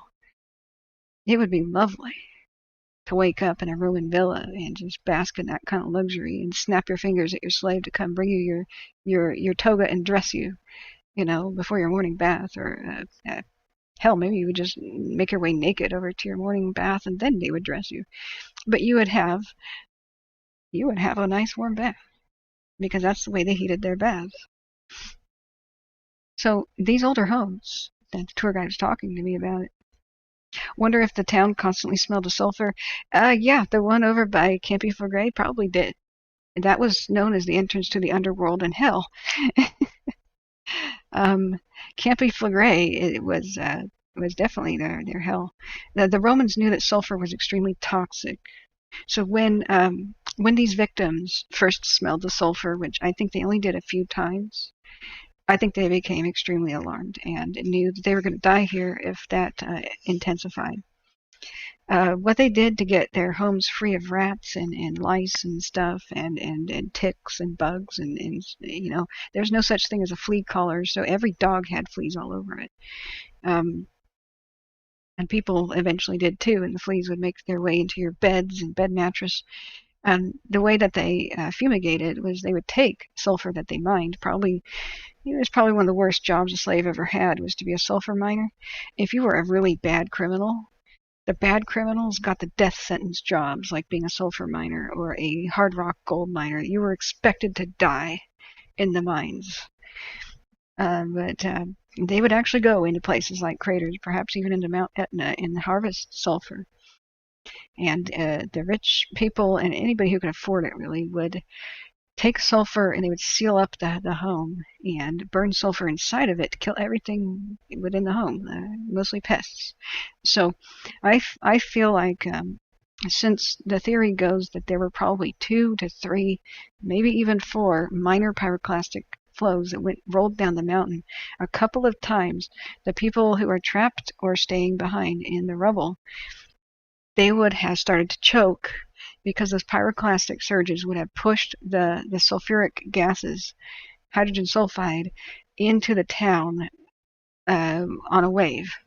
And so only a couple of times did the people trapped inside here start choking, going, oh God, I smell sulfur. Oh God, oh, this is bad. And they probably would have become quite alarmed by the whole idea. Havoc says, unlikely based on what I know. There was rotten egg smells in the farms near the towns and on the towns on the flanks of the volcano. Right, yeah, I don't think Pompeii smelled of sulfur.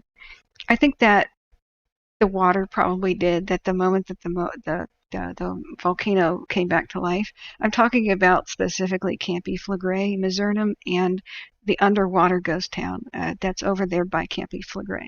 Campiflagre and I have to open it because I don't want to lose that picture. I want to show you what Campi Fleury, the super volcano, is, and it's this. It's kind of, this big, huge, round thing. So over here, this is Misernum. Somewhere, Mizzano is Misernum. Um, it's probably the way it looked in ancient times. This is where the rescue ships went off to rescue the people from Pompeii.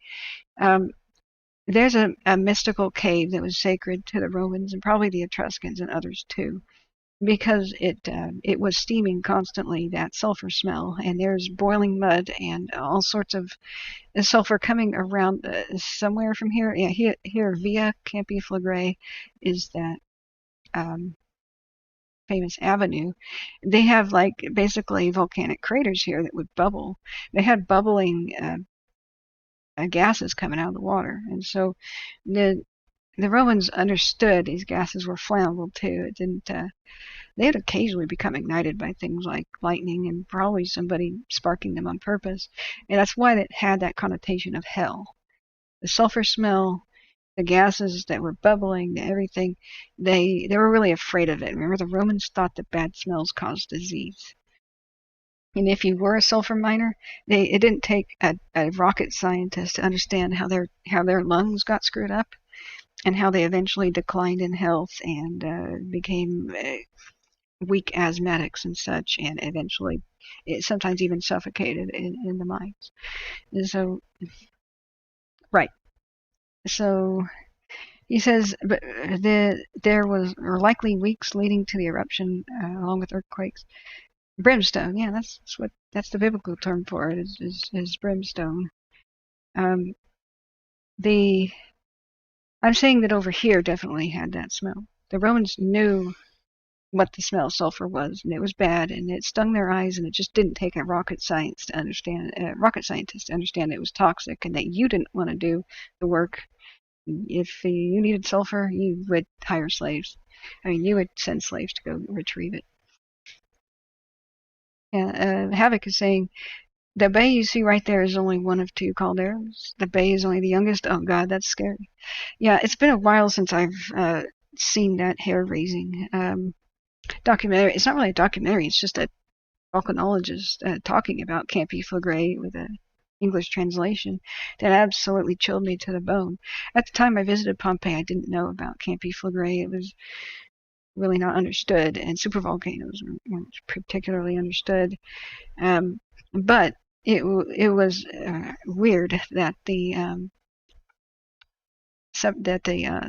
ghost town underneath the water kept um, rising out of it. Through the centuries, some paintings of this region right here showed the Roman ruins above ground, and that some of them showed them sunken. And there are seashells on the ruins, meaning that it had once been sunken. Then why the hell is it not sunken anymore?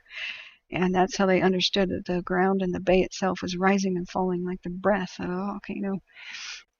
It's pretty gradual, but when the great quakes hit, that's a moment of it not being gradual. I think it was a sudden quake that sent it crashing into the ocean in the first place, but don't quote me on that. So Havoc says the highest rating the volcano has earned is the Volcanic Explosivity Index 7, but it's considered a supervolcano due to being able to produce super eruptions in the future. Yep, you are an educated man. I'm impressed. And I think, though, the prehistoric one uh, was a pretty dang strong 7. A pretty dang strong 7. I mean, we must understand that an 8 is so much bigger than a 7 because it's an exponential scale. Just like the Richter scale is exponential. A 6.0 and a 5.0 earthquake are absolutely horrendously different in magnitude. The same thing with volcanic eruptions. I don't like exponential scales because they're so confusing. It's so hard to get your head wrapped around it. But a large VE7 is nothing to sneeze at, for dang sure. That would be pretty dang insane, like a Krakatoa. So, going back to Pompeii, over here though, the entrance to the underworld.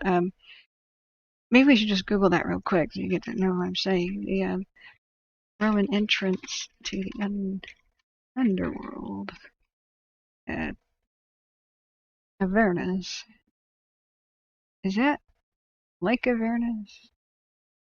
Yeah, right there. This is the one that bubbled all the time. It was like the Lake of Hell. And where is the cave? The sacred cave. They kind of built a shrine over the actual cave. Um, yeah, the lake in 37 BC, the Roman general Marcus Vipsanius Agrippa converted the lake into a naval base named Portus Julius after Octavian. It was linked with a canal to something else to blah blah blah, go to the sea. And but where was Phlegrain Fields. Um, they look even to this day. Here is a bunch of sulfur sticking out of it that's smoking. The Solfatara crater. That's it. That's what I couldn't remember. So they saw blue fire when occasionally the methane or whatever the heck was leaking out of the ground here would become ignited. It may have even been a parlor trick of their priest class to kind of like shock people into believe us that this is a place of ghosts and gods and underworlds and blah blah blah. The it's located over there. Why isn't it kind of exactly pinpointed on the map? I don't know. Um, There's a painting of the fumarole fields of the 1780s. So to this day, it's a little bit smoky like that. There's nothing you can build over it. It's not like it could be developed into a neighborhood because that's not going to work. Everybody would suffocate in the buildings above. It's a place like this at Delphi that is sacred too, because the Delphinian oracle at Delphi was a woman who would inhale vapors coming out of a natural crack in the ground to commune with the gods and make prophecy. So she was getting really high, in other words, off of whatever kind of fumes are coming out of the ground. But the Greco-Roman world was quite concerned and quite fascinated with volcanic type activity. And did they know what a fire mountain was? Absolutely. They had the near constant eruption of Etna nearby. They had Stromboli, which is erupting every day to this day. It has never stopped. It just kind of constantly has an explosion going on. And it's for the most part safe to approach. It's one of those where you can take a tour on it, and only very recently, which shocked the world, did it have an explosion that I think took lives. But it's even called Strombolian activity. It's Stromboli that it just constantly does these mild background explosions and just kind of sits there. So the Romans sailed past it all the time. They always knew what was going on in Sicily. That's like less than a day's voyage from Rome to Sicily, maybe a day and a half. And they saw the fire of the mountain. They knew that the volcano on Etna took towns and swallowed them. They equated they understood that when the fire mountain was doing stuff in Sicily, that the earthquakes accompanied. They understood that some sort of a gas was deep within the earth and trying to get to the surface, and they thought that what lava in the fires was just the gas being on fire, just like it sometimes was in the Phlegrain fields or other places where natural gas came to the natural gas wells and naturally came to the surface.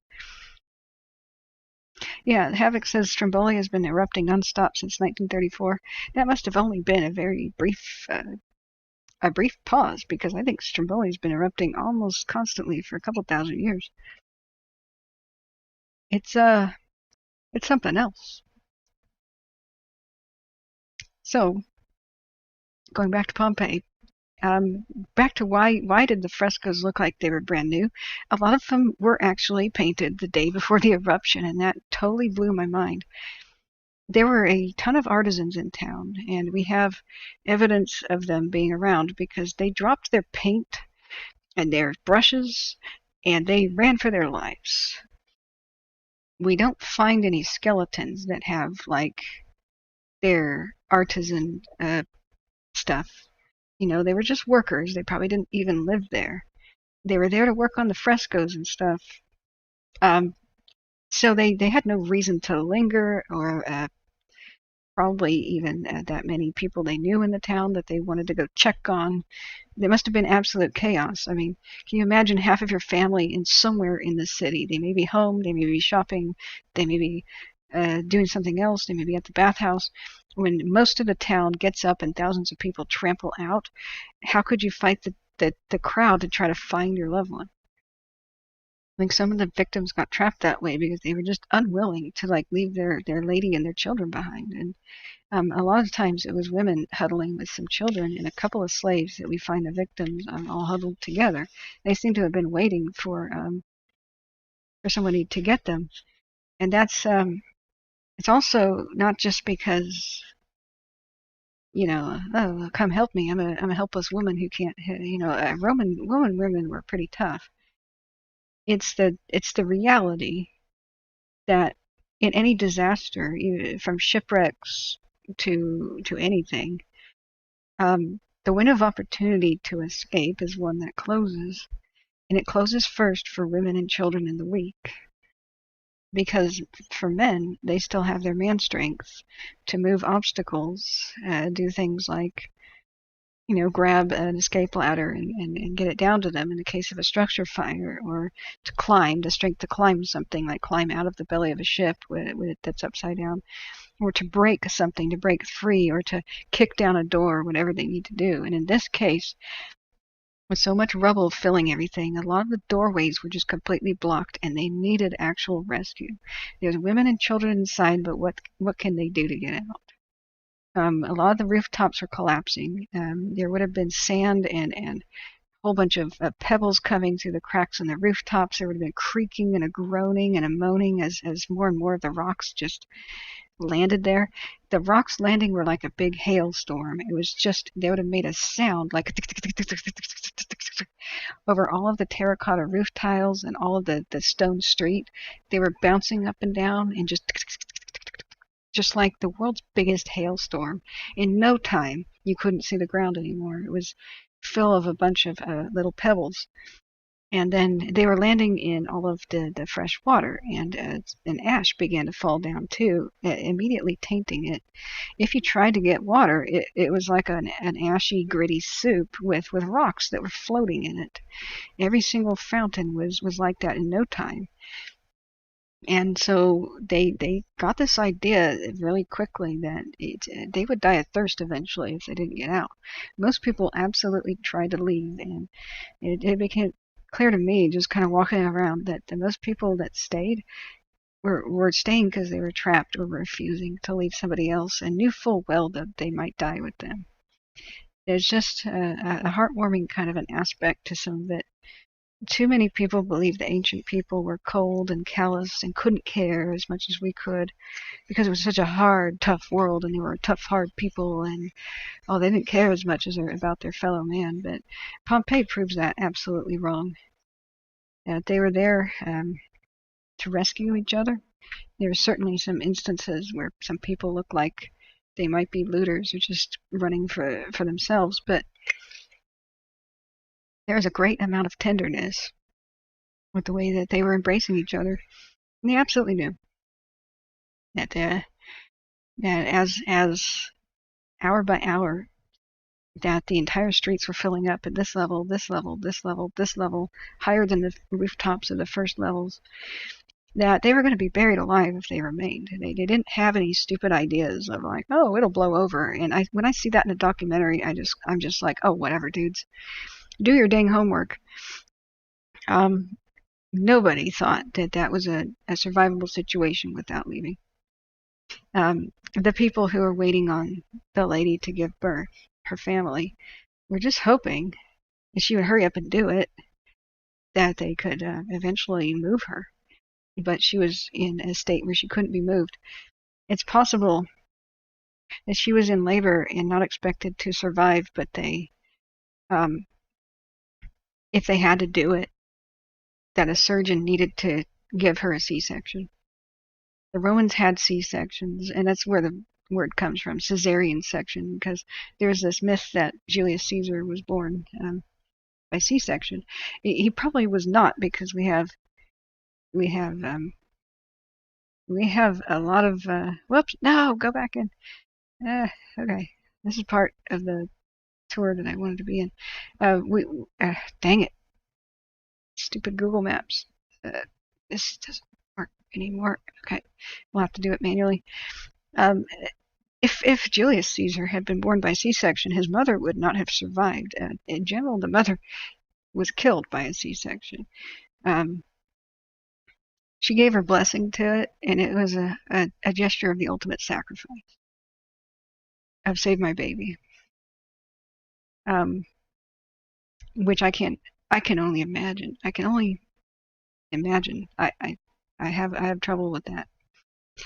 So I don't know that there was a surgeon in the household. I'm sure the surgeon's tools would have been present. And it could have been that they were sending for one and hoping that one would arrive. Or they could have just been hoping that she's almost done with the labor. Once she's done, we'll carry her out of here. We'll grab the baby, swaddle it, and somebody will run with it, and the rest of us will help carry her. But she wasn't in a movable state. So, going back to the Pompeii, what was I going to explain also? I know there was a couple things that I said, oh, I'll get to that later, and now I'm feeling terrible about forgetting some of these things. But as I walked in, oh yes, the painters. So we know that much of the city was almost completely destroyed by the earthquake that was 15 years prior. I do wonder what kind of magnitude that would have to be. Whatever it was pretty dang serious. I'm guessing, just from my own experience with earthquakes, it had to be well above a 6.5 and up towards a 7, because this was absolutely solid ground that they built Pompeii upon.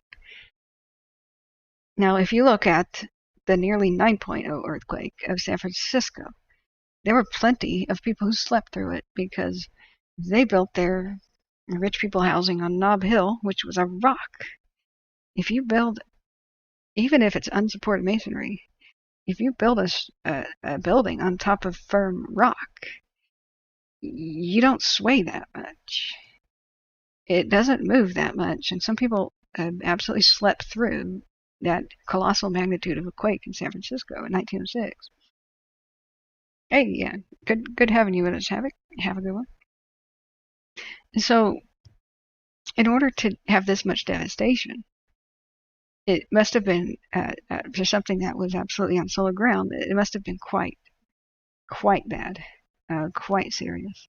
And it also must have been of a great magnitude to have frightened everybody away from mostly resettling and coming back and rebuilding. So that's just logical reasoning. We of course don't know. Were the repairs finished in Pompeii? No. It's 15 years later, and there's still kind of like uninhabited sections where they're trying to bring back the town to life. What's absolutely astounding, and unfortunately the frescoes aren't preserved everywhere. The big crushing disappointment about Pompeii is you could see where they used to be, but these without rooftops and such, these were the ones that mostly burned. Much of the city had a major fire, and you can walk through alley after alley without seeing anything that looks different from the last thing that you just saw. You really do have to have a map of the preserved villas and the better parts of town in order to go and see the interesting things. I think this is the entrance to the bathhouse. I can't remember, but I did find a way to look at it. This was the Temple of Augustus, of deifying the Emperor Augustus. He wasn't that long dead at the time. So where is the bathhouse. It's right around here. Oh, and there's now a pizzeria here. My mind was blown by that. There's a dang pizza restaurant inside of Pompeii called Pompeii Pizza. It was not there at the time that I was there. That would have been incredible. I would have been absolutely blown away by the ability to eat a bakery product inside of Pompeii, because when it erupted, everybody just kind of ran for their lives and left most of their stuff. And bread was still in the ovens. There's charcoalized bread. Pizza did not exist in the ancient Roman world, but they had a funny thing. They had a, just like the Victorian London people, and even kind of like today, they had this fear of impurities being in their bread, and in like cutting corners, like filler BS ingredients. Hey Smitty, how are you? So people were paranoid that their flour, when they went to buy bread, was cut with stuff like chalk and plaster. And even in Victorian London, it oftentimes was, and it made people horrifically ill with stomach problems. And so what they do is they'd sometimes carry around a pouch of their own flour. They'd go up to the bakery, and they'd say, "This is mine." And they'd watch the baker do the roll the dough, a little bit, and then when he was about done, you had your own insignia ring, and you would take your fist and punch the bread, right, to have your insignia ring. Label that slice or that loaf of bread as yours. It was pretty astounding. If you didn't bring your own flour, the other way that this happened was they would show grain to you, like in a handful, and then they'd grind it right in front of your eyes.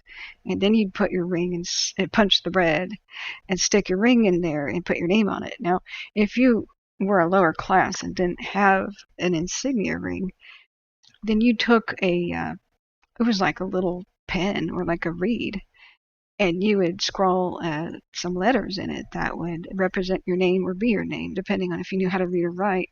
I can only imagine like little suns or moons or something, or stars that people who are illiterate might have used.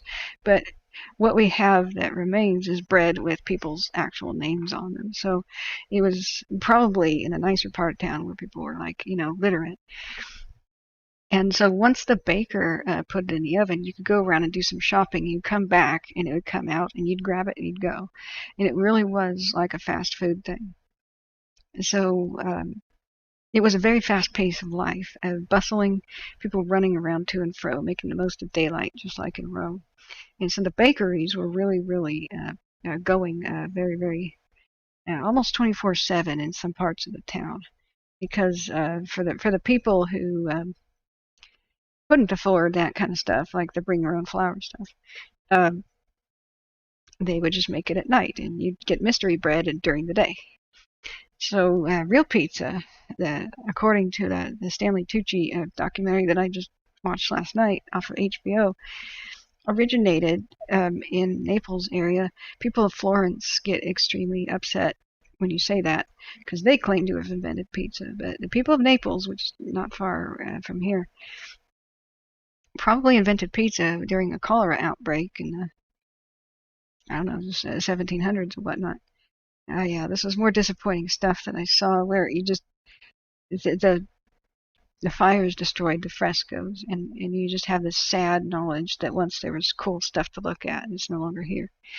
And over there is where I was with the archaeologists behind the gate, and so they randomly walked around, and not everything is open to tourists. Like, you see these little gates, but they motioned for me to come past one of them, and I honestly don't remember which one I went past. But they were showing me some of the stuff that they were kind of digging recently, but not, unfortunately, not up close and personal. Just a sort of a vague gesturing at stuff. And so when I find my photographs, I don't know that I'll have anything to match to it.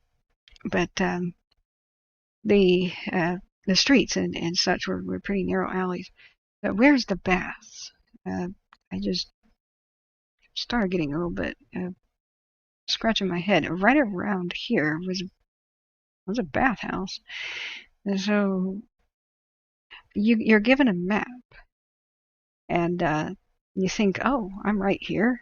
I could go walk to this, this, this, and this. And then you realize just how dang far away that is to walk all the way to here. Holy crap, that would take you a long time. And once you end up here, then you look at the map, the next best place that's preserved is over here. And you're like, oh my God. Oh, okay, I gotta stop walking. Oh God, this is my knees, my legs. Oh God, my feet. And then the next best thing to see preserved is over here, and you realize, holy crap, I have to skip entire neighborhoods. So at one point, I just went, oh God, I have to stay in one area. Oh, the thermi. Thermi means bath. Here it is. The thermi is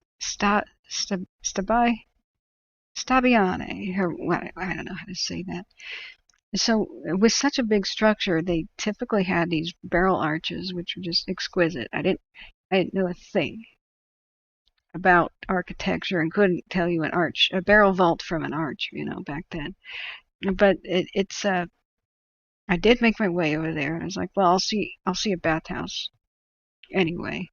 Some of these are kind of hidden. You would walk. I wonder what these guys are carrying. Huh. That's interesting. Well, I bet the Romans wished they had invented the hand truck. That would have made their lives easier. But the Romans didn't have some things we take for granted. They didn't have the horseshoe. So horses had to be killed when their hooves wore out, and they wouldn't dare want a horse to be walking on stone like this. They did not have the wheelbarrow, which is surprising. That's another invention of medieval times. They did not have the hand truck like that.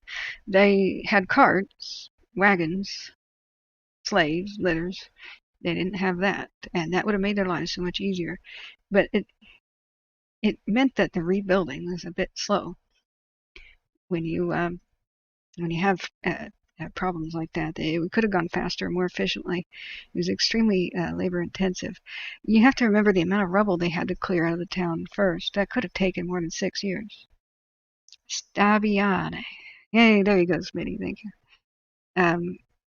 So how do we get the little man into the bathhouse? Everywhere we see these little dots, it's somebody's personal, photograph of the thing. And so, yeah, we saw the way they heated it on the floor. This is a modern, of course, flooring. And beneath, there's this cavity in the floor where the baths were. And they would have a furnace somewhere, and then the hot steam would be underneath the floor going through a series of, sometimes it was pipes, and sometimes it was made out of bricks and clay and such, like its own little channels to go through. And I would have loved to know more about how this works. It's not fully excavated. Sometimes they just kind of uncover parts of rooms, and you're left to kind of think about what the rest of it looked like. But it would not have had a glass dome like that. I don't think the Romans understood curved glass at all. I've only ever seen straight panels, just completely flat. And any surviving Roman glass that's not into a million pieces is extremely rare to find. Smitty says painting artistically or painting a room. Hypocaust. Yeah, hypocaust. That was what it was. So certain rooms were for the furnace, and certain rooms, certain styles and things were completely subterranean. Now at Pompeii, like I said, they couldn't dig down in most places, so they had a kind of a strange way of going things. It's not typical. It's not like the bathhouses of Rome. So I expected fully to see steam pipes below the floor, and in this case, it was more like it was a hollow floor where steam could enter. And I'm not sure where they stoked the fires. If that was a separate building and steam pipes fed this underground floor area, or what. But for the most part, they said that the fuel was indeed wood. And now this is another thing that I'm not sure about. Italy is not the biggest forested area. There's quite a lot of forest around Naples and up on the hills. So people could go out and they could get wood. But the enormous amount that they would have had to use to heat everything from daily baths like this to their homes in winter, I don't know where it came from.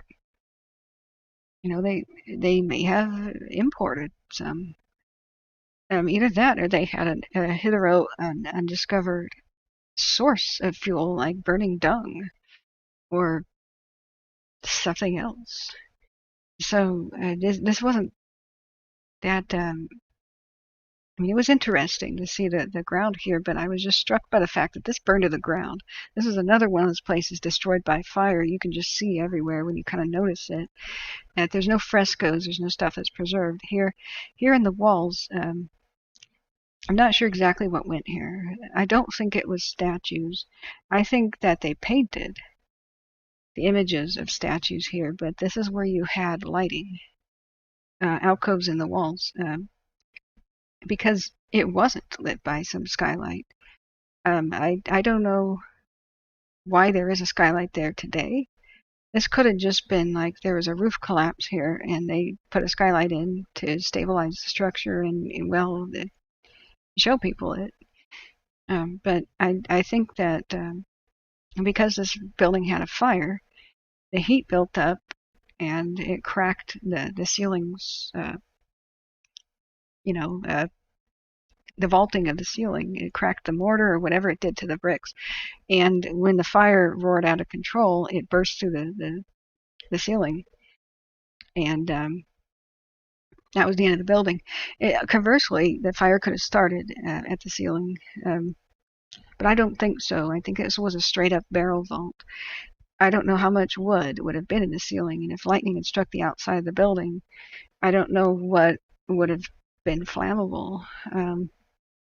What really could have happened is that also is the earthquake during the eruption could have caved in the ceiling and then flaming debris fell in and lit the rest of the building up. There's so many, like, who knows what happened here things.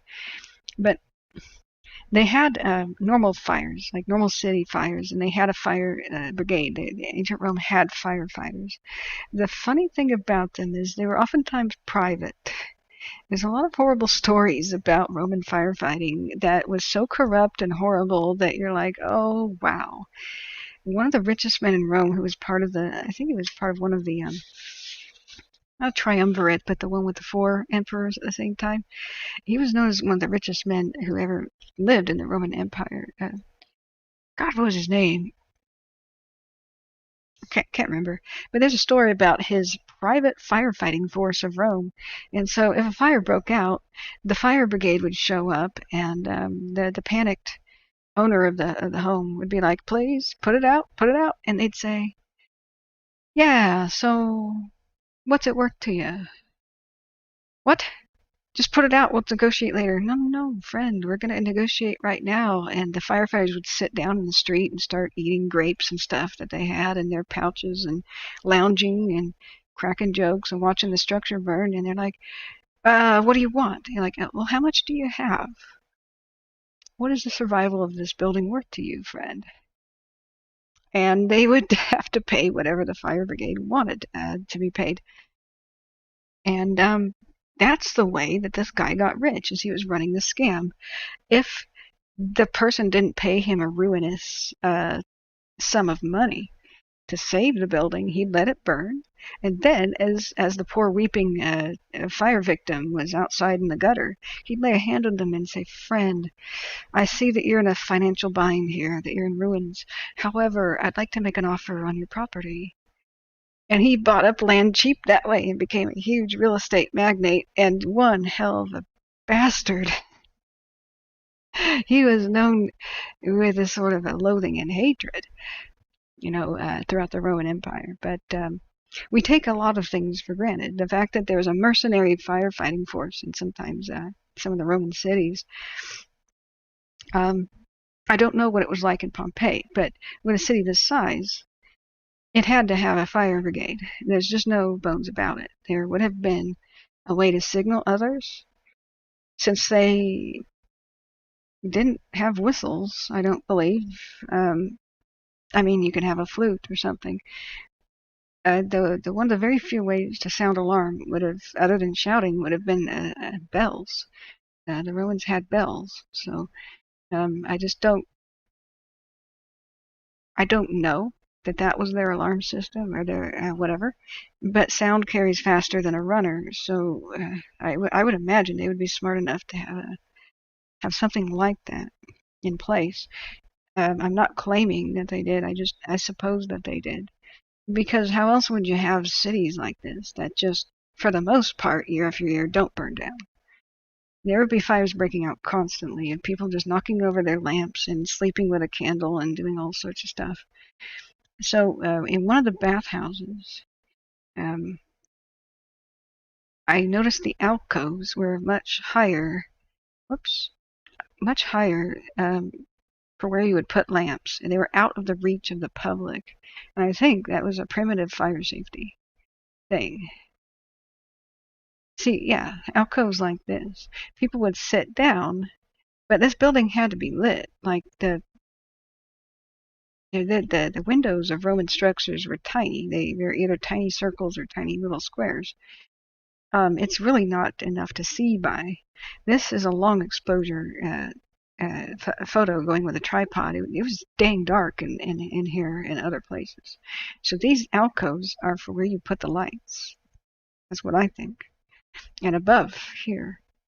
And it's out of the reach of people. Actually, the alcove is where you put your stuff, your clothing probably, but the lights, excuse me, are up here. Because you wouldn't want people's bundled up clothing and them reaching for stuff and knocking over things like an oil lamp. You would want that stuff much higher and out of the place, out of reach. Now, some of these little areas in like where you would put the lamps were really high up on the ceilings. And somebody near me was speculating that lights couldn't have possibly been up there because otherwise they'd have to get at them with ladders. And I kind of looked at him sideways like, dude, the Romans had ladders. They had ladders, man. How do you think they built this? How do you think they roofed the buildings? Like, they had ladders. I really try to contain the jackass within me that sometimes wants to come out. But I just kept my composure and I said, you don't really need a ladder anyway. Even if something is located high up on a shelf, you could grab it with a stick. You could have a stick with a fork at the end. And then you can it could be specially shaped. But all it would take is you pull the lantern up with a stick and bring it back down and refill it and put it back up there with the stick. You know? So I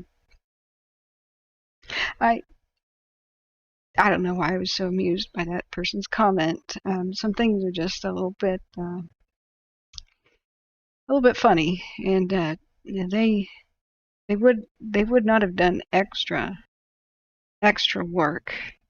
They were kind of masters of efficiency.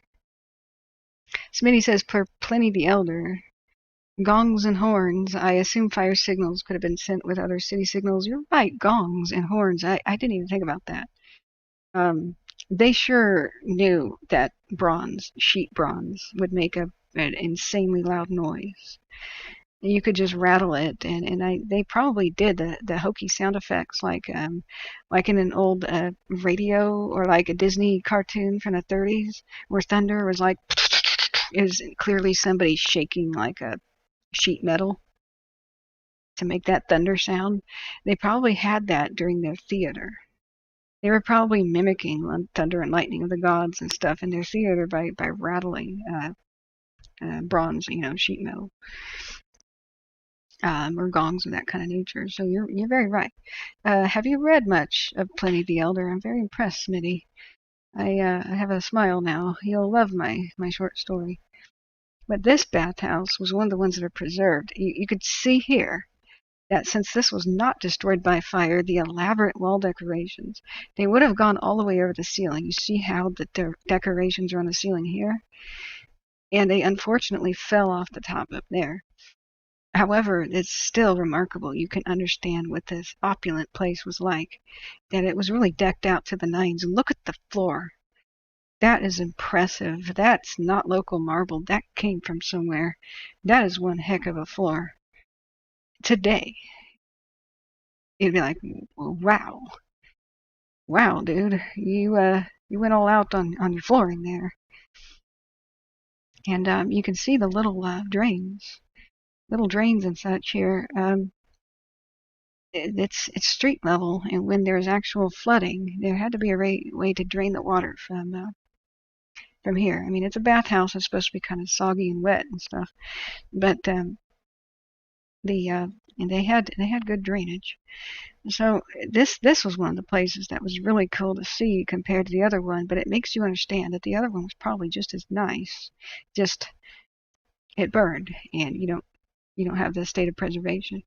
And so what I was struck by time and time again was the absolute wealth of these people and the unimaginable wealth that they held.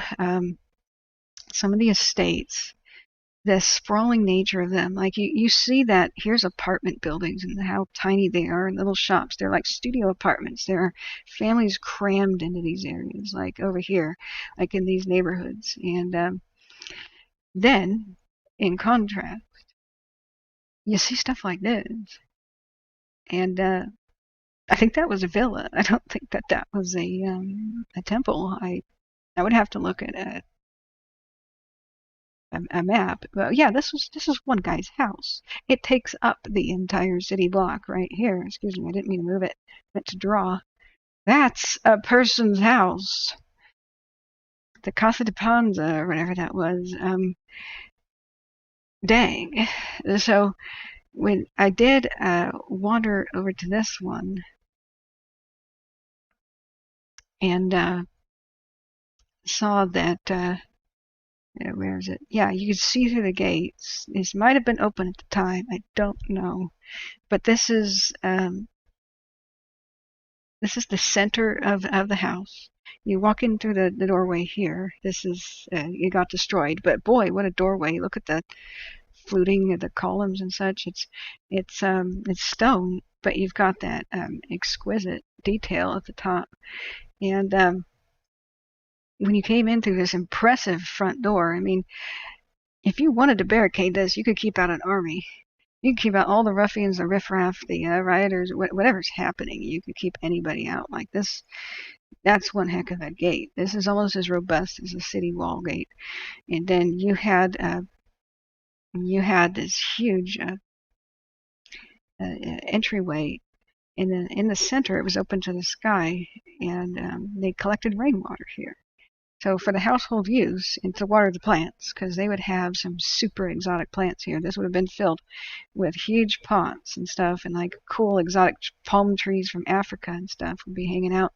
This was open to the air. You'd have a exquisite statue in the center. Sometimes it was recirculating the water in a fountain if you were mega wealthy, and the statue, the water's coming out of his mouth or something, or something cool like that. And then you had the other rooms of the estate. And I'm sad that there's no like walking tour here, but here there's so many different rooms for the household and such. Where I was just drawing is right here. So the rooftop would be over the building like so. But there's an open area, so just within here, this is open to the sky to allow the rain to collect in the fountain area and to water the plants naturally. And if it didn't rain for a while, well, your slaves didn't have to go very far. They could just dip out of the fountain here and water the plants, or to somewhere else in your household. But they had running water inside of their homes. and they had a bathhouse that was private, and didn't have to go around with the ruffians, um, and risk, the diseases of the common people, which are actually kind of valid as a concern because polio was endemic. And so you look at multiple rooms everywhere. You just have opulent splendor. There would have been rugs from Persia and, closets full of elaborate clothing and silks and just unimaginable wealth. There would have been objects of gilt and gold, and the frescoes in these types of houses were just absolutely insane. They tried to outdo each other, and they really went crazy with the pride they took in their frescoes and their mosaics on the ground. Oh, here's the beware of dog. So when they wanted to have a beware of dog sign, they didn't just have a beware of the dog sign. They had it made into a fresco. That in Latin says beware of the dog. If that isn't one ostentatious display of wealth, I don't know what is. And so what they did on the walls was nonetheless is equally impressive. On the walls, they decided that they would use three-dimensional perspective tricks to make it look like there was a 3D aspect to a two-dimensional wall. And this is very primitive. This isn't even a good example of it. This one isn't particularly restored. But in some of the places where I went, there's bells right there. So we know they had bells. You would walk in if the fresco was fresh, in the time that it was looking good. And they did a 3D optical illusion thing. Like this seems to be forward and this seems to be back a little bit. Like this looks like a three-dimensional ledge. And then you have a three-dimensional window, like you could look through it. You see that big tree behind it? That is perspective where you're looking up. And they painted it so that you're looking up. This is higher up on the wall. And that tree is in perspective as if you were looking through a window from that angle. And then set in the window ledge is a little vase, some little flower, because they did this fun game where they had like fake windows, and even sometimes there was a child's face peeking up as if they were jumping up and trying to look in through the window playfully. It was absolutely mind-blowing, the amount of effort they put into the art. And so this has a little bit of the 3D optical illusion as if this was standing out as a ledge, but I can only tell you that it was sometimes extremely impressive. Oh, that poor guy. So some of the people, they look like they were sleeping, and there's speculation about that. Some people probably suffocated in their homes much earlier than others from being trapped with no vent in the home, and they didn't even understand too well that they were suffocating. That it's kind of like a carbon monoxide victim of today. They didn't understand fresh air versus stale air. They kind of understood that stale air was not going to be good for you, but as they got sleepier and sleepier trapped in their homes, some of them probably just passed out and said, wow, I don't know why I'm sleepy. But the rocks had plugged up all the doors. They had covered the roof. And they were literally in a sort of like a tomb where there was no air escape. And so they breathed in their carbon dioxide again and again and until they felt an overwhelming sleepiness and laid down. Some people have speculated that a few took poison when they knew they were trapped. But I don't know about that. The biggest evidence for that came with the house where everybody stayed behind with the pregnant woman, because this guy had glass vials with him. I don't know if they would be able to test what was in the vial, but it was suggested in a couple of documentaries that he said, "Look, we're not getting out of here. Let's do Roman suicide." To the Romans, suicide was not shameful. It was very practical and sometimes respected. It just depended on why you were committing suicide. Uh, so here we have example. If you were a goner, there's no reason to suffer in their mind. It was just whether or not you wanted to go through with it or not. But I mean, if a woman's giving birth, maybe you would bring medicine in those glass vials, and it's been completely misinterpreted. But he was found away from the woman in his own corner of the room, and people had speculated that he took poison. But who walks around with poison? Where do you get poison on an ordinary day? You know, like, wouldn't that be really suspicious? You know? Oh yeah, carbon monoxide poison. In fact, definitely there could have been not just carbon dioxide poison from their breathing. Carbon monoxide poison could have been it too, because they still had to see, even though the roof and the cracks in the door and everything were clogged up by the ash and the rocks. They probably still had lamps in there, and they probably were filling it with and braziers. They probably were filling the rooms with carbon monoxide. And so the people in the more peaceful poses probably just left the lamps on and got sleepy and didn't know why. You know, only true miners understood toxic gases. And this was not a mining town by any means. The average person would have no idea. With an odorless gas, no idea that carbon monoxide existed. The miners only knew because they literally took birds with them into the mines, and the canary would die, they'd just get out. So miners knew that there were gases you couldn't smell, but the average person did not. So, yeah, exactly, Smitty. Lots of cultures like Japan and such, no shame at all in suicide in those circumstances. Yeah, it's Christianity brings a shame to it, you know, when that comes about. But for the most part, they they had a whole different value system, and a lot of times suicide was considered noble, especially if it was in the service of others, like self-sacrificial, say in the purpose of saving somebody, or to save your family from something. It was pretty horrific, but like in the ages of Nero and Caligula and such, um, when those emperors spent the money of the empire and still wanted to spend more, they found an interesting way to get new money, and that was to go to a senator or wealthy person and say, "Hi there, you're gonna die," and that person would say, "What? I'm sorry."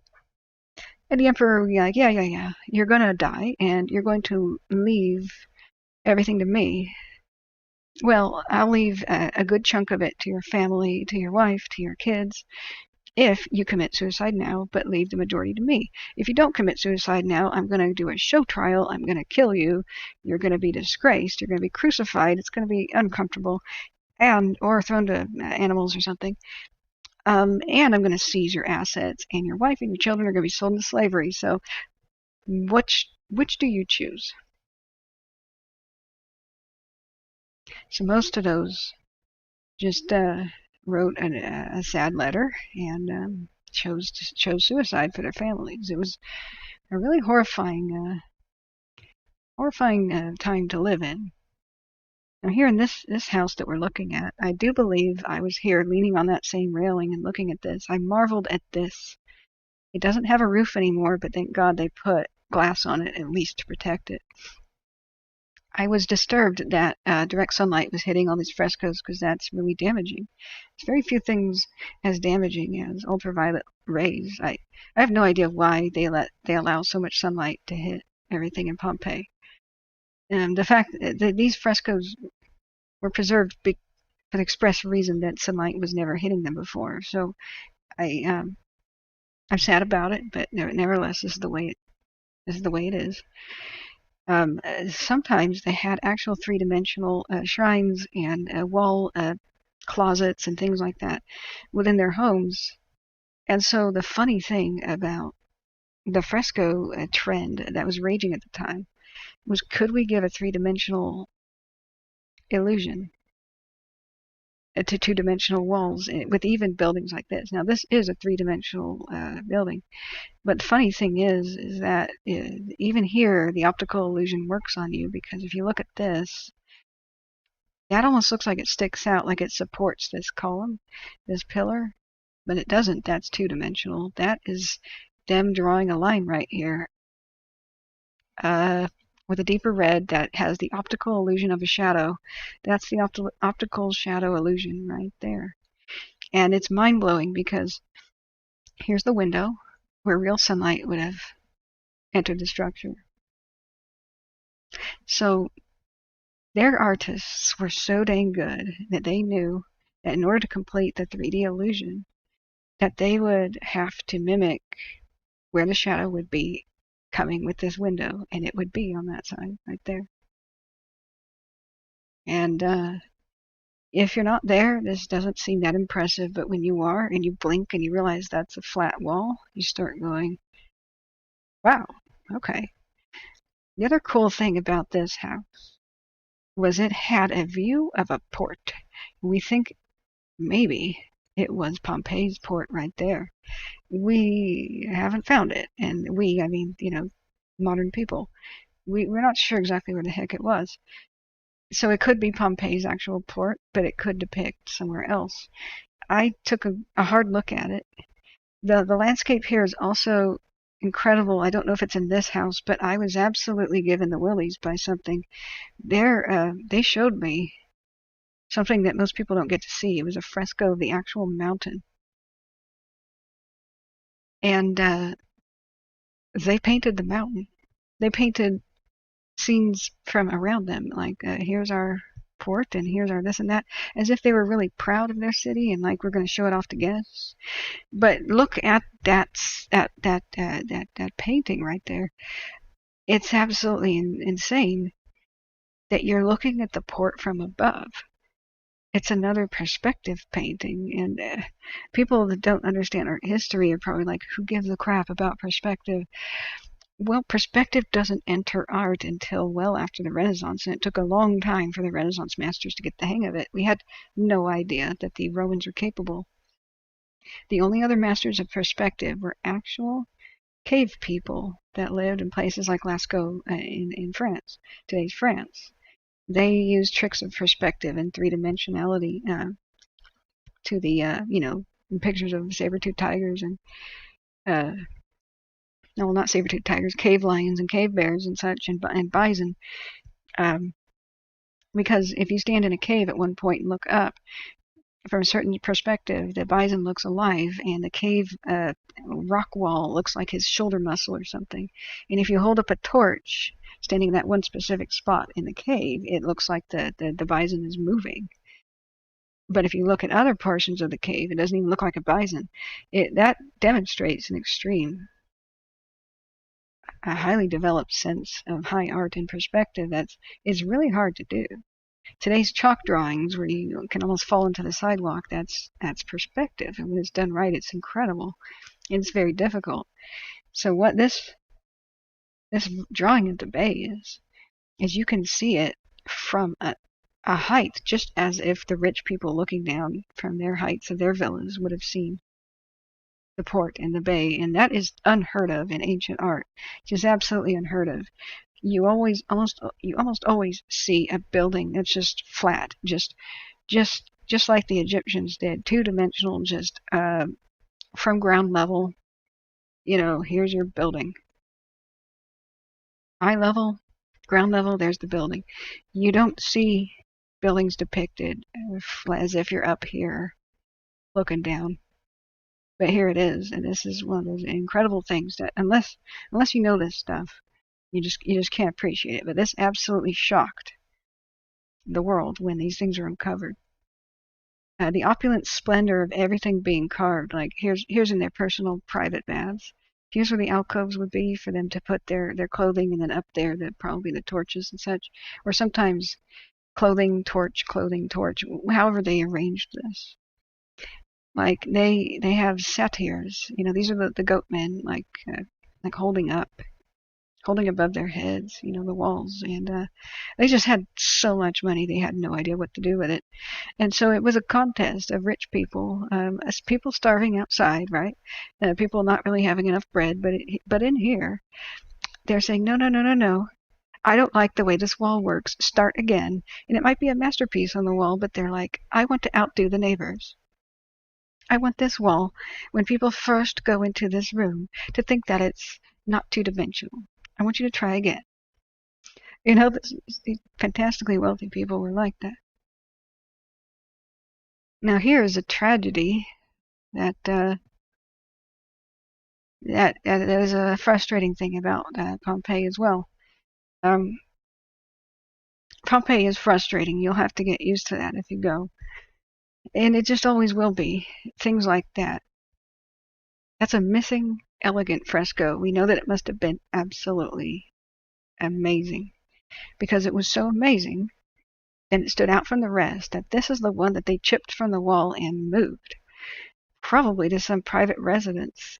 That's the looting that went on when Pompeii was first discovered in the 17 and 1800s, before archaeology kind of put a stop to that. I'm not sure if we even know what was there. It may be in a museum. It may be like a museum thing, or it could have been that it ended up on the art black market, and it's maybe there around today, or maybe not. It could have been somebody's private house that got bombed during World War II and it's completely destroyed. But the looters took the best.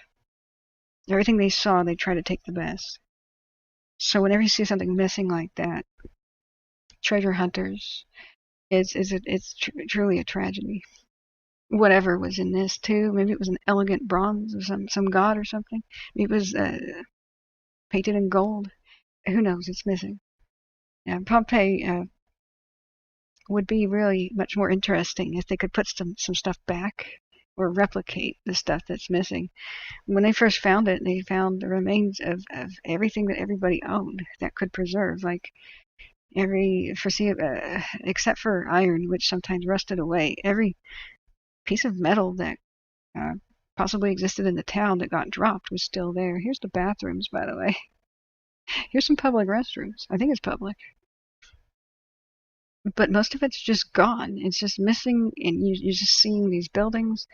And after a time, unless there's something spectacular and cool like this, they all look the same, which is a little bit sad. And that's why I tell people you have to devote several days. You need to walk the length of the city to go to the gems, and it's not going to be possible in one day. You could look at stuff like this and just stare at it for hours. The intricate little patterns. You can sometimes most of the wildlife is so detailed and lifelike that you can recognize a species, like whatever this duck is or swan. You probably would be able to absolutely nail it down to the exact species. And sometimes they're absolutely exotic, like an Egyptian goose. A lot of these people had their own little zoos, their own little private menageries, and their little gazelles and stuff chewing on the grass in their yard as a sort of a social status thing. And they had things like Egyptian geese, or a little pet elephant from North Africa that was kind of miniaturized.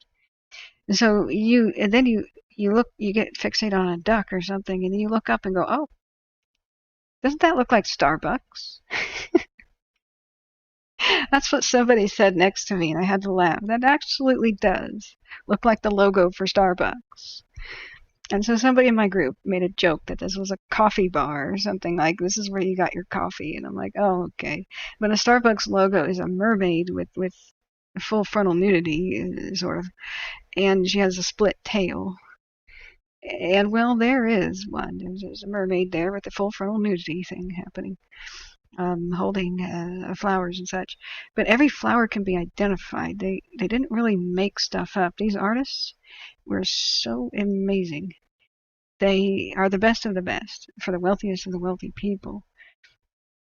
There are some villas that have more impressive art, but some of these that you enter, they probably traveled all over the Mediterranean for their work.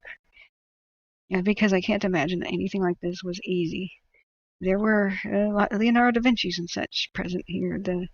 All of this had to be developed, just like the Renaissance masters go through a point and a point and a point. We don't have the origins. We just have some of their finished product. But you can imagine how they had like art schools. You studied under masters. It's very modern.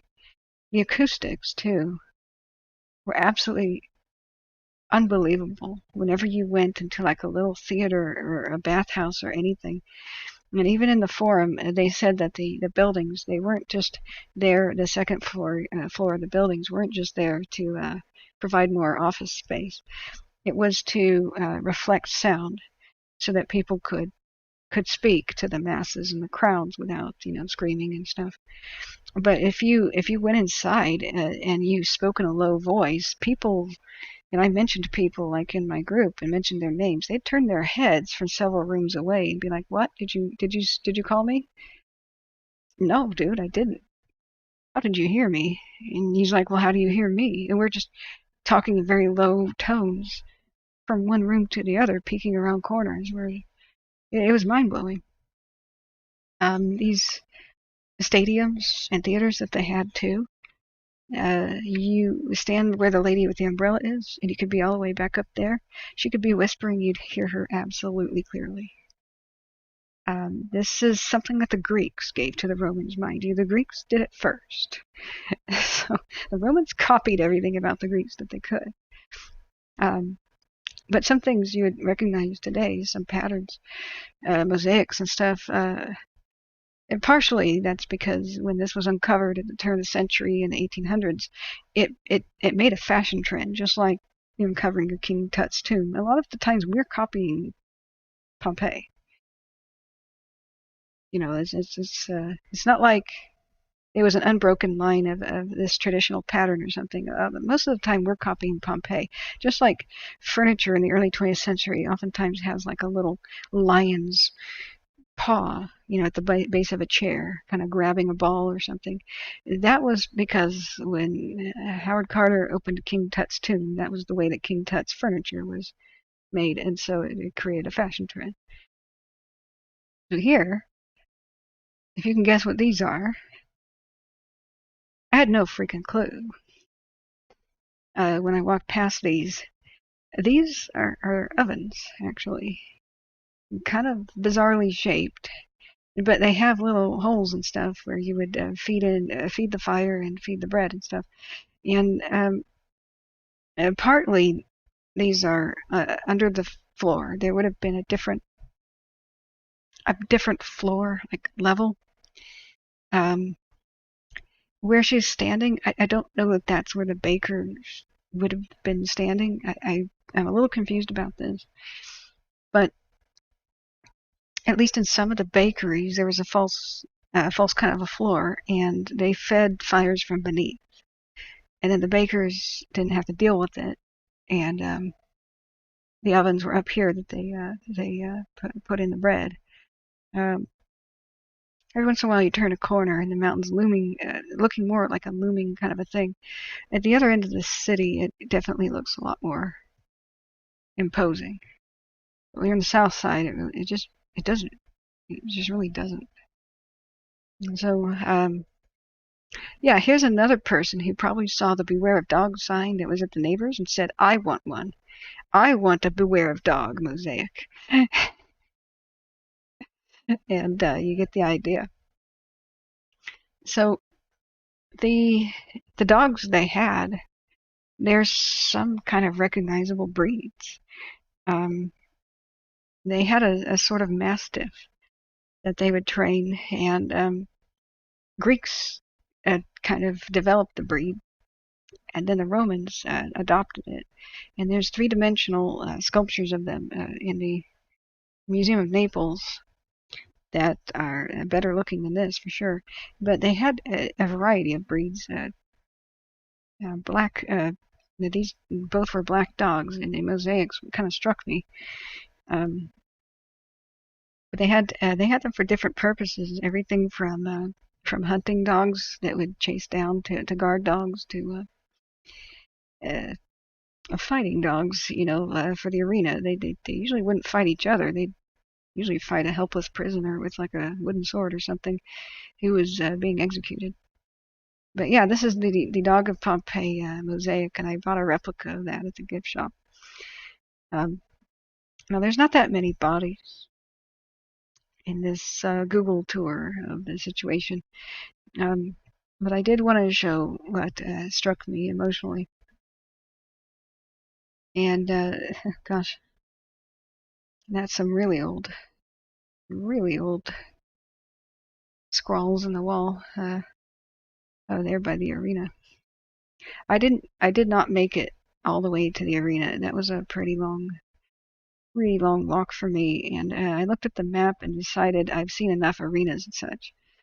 I want to see the things unique to Pompeii, the frescoes and bathhouses and such.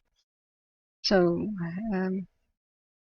yeah, the House of the Tragedies, the poetic tragedy, I think is the way you interpret this.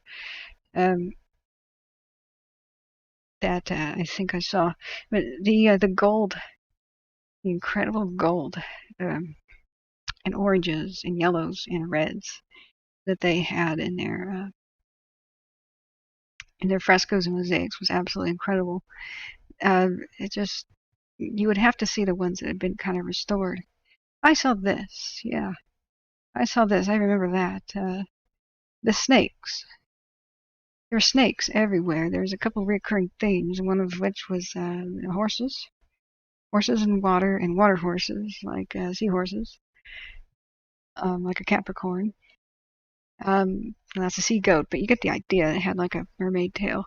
There's a lot of snakes and centaurs and roosters and male genitalia, which was not really sexual. It meant good luck back then, especially in business. So almost every office where a man conducted business was painted everywhere with giant male members.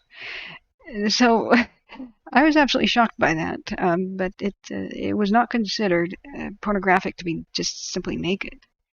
There was actual pornography, and that was in the brothels that show the acts of people in the act. But for the most part, there were these crazy diagrams of people, of the god Priapus weighing his member on a scale.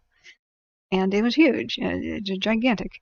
And that was a blessing on the office for business transactions to go well. And then the crazy thing was this one place I walked in had wind chimes that were a male, with bells on it. Very, very detailed, down to the veins, you know? And my mouth just dropped open, and then I just couldn't believe it.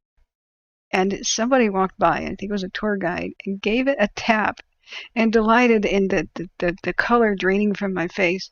And the thing jingled with some little bells, and I just went, oh my God. Wow. So that's what you're going to see if you go in these places. On the internet, a lot of here is censored. It's been censored in art history books, and surely what slideshows kids would see in schools. But some of the best places that have impressive frescoes are completely covered in male genitalia, and so you don't see them in books. But I do remember this one. This is a bunch of people that seem to be making offerings. Their hand gestures and their arms up there, they mean something. Whenever there's a pose like that in the ancient and medieval world, it means something. Some of these are in the pose of oration, like they're about to speak. This person is clothed and ceremonially like a priest or something. And it may be that they're holding up their offerings either for the dead or gods or something. It was traditional to pour out the wine on the tomb of the deceased, and put certain types of flower petals and cast them about. They kind of had a Day of the Dead ceremony, very similar to what's going on in Mexico. And well, yesterday, All Hallows Eve, right? The Celts introduced them to Samhain, which is basically Halloween. And the Celts were telling them that that's the one night of the year that the veil between the living and the dead drops and goes to roam about. And the Romans sort of embraced that. They thought it was a little bit interesting as a foreign culture kind of idea, but they were super superstitious, and they seem to have, out of superstition, respected some of those beliefs and forbid themselves from doing certain things on Days of the Dead, so to speak, lest they upset spirits. And they would sometimes be making offerings out of fear, just like the Celts did with Samhain. The trick-or-treat thing was leave food outside for the spirits so that they would be satisfied and leave you and your family alone and pass by your house. And so dressing up like a spirit was one way that we start out kind of like a prank, where you would go, where punks would run around the towns and eat the offerings, but dress up like a spirit. It's pretty fascinating. We don't know too much about their beliefs, but images like this kind of them doing something with festival here, or some ceremony, kind of give us a glimpse. The giant snakes. I'm not sure exactly what they mean. We could try to look it up, I suppose. But they seem to be beneficial to Romans in general. And they were associated with Asclepius in medicine, which is even today.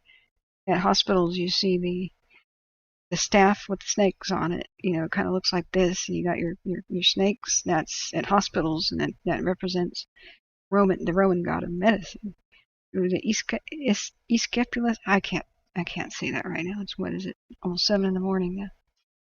And so, yeah, Smitty says, yeah, happy All Saints Day, everybody. So, I think the snakes were blessing type creatures. They didn't have the dread thing, associated with things. Big sea serpents were another matter. They were not considered nice. They were not considered beneficial.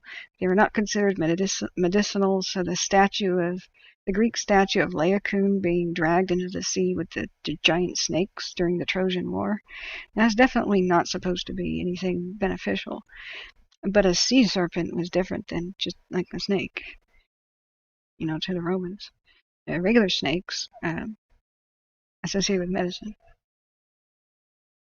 Don't ask me why. Today they're trying to develop medicine out of snake venom, so I wonder if they had a secret knowledge of something, that they made some sort of beneficial thing. Who knows? We know that snake venom is very good at coagulating blood. They could have had a secret, something lost today, like a cure, not a cure, but a treatment for something like hemophilia that we don't today. There's just a lot of Rome's knowledge just died.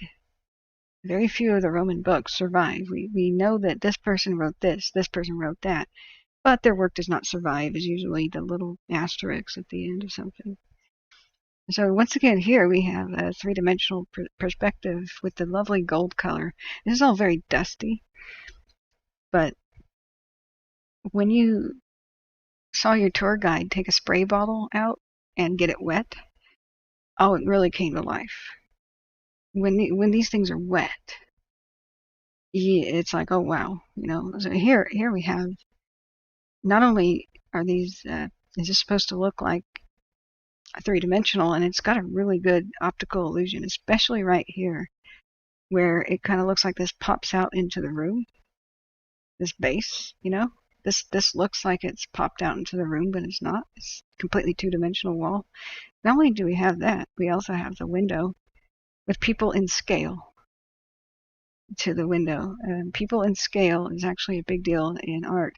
And then look over here. Instead of just being a column that doesn't exist, it's a painted column that doesn't exist. with perspective within the column. You're seeing that. You see this right up there? It's like a skylight. This is supposed to mimic, the roof, but this is open to the air, like they're like they're courtyards. And then you see a building, and then the blue sky behind it is. This doesn't figure in to this complication of trying to get this right. To show another building over here that has a statue with somebody holding a spear. That seems to be a decoration on the top of the amphitheater of like a Colosseum type thing. So you have, you see this? This is like the theater, very, very tall, and the Romans did decorate at the very top of their buildings with statues. It's something that the Greeks thought was entirely gauche, and they despised the Romans for doing something. The Greeks were like, dude, you do not put statues on top of buildings, but the Romans were like, oh, we're going to, man. Watch us. And the Greeks went, oh my God, you guys are tacky. But and this is pretty incredible. This is even has the optical illusion of a hanging curtain. If I'm reading this right, you see how this is raised? So not only are there two pillars that are showing you scenes of the outside, they're supposed to be painted that way, but there's the optical illusion of a hanging curtain from which there's a hole in the center like a window, and you can see things outside, people getting into a boat, and in the distance, cliffs. That's just unreal. And it's all on a two-dimensional wall. But when you're there and you look left and you walk to the right, and you go, oh my God, that is a flat wall, isn't it? And this is not even the best example of such a thing. Of course, this bores the heck out of people who don't give a dang about art history, but it's a big deal. If you don't care about art, you should care about one thing. This means that the Romans were extremely advanced. We left the modern world. The Romans had the modern world. We left it, and we lived in mud huts without running water, plumbing, and toilets, and even masonry for many centuries after the fall of the Roman Empire, and didn't even have toilets really again until about the same time they discovered Pompeii. Can you imagine that? People from like London and stuff coming to excavate Pompeii when they've discovered it in the 1700s thought, holy crap, they had a working toilet system here, and we just now figured this out. It's the 1700s. We're just now figuring out toilets again, and warm bath water and heated plumbing. But they had this in 79 AD. Holy crap! This is modern. I don't know what this is, but the Romans didn't have a spigot where you could reach over and turn on the tap water. Their fountains were just always coming out of the animal mouths in a constant steady stream. They had no way to really contain water pressure that way without really screwing up their aqueduct system. If they didn't have an aqueduct going to the town, which they did, not like the big kind that goes, in arches and stuff for the landscape, but mostly Roman aqueducts were kind of like tunnels underground.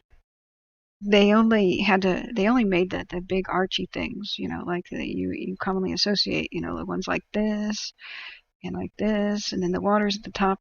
They only had that stuff where the water had to cross like a canyon. They could not make water do this and flow back up the other side. They had no choice but to make water kind of angled down a little bit, and they therefore made the aqueducts, right? But when the aqueduct, and it wasn't that steep of an angle, it was a very light angle, just enough to keep the water flowing. It would drop like 1 foot every couple hundred meters. It was pretty impressive that the grade that they had was barely noticeable. It almost looked completely flat to the human eye. But whenever they did feed cities like Pompeii, they sometimes had a water tower at the base, so that if the aqueduct was ever running too swiftly, that the water tower would fill with water. And we don't see any at Pompeii. Any tower that they might have had was obliterated. I don't think one exists, or that they may have found one, but we do see them across the bay, west of Naples, over by the Flegrei area, and where the aqueduct came. And the water tower would take excess pressure from the aqueduct and drive it up so that it didn't overwhelm the fountains, and they weren't spraying like a fire hydrant, under the immense pressure. They actually had water towers so that the water had to climb and go back down in order to equalize everything. And these towers weren't always functional, I don't think. They weren't always on. They were like a relief valve system. I mean, they were absolutely incredible engineers. And don't ask me why, that they could invent that stuff and not think of the wheelbarrow, but they didn't. That's the funny thing about the ancient world.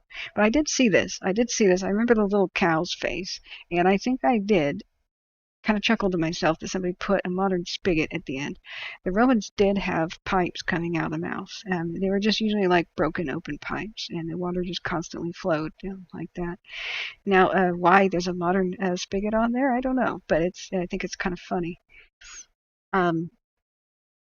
I may have reached over at it and tried to turn it on at one point. I don't know if it functioned or not. I don't have that memory. But looking here at this Google image, August 2018, look how wet the street is and wet it is in there. I bet it functions. I mean, there's some weeds growing around here, so that's kind of funny. In fact, not just funny. It's mind blowing. How does this function? Did they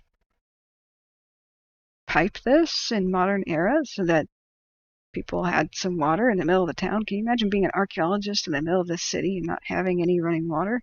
Was this for the benefit of the people excavating, or did they just dust it off and did it just work? And they put a spigot on it because they didn't want to be flooding the street all the time. I'm kind of fascinated. Like, did they clear out the old pipes? Are they still functional even after an eruption and major quakes and centuries? That would be something I'd be dying to know. But on not every street corner, but very, very frequently, just kind of sticking out in the middle of the street sometimes, are all of these fountains. And this is where your average person went and got their water because they didn't have indoor plumbing. But if you were wealthy, of course you did. You had your own bathhouse. So let's go back at more things. Aha, this is the fast food place. This is where they found a lot of bread, and where people had punched the bread with their insignia rings and carved their names into it and stuff, and said, "This is my slice of bread." And they came back to claim the correct one later after it baked. But they actually did have fast food. They'd had little jars, and you'd drop in your coin, and you would swipe up the bread, and you would go on your way, probably not even breaking stride. It was extremely fast food, and you'd be eating your bread as you went around your business. Romans didn't have breakfast. There's almost no mention of anything like that. Even today, when I sat down with my Italian hosts and said, "Hey, I'm ready for breakfast," they kind of looked at me like, "Why? Why do you want to eat right now? It's the morning. Like, I'm hungry, aren't you guys?" They're like, "Well, no. Have a coffee and you won't be hungry." So when people think of the Mediterranean diet, making everybody so thin and so healthy, they don't have breakfast, guys. They slam back a super caffeinated beverage like espresso. They nibble on a couple of dates or something like that, or olives. Even in ancient times, they just had a pouch of olives that they carried around, and that was about it. The Romans didn't have time for breakfast, but the other thing about it is, so what I'm saying about the Mediterranean diet is it has like not even a third of it's missing a third of the caloric intake that a Westerner would have. So to a Roman saying the breakfast is the most important meal of the day, they'd be like, "What the hell are you talking about? It's a waste of daylight." what they did is they ran out of the house. They nibbled on something as they got the fast food, like a little bit of bread, had a couple of dates in their pocket, went about their business, but then the heat of the sun beat down on them during the middle of the day. And that's when people retreated indoors and got out of the sun, and it was oppressive and horrible. But these dwellings were actually pretty dang cool. That's why they liked having a lot of water around them, like in their fountains. They could open the doors, the big heavy doors, to their rooms, which were facing the fountain, and wind would come in from the ceiling, and there would be a breeze. And you could open the doors to that, and just evaporating water always cools things. And so that's they had the type of architecture that kept things pretty cool in the summer. And when you're not heating the floor, there's something that concrete does and stone, and that's suck away heat from you. If you ever put your hand on concrete or stone, it feels cold. It is not any different than the temperature of the rest of the room, in glass too, or metal. But when you put your hand on it, it feels cold because it's sucking heat away from your body. So they really wanted to have paved floors. That wasn't an option to have a dirt, peasant's hovel like that. It was part of their not air conditioning, but keeping everything nice and cool. And well, they just wouldn't have a wooden floor because it would ruin all the time in the water and that kind of minor flooding that happened a lot. And besides, wood is actually extremely expensive. So it was quite comfortable indoors most of the time, but the Romans sat back and they feasted for their lunch. And they bathed in the middle of the day, not in the morning. When you woke up in the morning, you weren't sweaty yet. You wanted to use the early part of the day, and every southerner in the United States knows what the hell I'm talking about. And anybody who's ever lived by the equator or, anywhere it's freaking hot, siesta. You got sweaty and hot by the middle of the day. So you had a bath, you made yourself clean, and you went to the tepidarium, which was the cold water bath, and oh boy, was it nice and cold for them. Now, the frigidarium was the direct from the aqueduct ice water. That was there would be many different pools in the bathhouse. The frigidarium was oh my god, you'd probably only stay in there for a little bit, but it was quite refreshing if it was hideously hot. But most Romans didn't spend too much time in frigidarium. They would go to the tepidarium, where they would mix the warm water of the heated bath with the ice stuff that came out of the aqueducts and the plumbing. And they'd lounge in that, and they'd just get the sweat off of them during the day. They'd come out fresh as a daisy, and they would lay down and recline to eat. And like I said, they didn't sit down at tables and chairs, and they didn't even have cutlery. They didn't have a fork in their hand or a spoon. They pre-cut their meat into little pieces or had their slaves do it, and they would just have it on platters, and they'd reach out with their hand. But it was finger food, 100% finger food to Romans. Every food was finger food, but they were clean. It was a far cry from the medieval times when people didn't even wash their hands and stuff. Did the Romans wash their hands? Heck yeah. They washed their entire body before having a meal and try to remove all of their hair. They just didn't want anything to do with it. Now this room here is startling too because you have masterful perspective.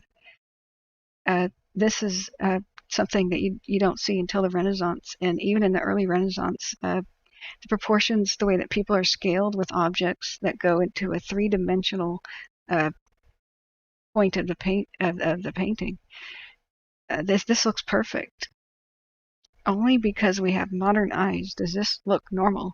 This is absolutely astoundingly perfect with perspective, with the person in the foreground larger than people in the background, and people not in perfect profile but half facing the camera, so to speak, where our perspective is, turning and in states of mobility like realistic walking, and rising from one of the couches. This person's rising from a couch. It looks perfect. Nothing seems out of proportion. Nothing seems too big or too small. And there's even shadows. Look at the bowl casting the shadow. And the light source in this painting is coming from one direction. This is this is astounding. That right there, and I wish I could move to the left. I can't. If I want to get closer, we can't actually move to the left. I don't know why. So it's someplace you have to go. I hope that there's like a three-dimensional tour that maybe we could take together for another broadcast. But it's something that's completely crazy. Now back here's one of the bathhouses. This was flipped over, I believe, by the blast. But this is not the example of Herculaneum. I got so excited when I entered this room. I went, "Oh boy!" And I realized this is not the flying bathtub. No, but this was it's pretty impressive. And unfortunately, almost everything is ruined. It would have had such amazing stuff in here. There may have been a fire in this room. It's hard to say. Because even though there's no wood articles in here, there would have been benches where people were sitting and undressing and lounging and probably maybe even having a bit of adult fun. Oh, there's a better idea. You see now why I call him a boy? When people call this poor little guy a man, he's not a man. Look, he's barely the size of the bird bath. He's a boy who probably got lost. He probably has a blanket around him, and he's wiping a tear from his eye as he dies. Just is quite sad. Now here's silver coins that the Romans put into this fountain or bird bath or whatever it was, and they were found that way, and they're kept that way, and that's why there's a gate over here. You don't want people breaking stuff. But down here, this is how bad iron corrosion gets. I believe these are just made out of straight up not cast iron. It's not cast. It's what do you call that?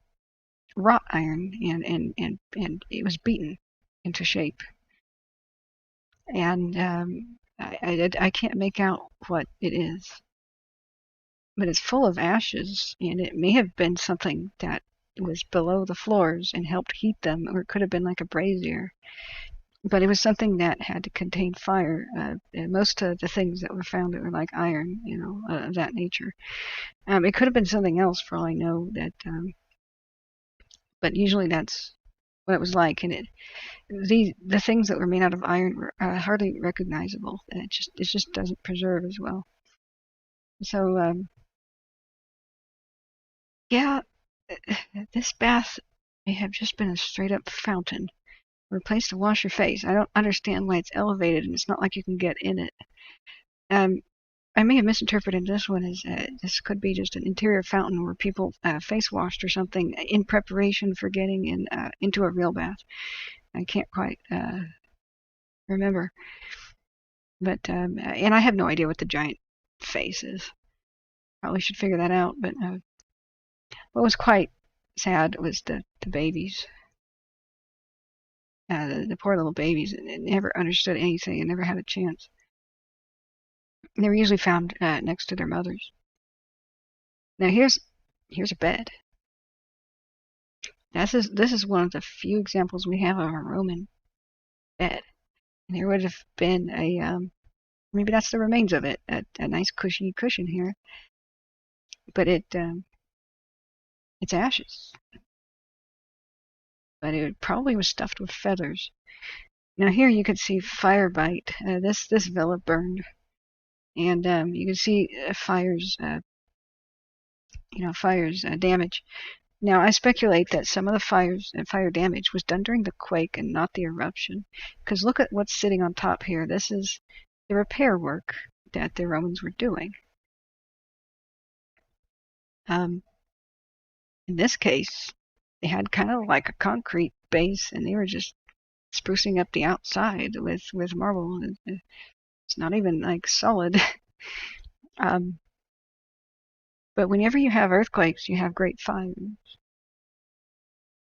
Oh, Smitty says forged iron because wrought iron involves rolling. Yeah, you're right. That's it. You twist wrought iron and roll it around, and so that would have been forged, like hammered. You're right. Thank you. Smitty says factory sinks still look like that. Yeah, yeah. Smitty says the oversized Boston Terrier is looking like the RCA Bulldog. Yeah, there you go. Oh, I'm sorry, Mama Buzz. I didn't look at chat for a while. I didn't know anybody was talking. I get so absorbed. Mama Buzz says, Catherine, you're a great storyteller. Your voice is calming, which helps me when I can't sleep, and your knowledge is humbling to this 58-year-old. I had to change my username. I was B-Girl. Hey, B-Girl, who brought the hammer upon you? Was it, somebody complaining, or was it like Google itself? I do wonder.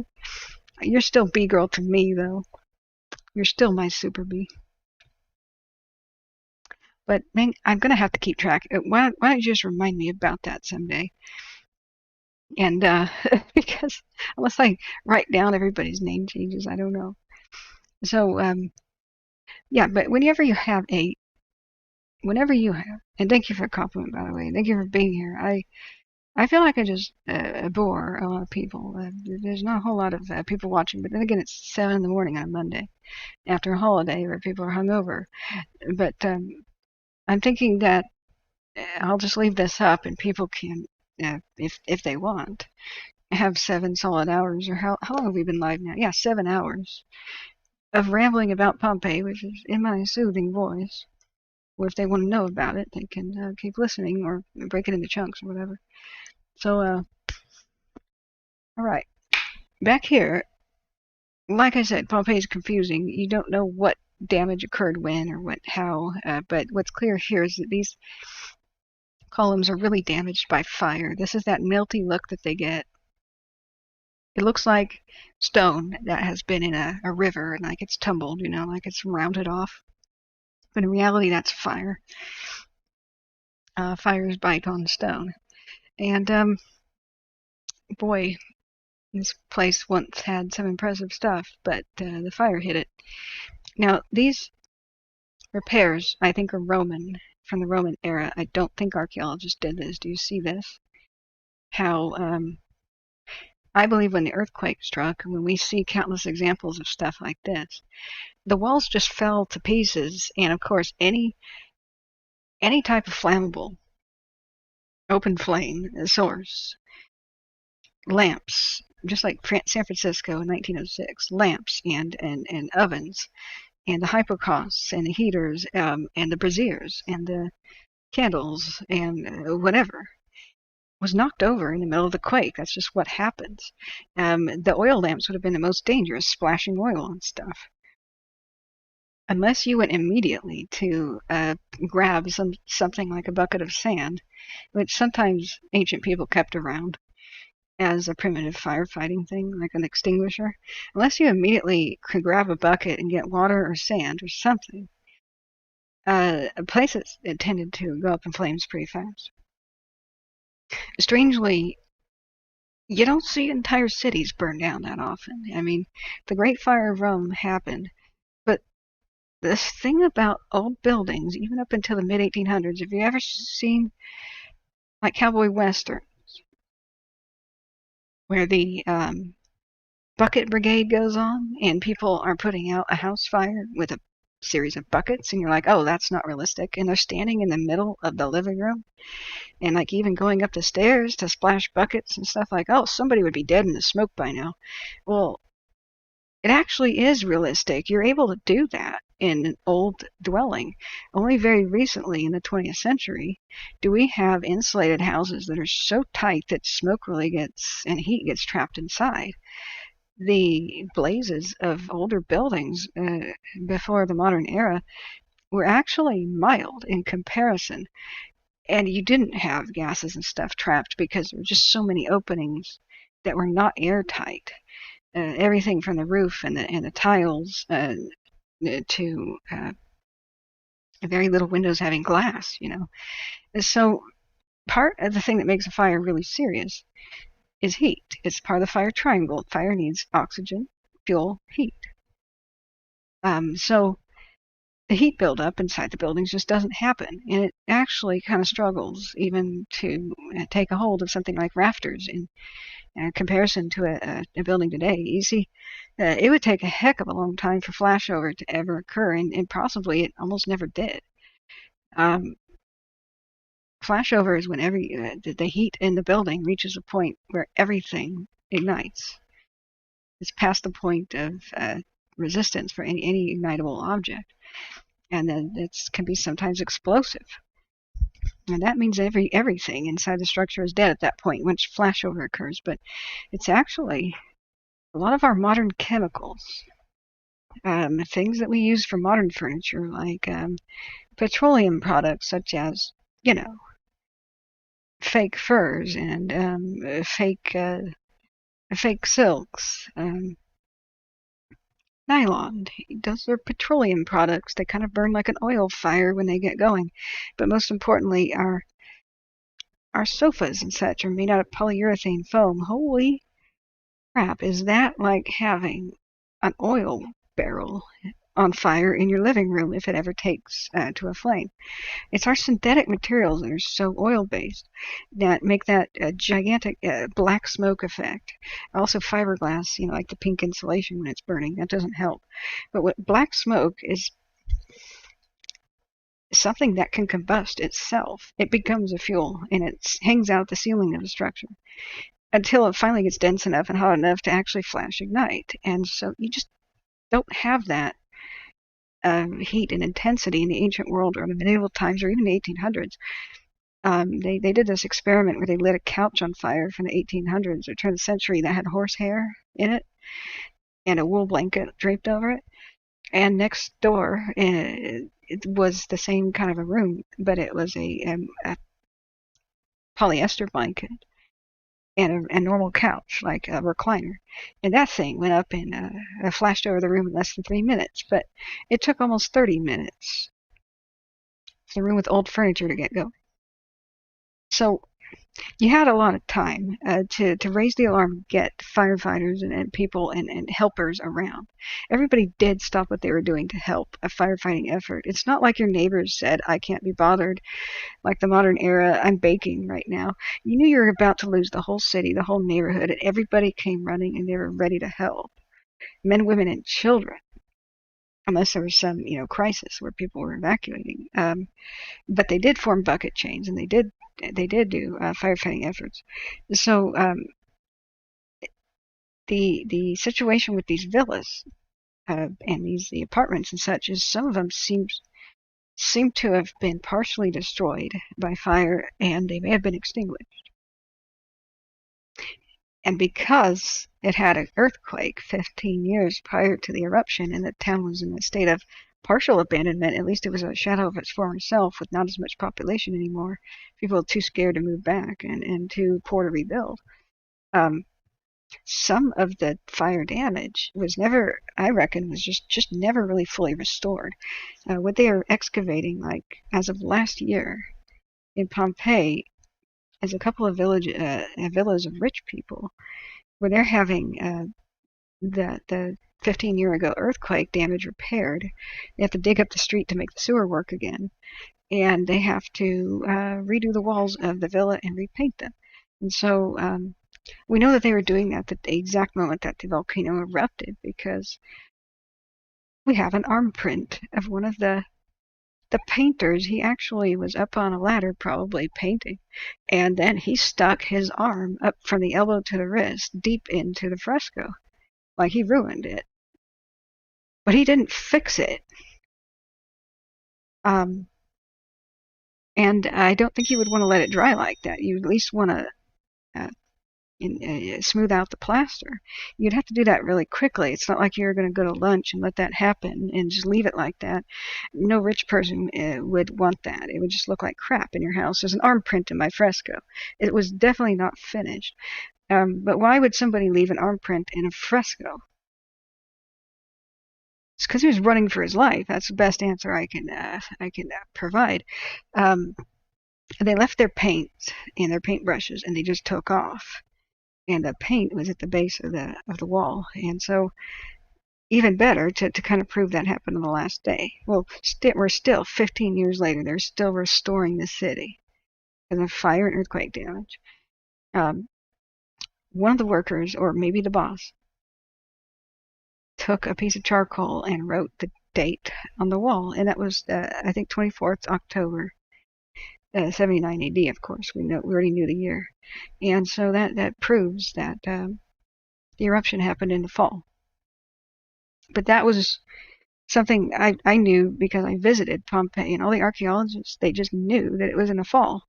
Only people in the outside, broader academic world ever thought that it could be the summer, because that's what Pliny the Younger's letters said. He said it happened on August 24th and 25th. But Pliny's original letters don't survive. That's copies of copies of copies throughout medieval times in translations.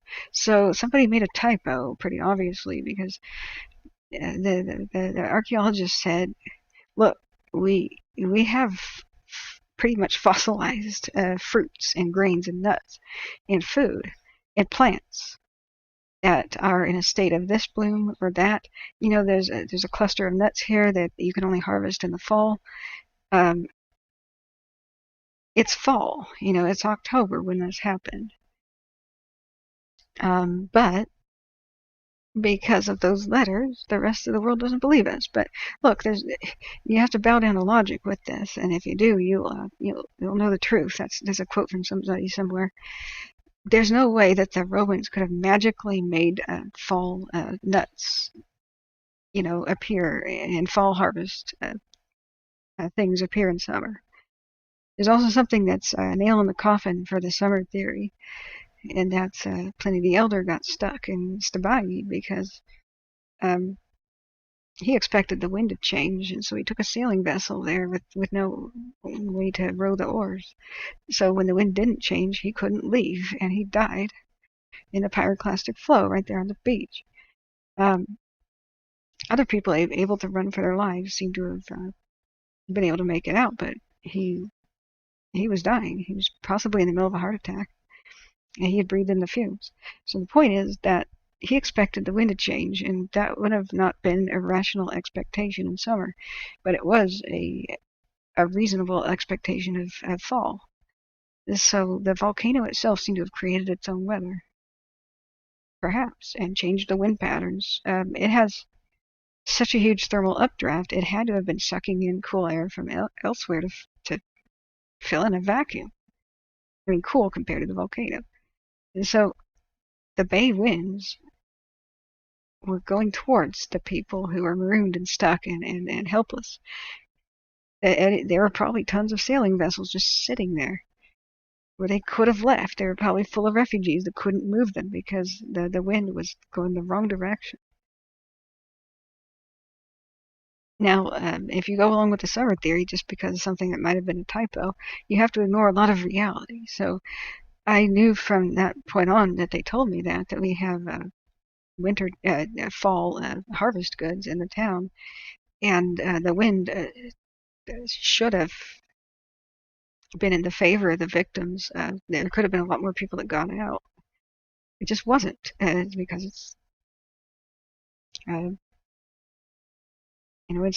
it's actually fall, and that dang volcano just did some pretty sinister stuff with the changing wind patterns. Yeah. So the back to the point here.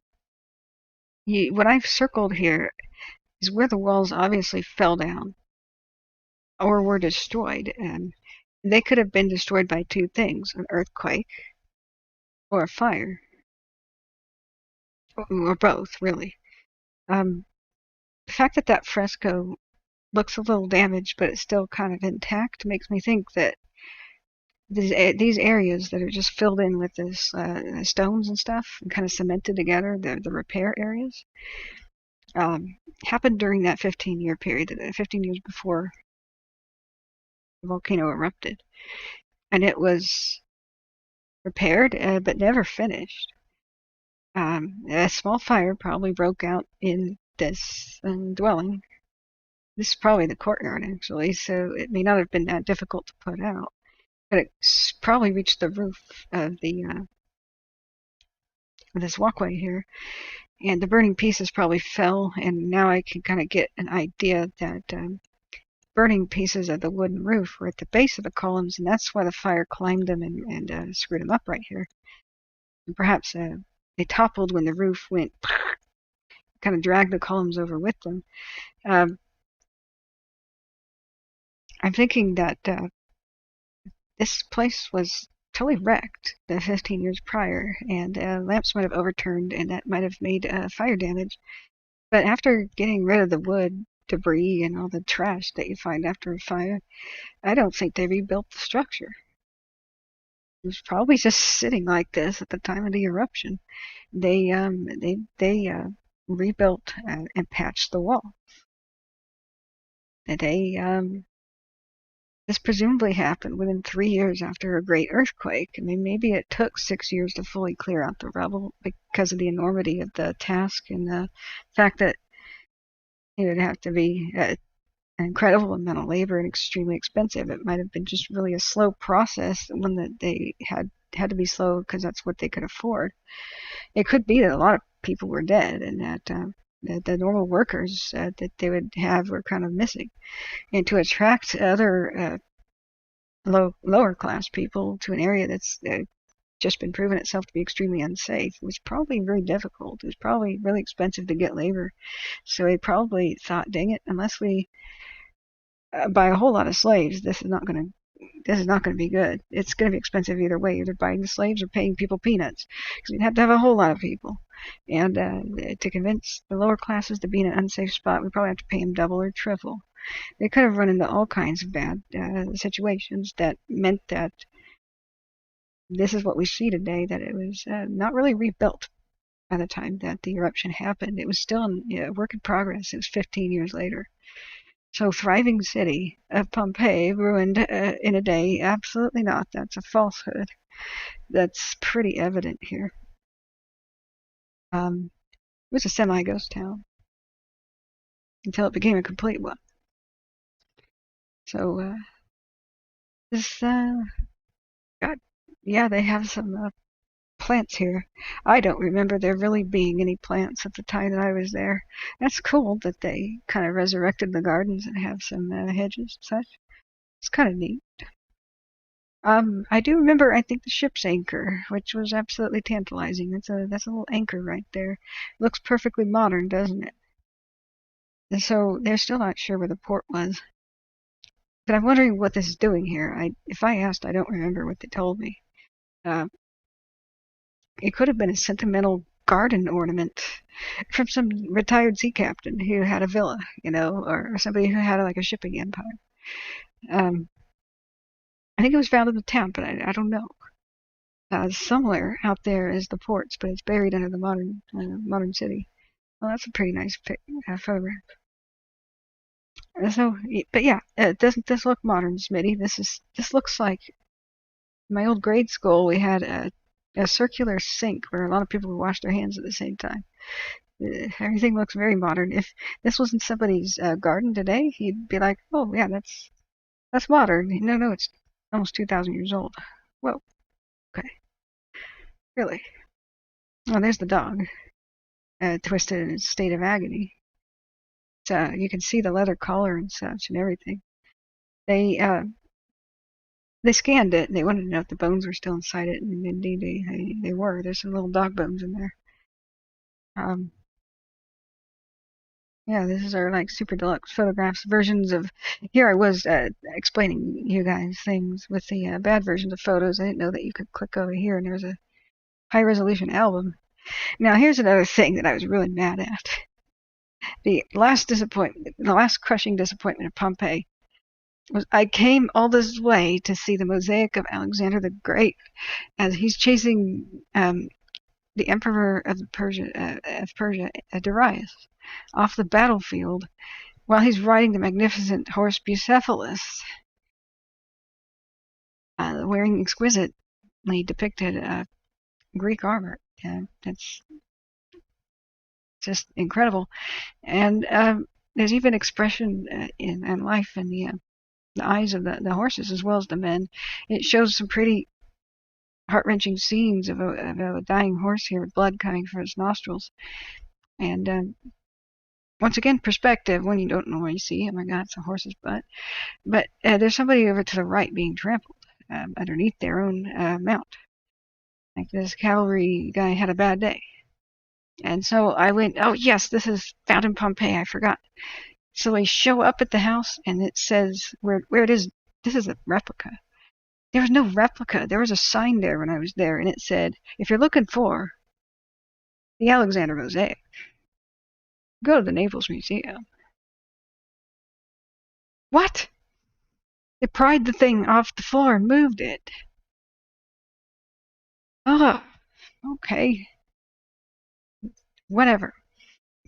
So you walk in and it's just like a big boring house like that. And I had uh, fruitlessly walked for so many blocks by the time that my knees were just absolutely destroyed. It was a terrible idea to wear sandals onto a city that's paved with stone. A really, really terrible idea. Well, the kind of sandals I had, not like Birkenstocks that were deluxe, but, buy them at Target sandals.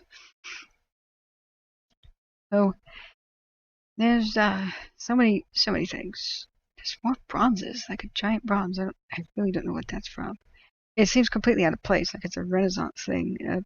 Nothing here looks Roman. I don't understand what it's doing there, and I don't remember it being there when I was there.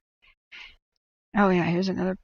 Oh, the perspective in this one was incredible too. You can sink into the walls. This is another two-dimensional wall that looks like it has three-dimensional windows and an entire walkway that's in scale.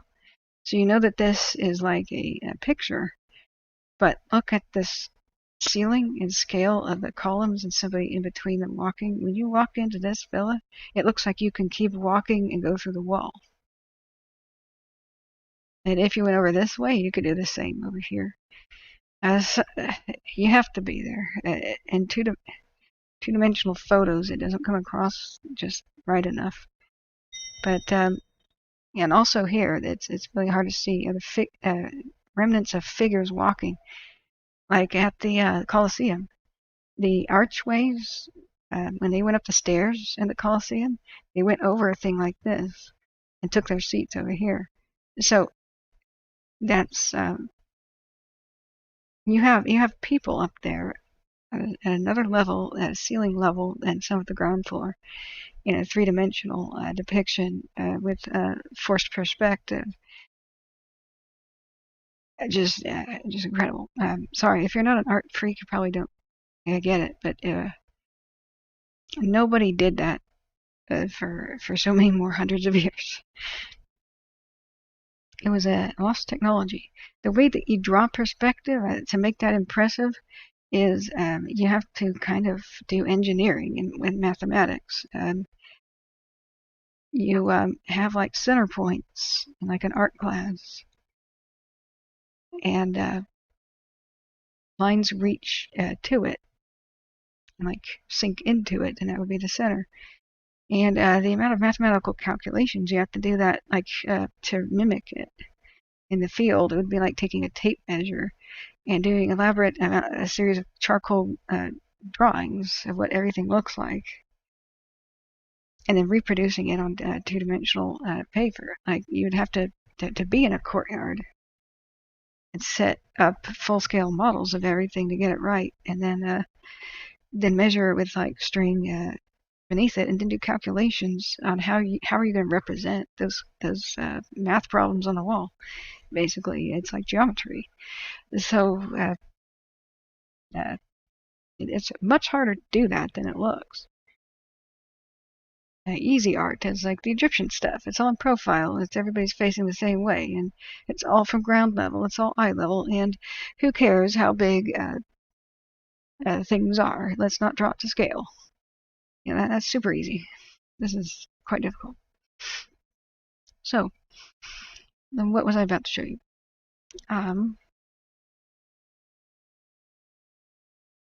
Stabai. There's a couple of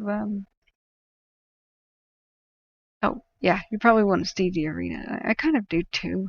I skipped it. I'd seen enough of these. But what's hilarious is this is the actual arena. It was found completely intact. They just had to uncover it, and you could have a new concert here.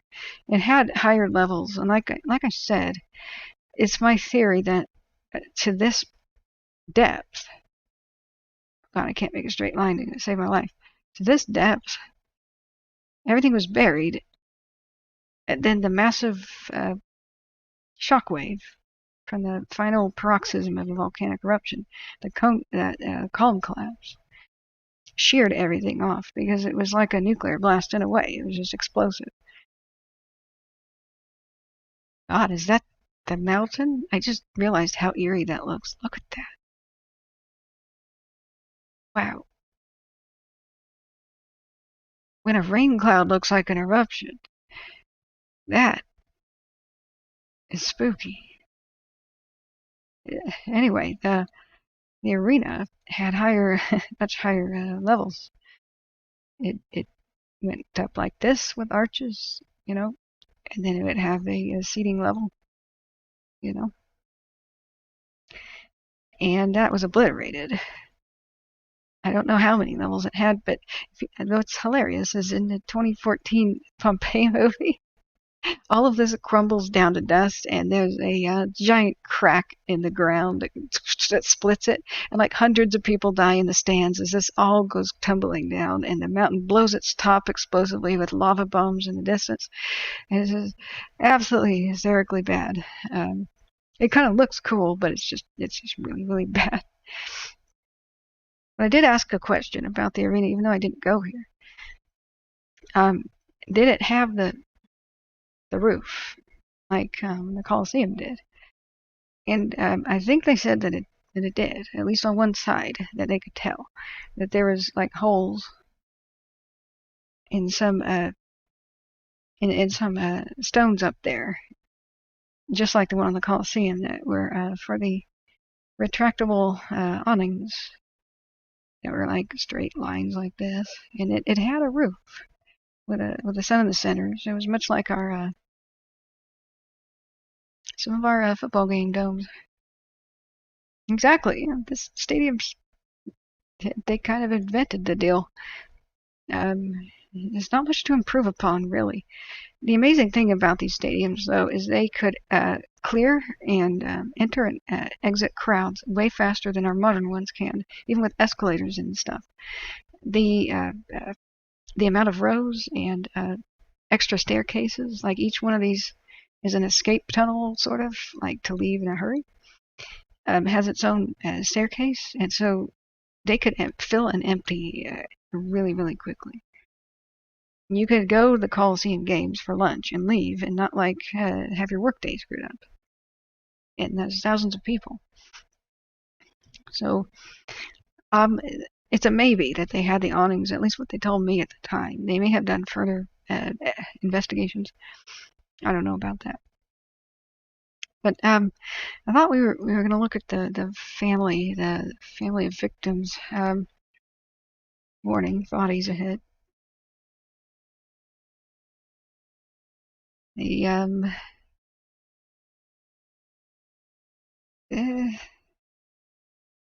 I need some real photos. Probably need to not do articles, but images. Yeah, I saw this. It's one of the things that was really hard to deal with. Especially the hardest was the guy who had his face melting off.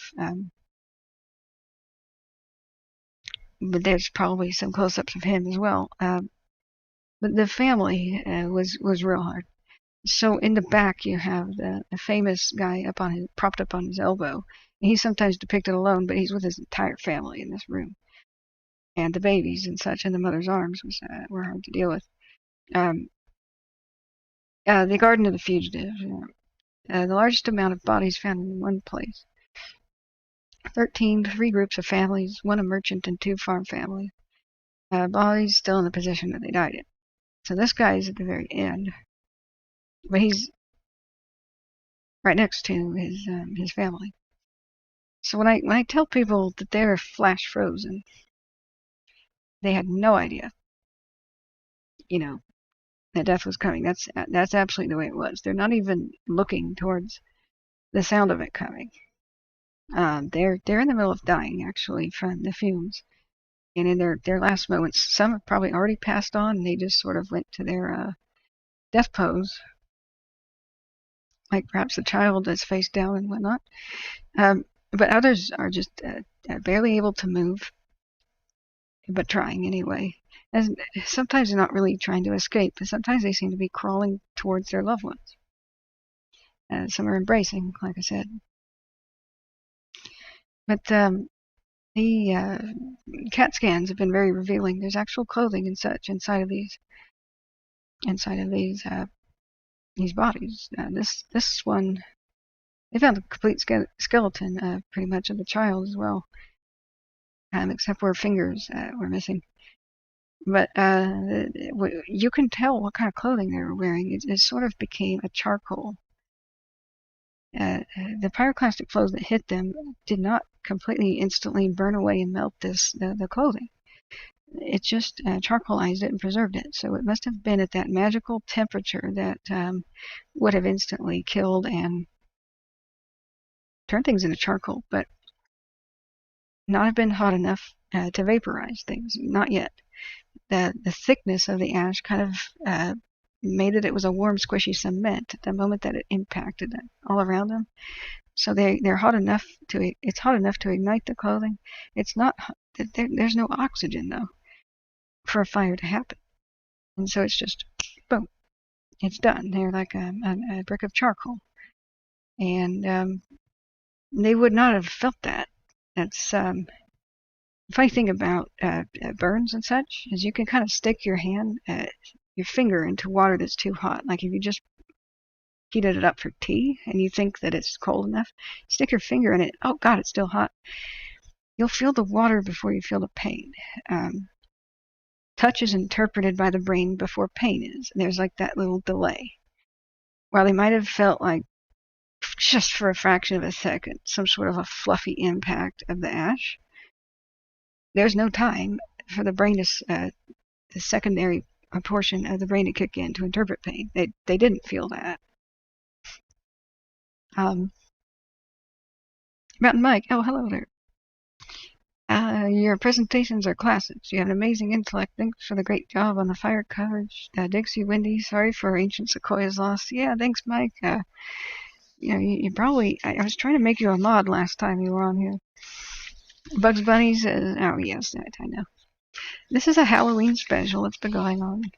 It started at midnight and has been going on for 7.5 hours. I'm sorry that is breakfast time for you. But I told people that I would do the bodies last in case anybody wanted to tune out. So there we are. Yeah, thanks for being here, Mike. Hey, RJ, how are you? Yeah, the K&Ps had a fire update that I was seeing tonight, but it's very, 1.5 minute long. Fire is still existing on the eastern portion, and there it is. And that's basically all they said. They're helping to secure the area around Mineral King Road and working on the repair type stuff, which I'm so happy about. No, you're so funny, Bugs. Jeez. But that is actually incredibly sad. Let me back up my other. I forgot a dead person was on my monitor. I'm sorry. I just looked at the other monitor that has my chat on it. So, did they feel like some pain? No, I don't think so. They unfortunately did feel the pain of choking on noxious gas before in their last moments. That was what the hard time was with them. Oh my God. Yeah, hearing the kid to go have the scan. When you see photos like that, that's what real human victims when it hits you. And I unless you are there, I can't describe it. But you know that there's a corpse in front of you, and their poses were absolutely sad as well. But they're true mummies. We now know they're not just a cavity that got filled by plaster. They're not just a couple of teeth and stuff. There is flesh inside some of them. See, it's just It's charcoalized, but beneath the plaster in some places it's flesh. So the gruesome thing about this is those that were on their backs and near the more intense heat, like the pyroclastic flows in some parts of the towns were much more of a different temperature than others. Closer to the mountain, I would imagine the air is still hotter. What disturbed me was here I am looking straight at them, right next to them. Could have reached out and touched them, and um, part of their face is being scalded, and that's the lips barely survived, just like in a real fire victim. Um, and so uh, the moment of death for some of them that were on their back was just as their skin is searing off the face, and then it's flash frozen that way. So this individual losing his entire jaw, like the skin there, and a lot of them lost their scalps. Their hair would have instantly been vaporized. Um,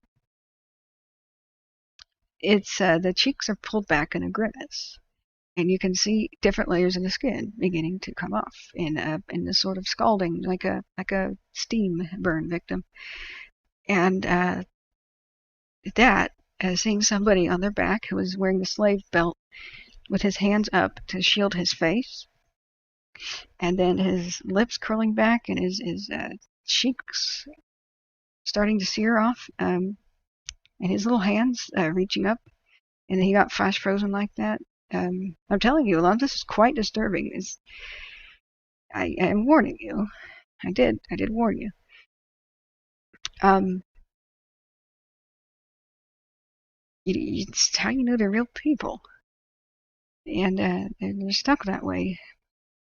The individual that struck me the most, his little fingers are coming out of his hands, his finger bones, and a couple of them were overrun by the blast, and probably they may have been standing and thrown on their backs. For the most part, those were found like that in the streets. They had no protection from the shock wave. And mind you, the streets were now at rooftop levels, because the first floors of everything in Pompeii, after several hours went by, those were all in the ground level. I mean, they were underground at this point. The second story balconies, you could walk right off of them and be walking on the little pebbles. And so the people in the street had no shelter from the blast. They got thrown by the pyroclastic flow, and as it swept over them, that's why you see the scalps and the cheeks and stuff and the lips missing. But the ones who are in the homes, who are sheltered in there, they're ones that their faces are intact. And you see the plaster settle. That's a pig, isn't it? Whoa. That says that's a pet dog, but to me at first it looked like a pig. I guess it's a dog with that button nose there. Yeah, I mean, we can't see the rest. But the I tell you, it wasn't easy to stand in the room next to them and look at them. It was something that absolutely tore open the heart. It wasn't. It was not a good way to go out. But that's why I say the guy who was laid out straight, his arms gently rose. He wasn't in a pose of agony or being hurled or thrown down. The guy who died before the eruption, who seemed to have just been a dead body in a house. When you see things like this happen, he was the lucky one. And anybody who actually accidentally killed themselves with carbon monoxide poisoning by shutting themselves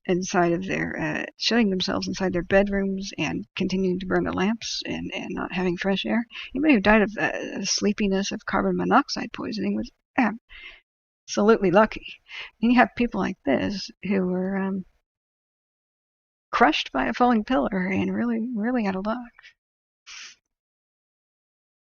Oh, there's the dog. I don't know why there's so many casts of the dog. That's just the dog. Yeah, I saw this individual. So where there's just a bare skull, sometimes it was the plaster fell off or didn't fill or something. Usually, though, that's where the flesh was knocked right off of their skull in the process of the shockwave, like hitting them. And so he was particularly disturbing and moving. Of course, the guy on his elbow propped up. There were a couple of them actually. This guy and a different one. They yeah, it's kind of like showing the dog. Since I've been there, they've found more animals. The dog was the only animal they had found for such a long time, but I think these are burros. Now, people are calling them horses, and I don't think so.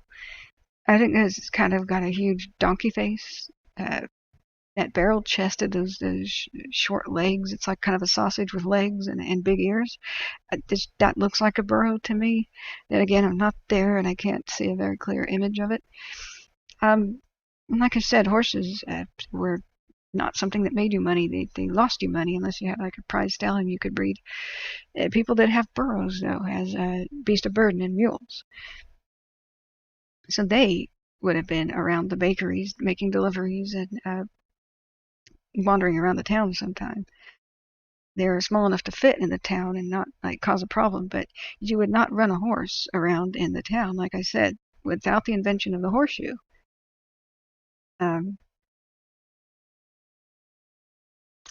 You wear out the hooves of your horse and you have to shoot it. Well, I guess there's no gun, but I mean, with an arrow or something, you know what I'm saying? A horse can't walk around on nubs. So there may be some real horses that they found, but a lot of this really could be donkey. Or onager, or whatever was around at the time, or mule. The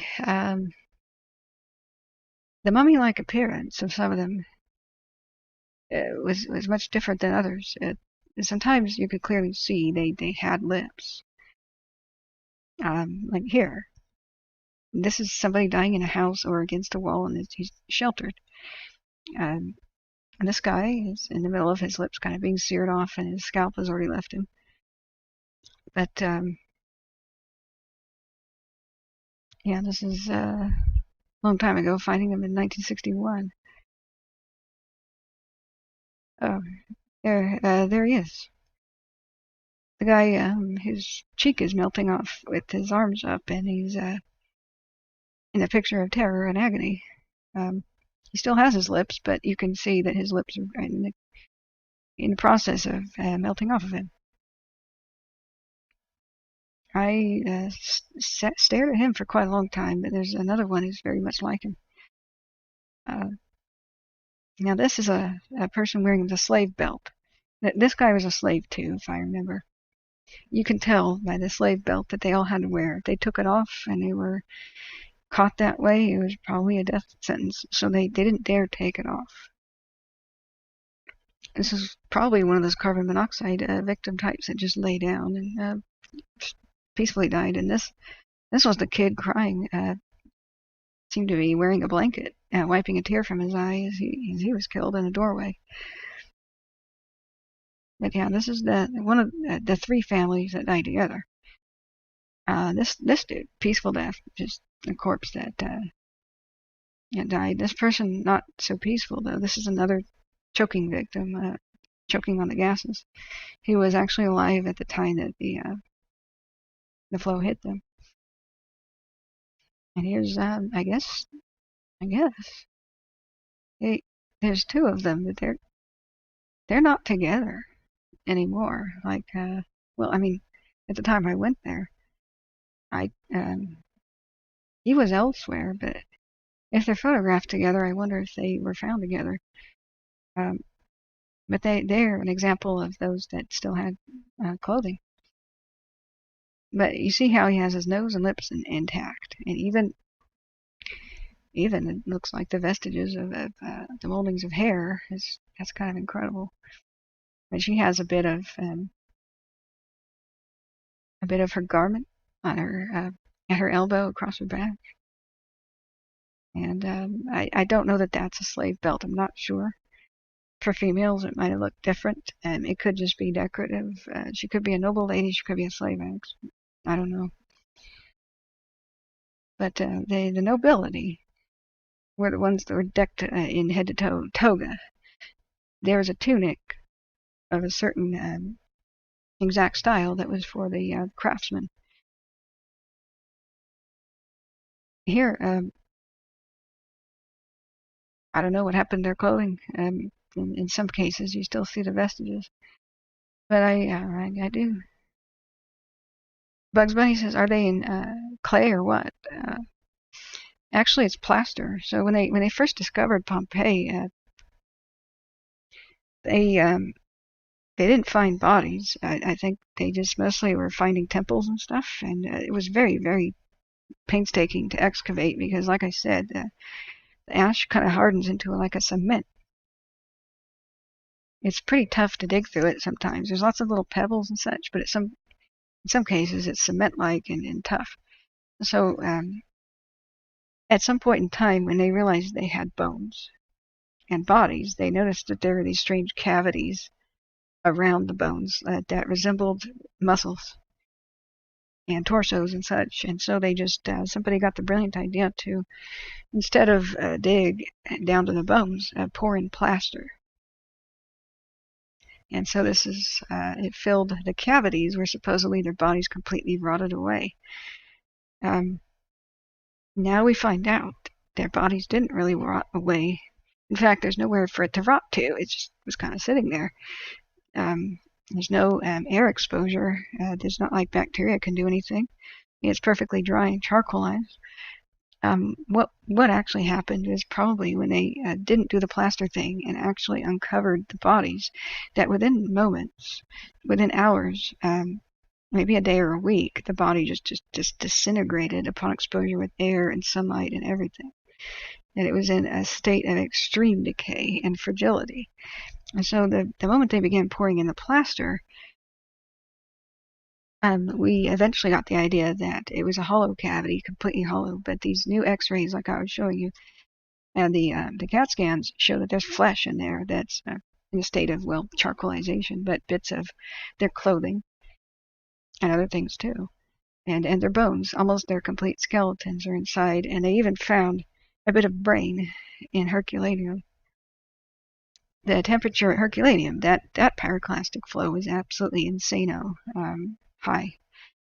And it was just not hot enough to shatter the bones apart and vaporize them, but it almost instantaneously vaporized the skin and flesh on the bones of the victims of Herculaneum. So there's a bit of a debate about that the vaporization might have taken a process of several hours. That's okay. I'm not a physicist. I don't know.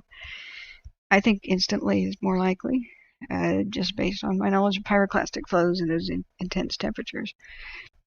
The fact that the Herculaneum victims are in poses of being frozen as well means they instantly died.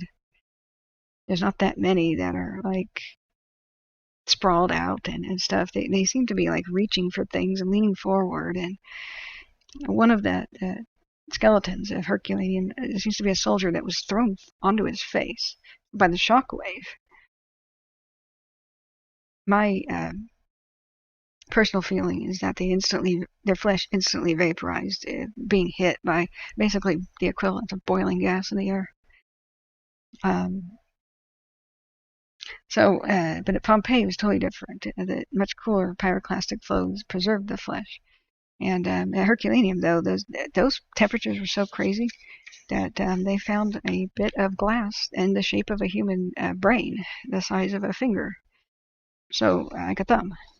So they figured the brain, which is very wet and jelly-like, actually was flash turned into glass, which is insane. That means that volcanoes are doing basically what nuclear weapons are doing. And the center of every nuclear weapon is a detonation center, is typically, the land tests, a bit of glass. And it's not just glass, it's a gemstone. It's the melted earth and sand. They call that gemstone like one of the most deadly and rarest to wear because it's radioactive for so long. But didn't they call it what was that word? Plutonium night or something like that. Something related to it, atomic weapons. So it's just something you don't see outside of atomic weapons. Something being so damn hot that it will touch something and turn it into glass. We need not forget that volcanoes are actually more powerful than nuclear weapons by far. It's just like all of them are detonated in the same spot, though. Nuclear weapons don't have a reach. They mostly, just like a volcano, had a deadly effect with a 5 to 8 mile radius, and then they didn't do anything. In fact, the troopers during the nuclear tests, they were protected by a ditch, and that was it. Didn't even have a door on the top. Like if you watch old nuclear test videos, the soldiers who were forced to watch this, they put on sunglasses and they duck into a ditch, and they're fine. It's just nuclear weapons really weren't practical because they were super powerful, but only in like a little spot.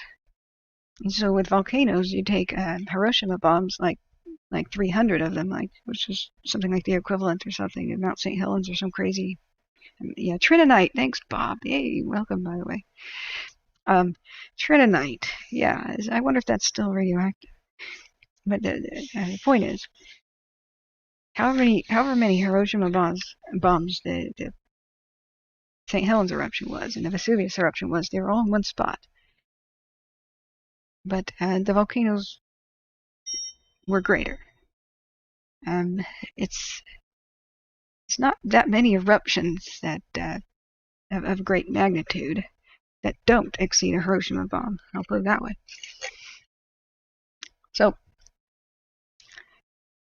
I think if victims are hit with a pyroclastic flow that's hot enough to turn their brain into glass, I'm pretty damn sure their flesh melted instantly, just like in the nuclear bomb sequence during Terminator. Remember where she has that vision of dying in the nuclear bomb that hits L.A.? Sarah Connor grabs the fence and her flesh is ripped from her bones. Like that probably is an extremely frighteningly accurate depiction of what happened at Herculaneum. And I can't show you that movie clip because it's pretty rated R. It's pretty gory and disturbing. Well, maybe I should. It's not as disturbing as real people, really, dead in front of us.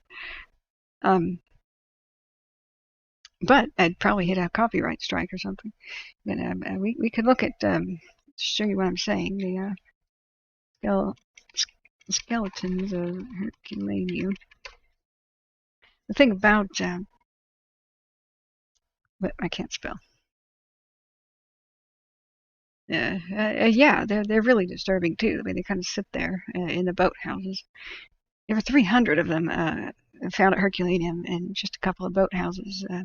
Slaves next to rich people, some of them wearing their jewelry still.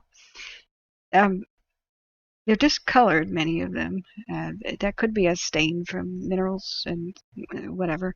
I think, though, it really might be a stain from the heat. I'm pretty sure that when a pyroclastic flow hit these people, which was much closer to Vesuvius than Pompeii, if you look at where Herculaneum is, it's right there. I'm pretty sure that they had their flesh vaporized immediately off of them. and they had no idea what hit them either. All the victims were in a state of lounging lethargically because they're being poisoned by gases. It's as the eruption intensified, more and more gas came off the mountain. It was probably pushed into Pompeii just a couple of times. The Pompeii victims lasted a lot longer than the Herculaneum ones did. But they were probably instilled with a sense of panic, because as the pyroclastic flows rolled off the mountain, it pushed the gas like a push broom in front of itself, and it would settle down in Pompeii.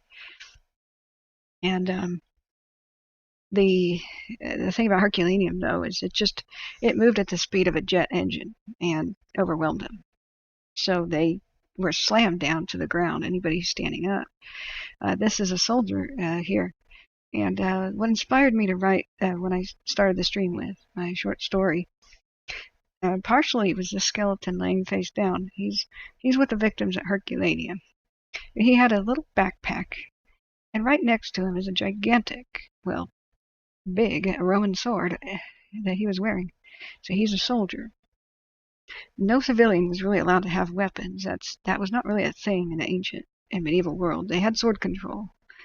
It sounds really funny, but it's true. You watch the movies like Braveheart. They were hiding the Scots hiding their swords in their roofs and such, because the English didn't allow them. Now, if you were caught with a weapon like that, you were like considered a terrorist.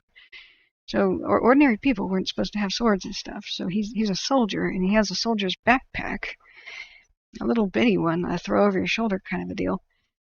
I was hoping he'd be wearing armor, because we have never found a Roman suit of armor.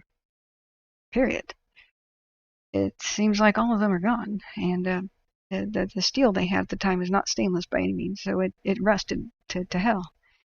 You would think that some aristocratic families would have had one as a souvenir or something, but if they did, it's been lost to time and wars and castle fires and stuff.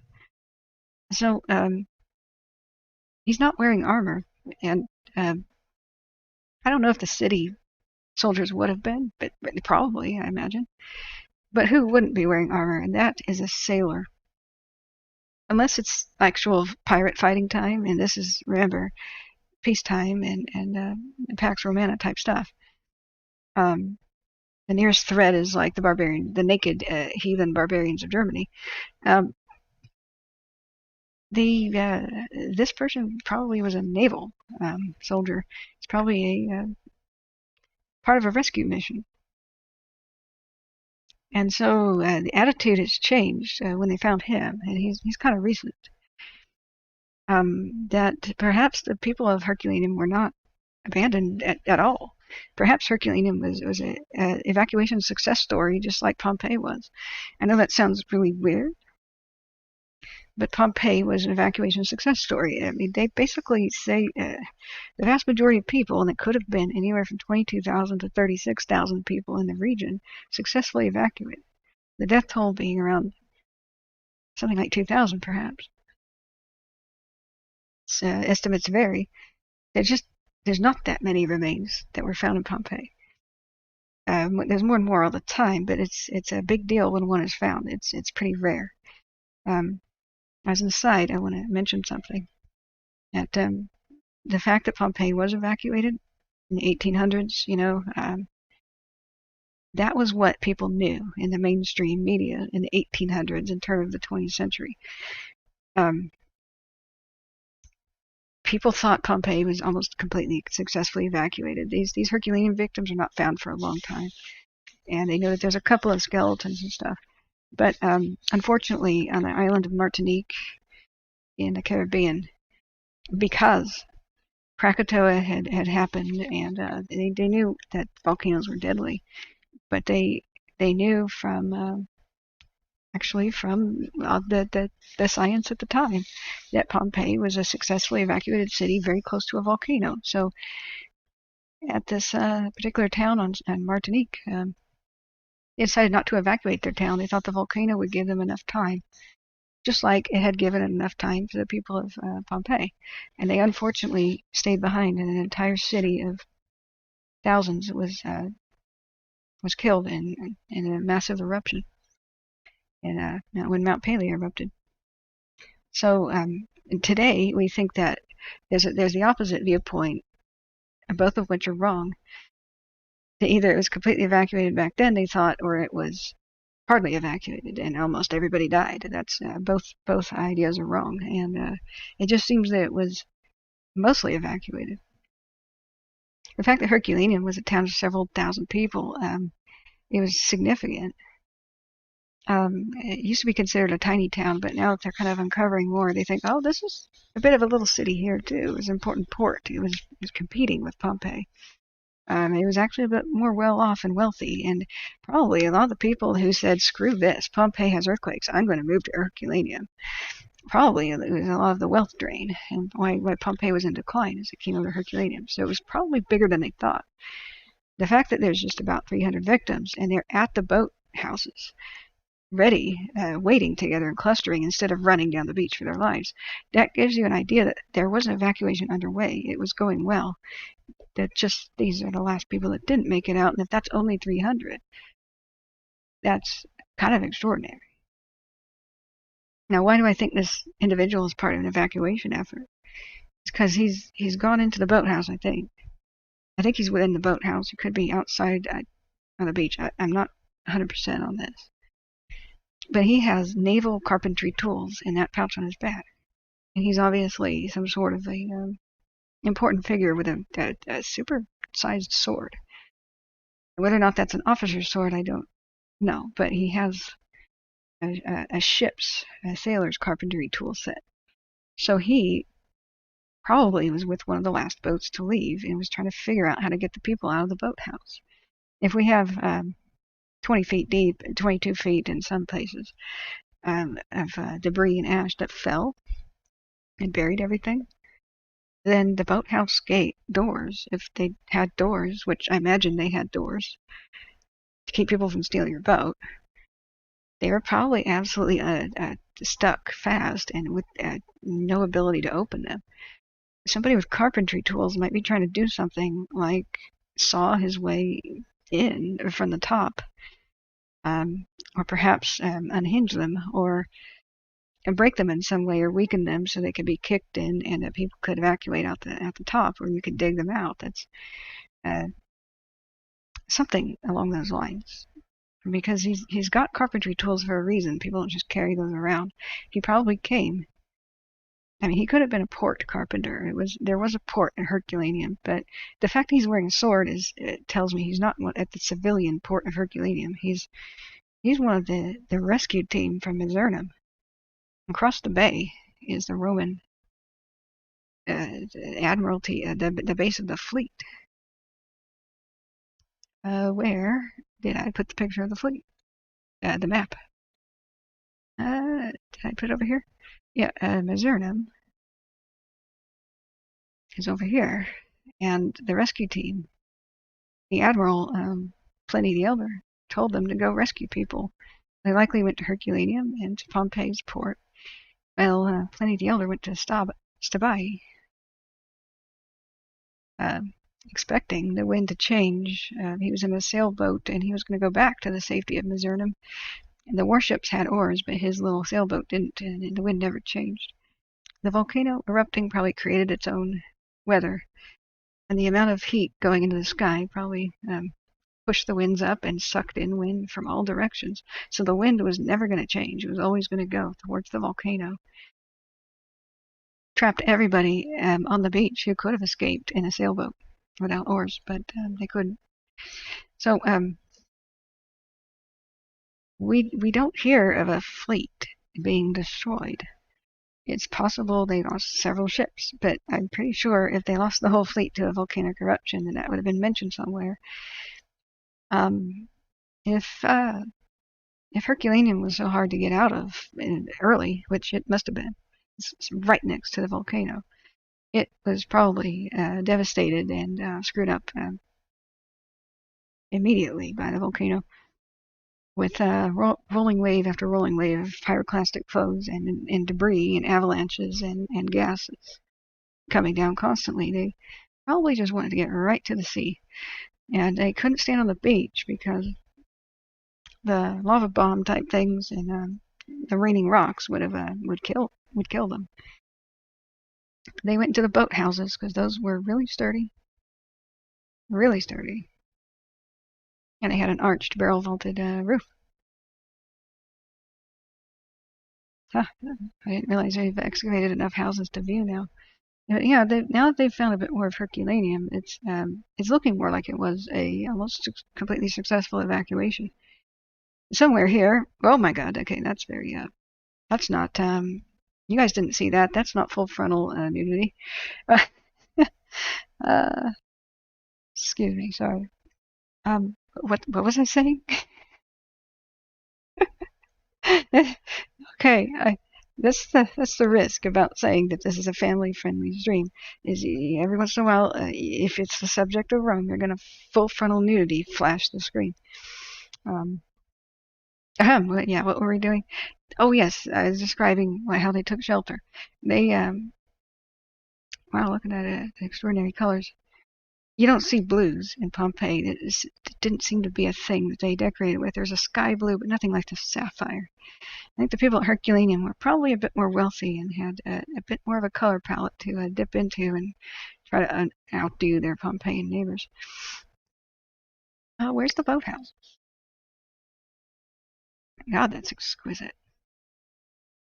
I needed to have gone here. So sad I didn't. Wow, that's a very intense, brutal statue of deer being taken down by hounds by the nose. Yikes! It could be mythological. That could be like the hounds set on the golden hind or something. But I thought the golden hind had antlers, even though a hind means a female. I don't know. That doesn't even look Roman. That looks like it's from the Middle East. Whoa. Did the Romans buy up antiquities of the Middle East and decorate their own places with them? I bet they did. I bet they were like, oh, I took a trip to Babylon and brought back some friezes. I mean, they got their way. The rich people got what they wanted. Some things are as old as time, like looting of antiquities and taking it to rich people's homes. Where usually the boathouse victims are like the first thing you see. Wow, it's a bit more like it's Mycenaean Greek. Huh. Yeah. All right. Well, I guess I'll just have to Google the boathouses. Oh, here's their cemeteries. They didn't really inter entire skeletons of the dead. They put in the urns of their forefathers. But very few roofs were going to stay intact in the midst of the earthquaking and the pyroclastic flows. So one of the few things that did have a sturdy, collapse-free sensibility was barrel vaulted things like the boathouses. But they were almost certainly buried hopelessly very quickly, and they couldn't even leave the safety of the boathouse because they were like arches like so. To go outside and keep themselves unburied, because the moment you stepped out there, you were going to be hit by some debris and have your skull cracked. So, but where on earth are the boathouses?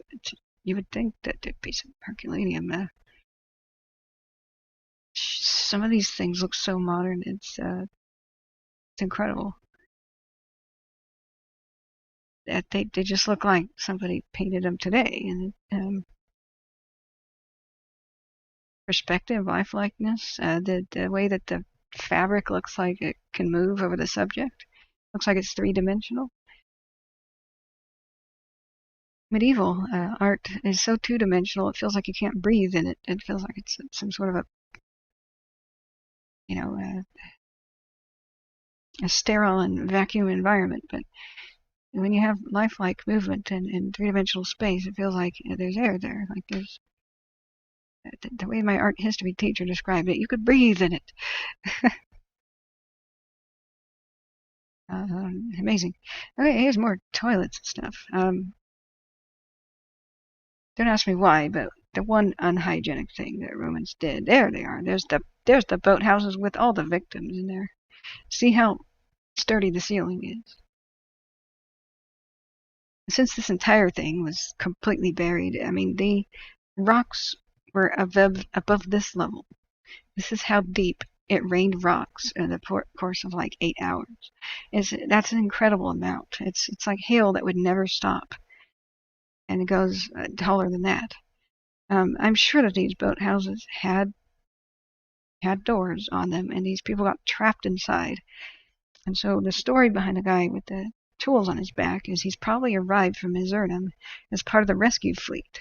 And they can leave. They have oars. They're in quinqueremes, triremes, and probably every other kind of manner of ship with oars that they can muster, just kind of like a ancient world Dunkirk. And they arrive here, and the people that were not in these boathouses, they can get them out, but everybody else is trapped in. There's 300 people crying out for help, and they're lingering around trying to figure out a way to get them out. Is one of the most likely explanations. And if you had something like this happen, carpentry tools just might be the only way to break it. But he could have just been wearing them, and maybe he wanted to go somewhere else and repair a boat so that another functioning boat was there. We don't know, but he died here with the victims, wearing a sword, not in armor, which is more characteristic of a naval person, because you don't want to drown in your armor. If it's not wartime, you wouldn't wear it at sea. He shows up without armor, with a sword, with carpentry tools, and so I have a feeling he was only a few of the rescue boats just didn't make it, and a few of the people. It's from the time that I supposed this yesterday. I did a little bit more research, and then I found out they found a boat. They recently found a boat, and I was just saying to myself, I bet they're going to find the boat. They will know that he came from a boat, and well, they did. So I support the new theory that Herculaneum victims and Pompeii victims and Stabai victims were in the process of being evacuated, and those who perished were just the unlucky last ones who didn't catch the bus. Herculaneum boat. No, not boathouse. Stupid thingy. There, yeah, there's a boat. Oh, that was 1985. Oh, was that one that was within the boathouse? Well, in that case, that wouldn't be like a rescue fleet. But I think they just found a boat that like could have sailed there. I don't know why that's stuck. Building with boat exhibition. Boat docks.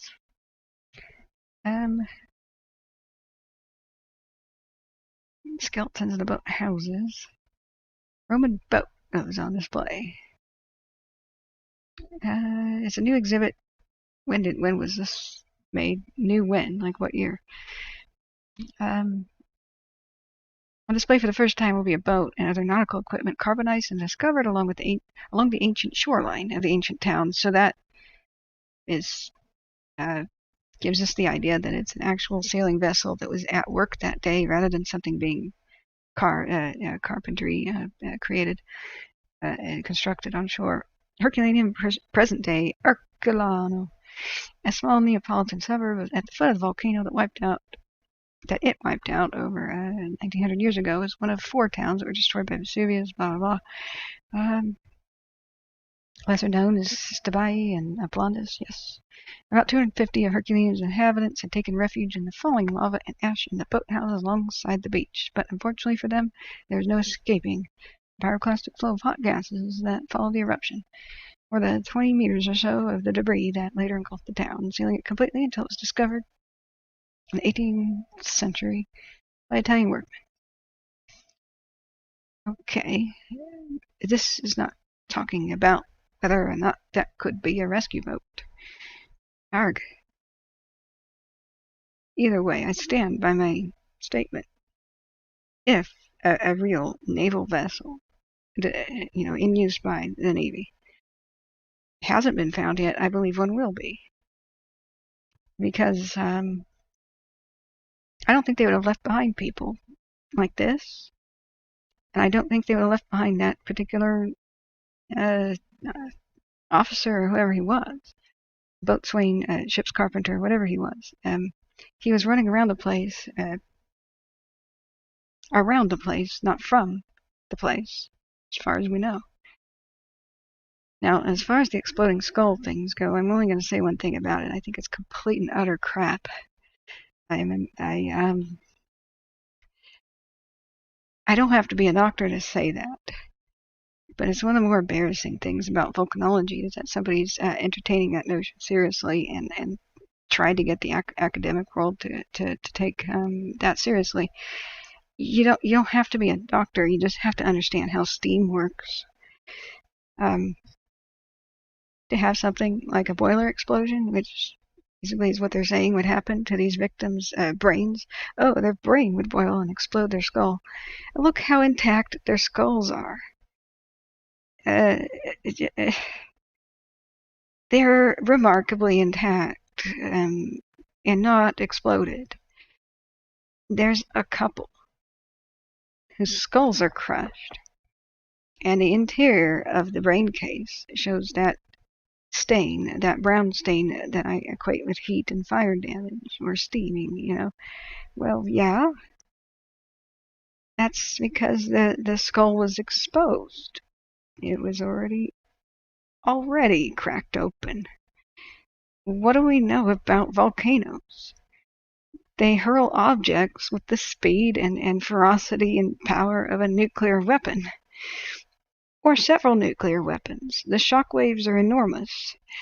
And when you're struck by anything that's flying through the air, including a brick from this building rocking from being slammed by a shockwave, and other debris and stuff that hurls through the air, plus lava bombs and the rest of the stuff, the actual rocks that the pyroclastic flow picks up and carries with it, like car-sized boulders sometimes, like it's nothing.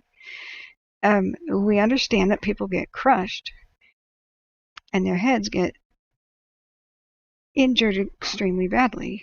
Even today, a surprise phreatic eruption is the #1 killer of geologists and volcanologists that are running around on top of an active volcano. That's where they wear helmets. The #1 cause of fatality with that is being struck in the head by the ejected bombs from the volcano and or flying debris. I think it's pretty obvious that the people whose skulls were shattered, that it already was like that because of the debris. In fact, they even say that there's just one point on the skull that seems to give. Well, yeah, that's consistent with the impact of something in one little spot that is like a projectile that is moving extremely high speed. And the simultaneous envelopment of extremely hot gases that are hot enough to vaporize the flesh. That's some serious trauma that you might just expect from some sort of a volcanic death. You just don't have to be a doctor. Just anybody who knows the basics of steam and engineering of what does it take for what they imagine happened at Herculaneum. The very few individuals who think this happened at Herculaneum. They think that steam built up in the skull and had no way to escape, and so exploded the skull. But we have plenty of valves. Like a boiler explosion in a ship or a train will not happen if the relief valves are open. Steam will escape. You would have to have the strongest kind of metal, like super steel and iron and brass. That's what boilers are made of. They can't be made out of aluminum or copper or anything weaker. And is bone weaker? Yeah. Human bone really is pretty weak. It's not even solid. From the moment we're born, we have these little sutury lines and stuff on our skulls, where our skulls grow over time, and then when they stop growing, they fix together. But there's still these weak points all over the skull. And by the way, we still have something called a nose, and a mouth, and ears, and eye sockets. there is no way in hell that the skull can contain enough steam to have it explode, to have it be trapped inside with no way to get out to explode. It would just rush out of every orifice of the head, and it likely did in these situations. But you would have to somehow seal shut somebody's face with the power of rivets, like in a boiler, to possibly build up enough pressure to explode their skull. So I don't know why some people would put forth that as a credible type of a theory. There's been things that I've seen where doctors even think that that's possible to happen. That's because doctors are not engineers and don't understand steam pressure. Ask an engineer, a shipwright or something, about it, and they'll be like, no, steam is going to escape out of the ready-made holes that are in a skull. I just think it's nothing more than just your good old-fashioned hurled through the air debris. But yeah, why? And also that begs the question: why would a couple skulls explode in this whole crowd of people, but everybody else is okay? It's a lot more consistent with only a couple people got hit by the projectiles, because there are only so many projectiles. So I've never gone along with that idea, and it's one of the myths I want to debunk. You can't recreate it, even if they tried. I don't know what they'd have to do. Pour molten aluminum in the ears, nose, and throat, and let it cool, and then put that skull in an oven. But I can't see them. I think it would even the pressure would push out the aluminum. You know, I can't see how you could possibly recreate this. I do believe that the brain was turned into glass. Absolutely. So that's incredibly high temperatures. But it didn't literally send bits of skull pieces flying. You know, the instantaneous vaporization of the clothing and the flesh, I think, is consistent with the temperatures of a pyroclastic flow that would turn a brain into glass. So I think that everybody was in the process of rescue, and it went pretty well. If the rescue didn't go well, we would have heard about it. We would have heard about some massive loss of life and the Romans commemorating it. They were traumatized by the fact that so many towns disappeared. We know that from Pliny the Younger, lamenting it. That we know that people were so traumatized they never went back to rebuild. Not even on top of it, they just avoided the area like it was a haunted, gigantic graveyard. And Romans, being extremely superstitious people, afraid of ghosts, would not want to have ever ventured anywhere near their possible graveyard of actual human bodies that were not cremated. They would have been wandering spirits that might have tried to suck their blood and their life force and try to kill them, try to drive them mad or frighten them to death. That they would follow them home and curse their lives. They would not have wanted to be anywhere near. Tying back in with the ghost story here that we began with, they would not have wanted to be anywhere near the graves of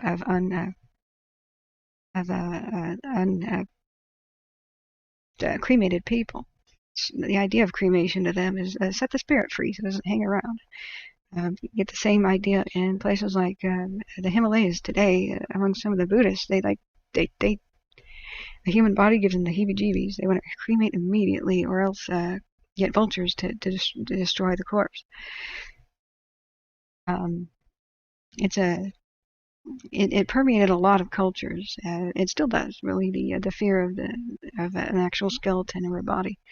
And that's part of the reason that Christians had to have their meetings in the catacombs of Rome, where there was bodies down there. That the officials weren't going to chase them down there. They really thought, as brave as Romans were, they really thought that if a skeleton's face looked at you, that the dead could see you and curse you and screw you up and drive you insane and make your life bad and cause you to have a heart attack and all sorts of things. So they just weren't going to go down there and seek out the secret Christian churches. They were fantastically superstitious people. So with that, I think I've taken you on a good journey through my rough draft of the story I'm writing about what happened here. Oh yeah, these are some of the skulls that were really fire damaged. It's even a Forbes article entitled Mount Vesuvius Eruption, Exploded Skulls and Vaporized Bodies, Roman Archaeologists Find. Okay. Fire damage on the inside? Does it mean it exploded from the inside? That means it was exposed. About it. But anyway, you can be the judge about whether or not you believe that. It's just borderline physically impossible, so I go ahead and believe what you wish. Physics are my man. I don't know about you. So, yeah, to me, the Herculean victims died instantly. Some of them, I think, were already dead, suffocated, whatnot. But I don't think that they, judging by some of their poses, I don't think that they completely smothered to death and then got buried. I think some of them are kind of in a pose of movement, still kind of languishing in there and waiting for rescue. You know, like this person just kind of taking a nap. This person might be dead or napping or something. This lady, I think that was a lady. But too many others are sitting upright and reaching and in those kind of poses. Is that a lamp that looked like a ship? How cute. Oh, is that the sword? Oh, yes, this is the article I agree with. Ars Technica, I respect them. Mount Vesuvius victims died just moments away from rescue. A skeleton unearthed at the site may belong to a high-ranking naval officer. When they said this, I was like, oh, vindicated. Oh, vindicated. Because the moment I heard that he had carpentry tools, I figured he's got to be a naval officer. And they all have a sort of a belt of rank. And that is it right there. Anybody who knows Rome knows that hangs off the belt in front of the groin. And it has little medallion type things on leather and sometimes, no, this is solid, probably bronze actually. Part of it might be iron. But look at that. The handle is ivory. That pommel right there is ivory. That might be a wooden grip, and that might be a mahogany hilt. But that right there looks like that's ivory. So this is no ordinary, like, I'm a city guard. I'm a bigwig on the ship. I'm commanding it, or I'm just underneath the commander. Desiree says, good morning, I heard you were on. Hope you're doing well. Oh, yay, hello. If you want to go back and listen to my short story that I'm in the progress of writing, I gave a teaser at the very start. And that's something you might want to go back and look at. But I feel very strongly that my opinions are based in fact and in solid stuff like this. I'm not going to go with anybody's supposition of, oh, I think their head exploded. I'm like, no, you got to prove to me that head's capable of exploding. Same thing with were the Herculean victims abandoned. Prove to me that they were abandoned. There would be more dead people, I think, if that was true. We know that Pliny the Younger said that his uncle sent the entire fleet. His uncle was the admiral. He was a kind-hearted first responder type of a person. He organized the world's first recorded disaster rescue attempt, especially one by sea. And he's extraordinary. He's a hero, and he's the subject of my short story. I'm really mad when people paint him wrong, because somebody of that kind of class who gave up everything. I mean, he was at retirement stage. He had everything. He was the right hand of the emperor. He was the admiral. He had a successful law career. He had multiple, he's one of the wealthiest men around. He had fame, fortune. He was completing works that were instant bestsellers and are still today. Yeah, he's incredibly prolific, a rock star kind of a writer, and a living legend at his time. He didn't have to organize some sort of a rescue attempt. He didn't have to go on it. He didn't have to personally attend it. He could have just pointed in the distance and said, "Go pick up those people, guys." But he personally went. And it seemed that his personal friends that asked him for help seemed the least likely to be rescued, and so he went alone to do that. He didn't say my friends are more important or my class of people is more important. He said go to the beach and rescue people, according to his nephew. And he wasn't going to investigate the volcano because he thought it was cool. And when people say that, I'm really pissed. When Pliny the Elder went here, he probably knew he had a great chance of dying. There was an explosive mountain on fire in the distance. He had seen them before. He had been to places like Etna and Stromboli and even described them in his own works called Natural Histories. And he went from I want to kind of get closer and see this kind of mode to no, we have to rescue the populace mode instantly. So for that to not be the truth and everything kind of lines up for it actually being the truth, you have to present evidence to me that it isn't. Eyewitness testimony is pretty good in my book. That's mostly credible. We have a absolutely perfect description of a volcano erupting, the likes of which doesn't happen until the Renaissance. And, turns the 20th century, really. Not many people alive that saw a pyroclastic flow lived to tell about it. But his nephew, Pliny the Younger, did. He definitely saw what occurred. And so for him to be a complete liar, why was it that Tacitus and Suetonius believed him? He seemed to be a trustworthy character in his day. So Tacitus puts it in his histories, and so does Suetonius.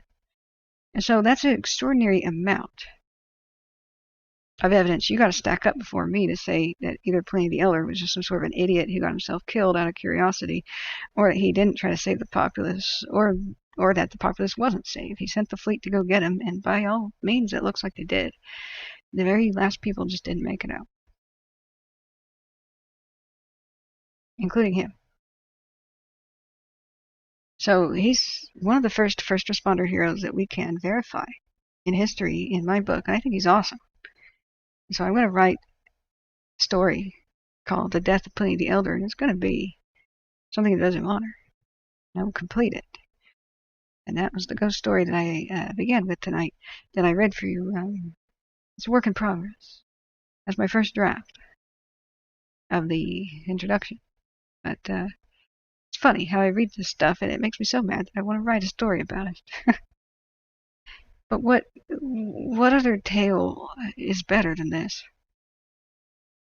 That Romans, who generally are thought of as being horrifically cruel people, were tender enough to go to each other's rescue. He thought that his personal friends may not make it, but he went to them anyway to try to help them. And he risked his own life. He knew that taking a sailing vessel might maroon him, that he could perhaps not re-enter the bay and get stuck. But he had everything. He had fame, wealth, power, fortune. And he got on the boat that day to rescue people, and knowing that it might be the last day of his life. And it was. So in my book, he's a damn rock star who needs a damn good story. Documentaries and stuff I've seen, I'm just not satisfied with. Desiree says, are you going to write about Herculaneum as well? Well, I suppose if the muse decides I am.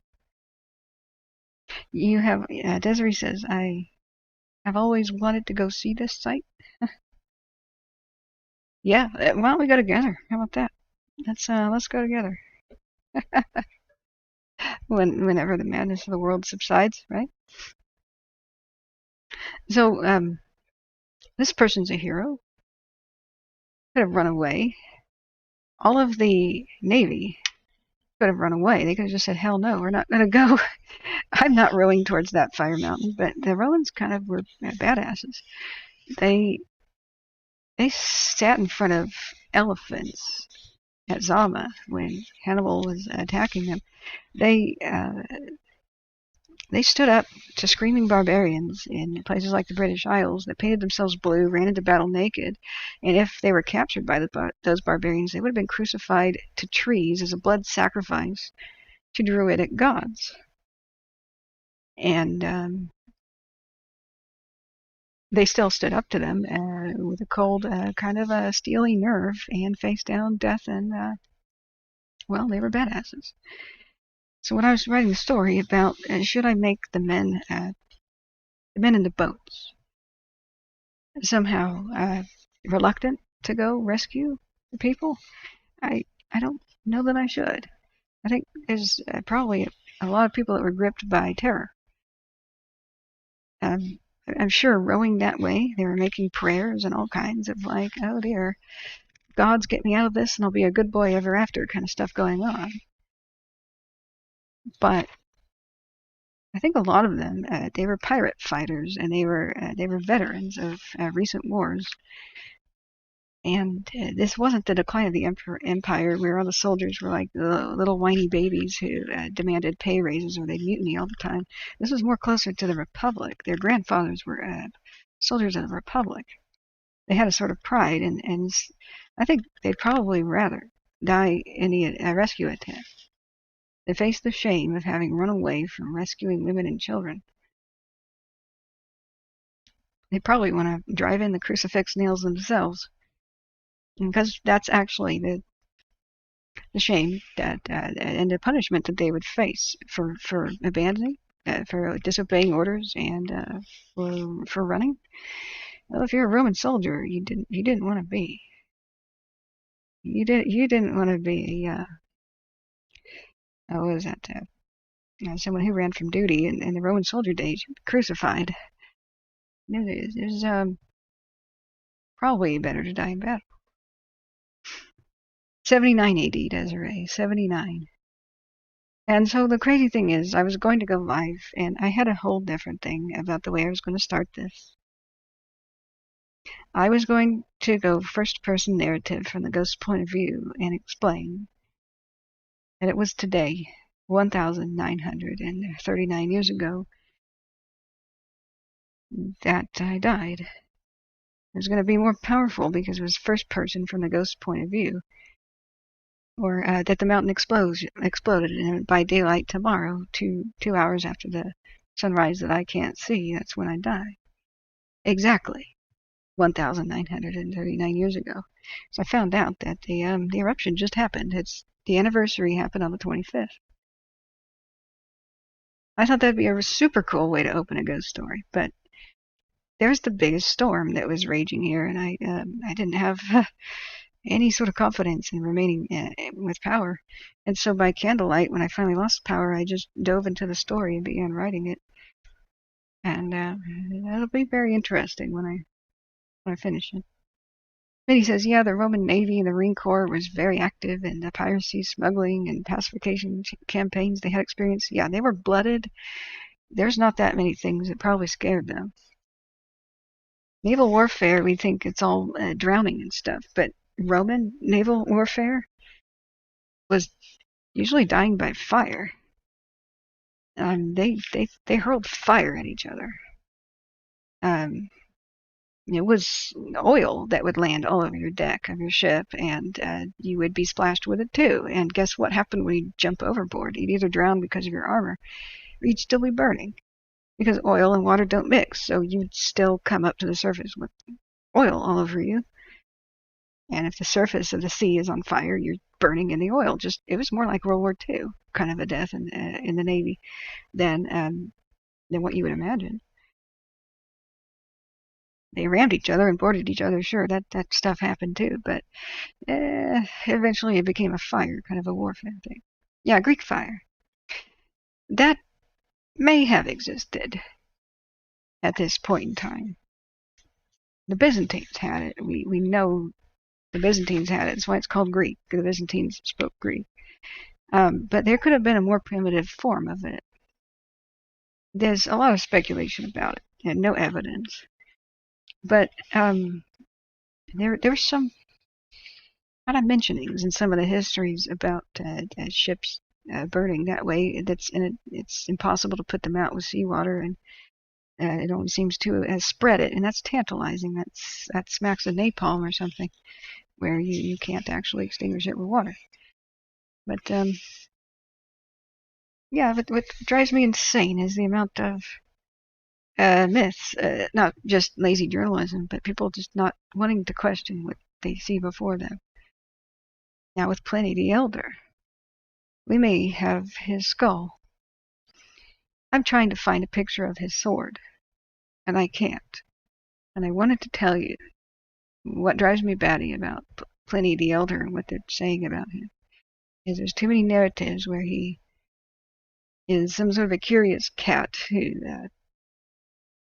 gets too close to the volcano and perishes, and he's some sort of an idiot. Oh, what the hell? He was like one of the world's earliest scientists and a Renaissance man before the Renaissance. Called a polymath. Look it up.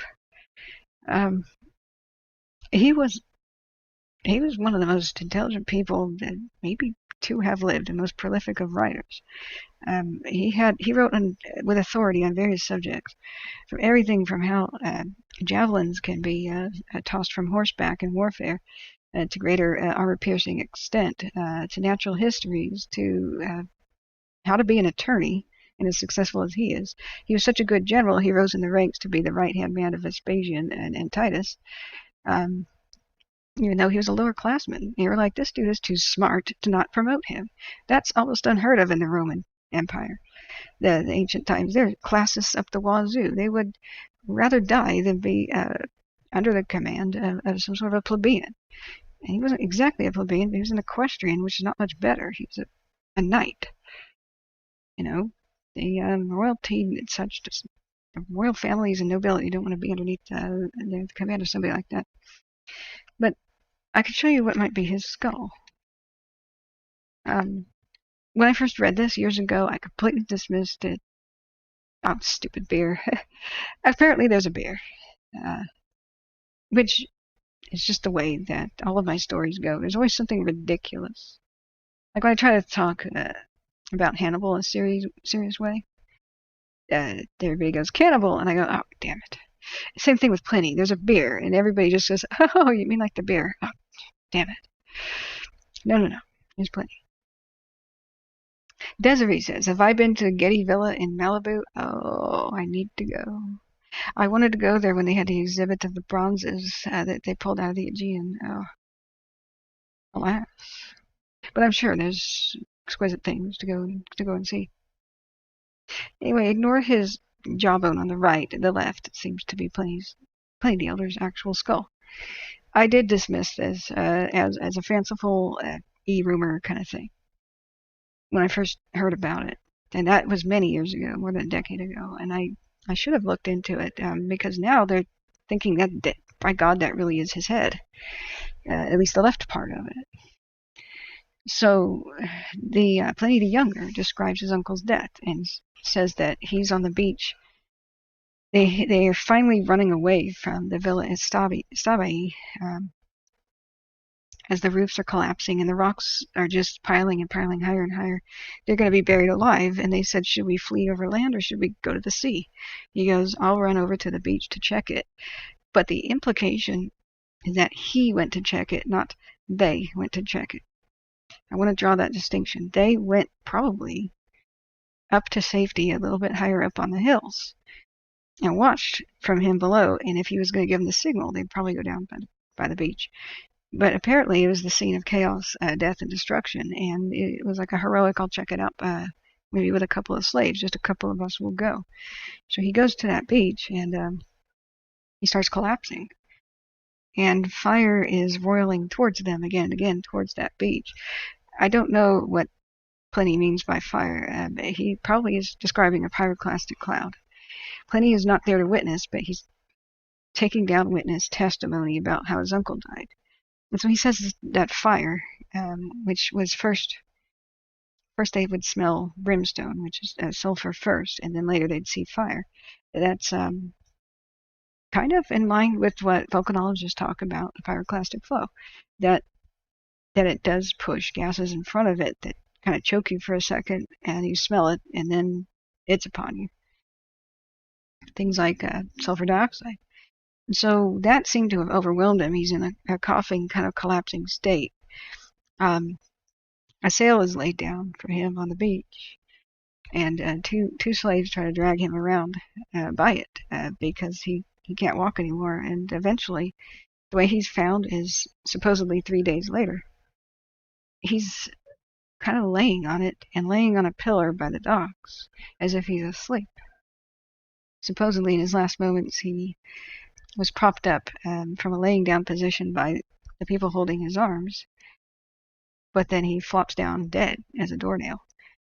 And some people are wondering, well, why is he dead and the others not, you know? Well, that jawbone to the right is a different person. So now it looks like, oh, actually somebody died right next to him, probably. But the problem with this speculation is that we, throughout the ages, had this idea of where Pliny the Elder died. At Stabii on the docks, and in a sleeping kind of a pose, with his head up on something like a pillar or a rock or something, where they had to run for their lives and leave him there. So, lo and behold, early 20th century, it's like 1900 or 1906, there's these excavations. I think I have a picture of that. It's over here. Yeah, do I? Yeah. There's these excavations at Stabii. And God, I wish they had not been found that early. I wish it was true archaeologists with methods, you know, that would have been looking into things. And this is a pretty intact villa. Here's the roof over there with the intact roof tiles. And here you see the baskets of the workers moving stuff around. It's turn of the century. They found some skeletons. There's a villa right on the shore, which matches the descriptions of why so many rich people got stuck on the beach. They built their homes right on the shore. And look at that perspective painting, and the rich painting is this. You might be able to tour this today. I'm not really sure. But they found skeletons, and at the dock, though, they found a skull and a skeleton that was wearing some crazy amount of jewelry. And when I mean crazy amount of jewelry, I mean like rope chains of gold, like triple rope chains around his neck. Was there another image? Yeah, all we know is he didn't look like that. Yeah, so it kind of looks similar. And then he was wearing rings all over the fingers, and he had a sword that was decorated with seashells. And he was found in a lying down position next to the dock. So who else but someone of extreme wealth and extremely high rank would have a naval officer's sword decorated with seashells? And then the admiral, the only admiral known to have died in this eruption, who is Pliny. He's the admiral. He'd be one of the wealthiest people in the empire, not just anybody. So yeah, he definitely could afford that amount of jewelry all over him. However, the person who did the dig, or who personally uncovered him, because it looked like there were a lot of people involved, he says, I think I found Pliny. He met this skeleton. It matches everything, but he was instantly ridiculed by the scientific quote scientific community. Well, why would he be ridiculed if it matches everything? What kind of coincidence would that have to be? That here's his nephew writing, which he swears by the gods basically is true, the eyewitness accounts of his uncle dying, which people saw, and then finding a body that's exactly fitting the description from 2,000 years old. People ridiculed him and said, you've got to be a liar. So he actually ended up selling the jewelry. Other people ridiculed and said, why would an admiral be wearing that amount of jewelry? Well, really simple explanation. He's helping his friends out. Now, if you are a rich person, some of the very few amount of things you can take with you is your jewelry to try to start over again. You know, they're being buried. Anything from the villa is going to have to be taken in pockets or worn on the human body. So if your friend is with you and you're fabulously wealthy, wouldn't you just like put all kinds of jewelry all over your friend and say, "Help me get this out of here"? It would be more convenient than a backpack.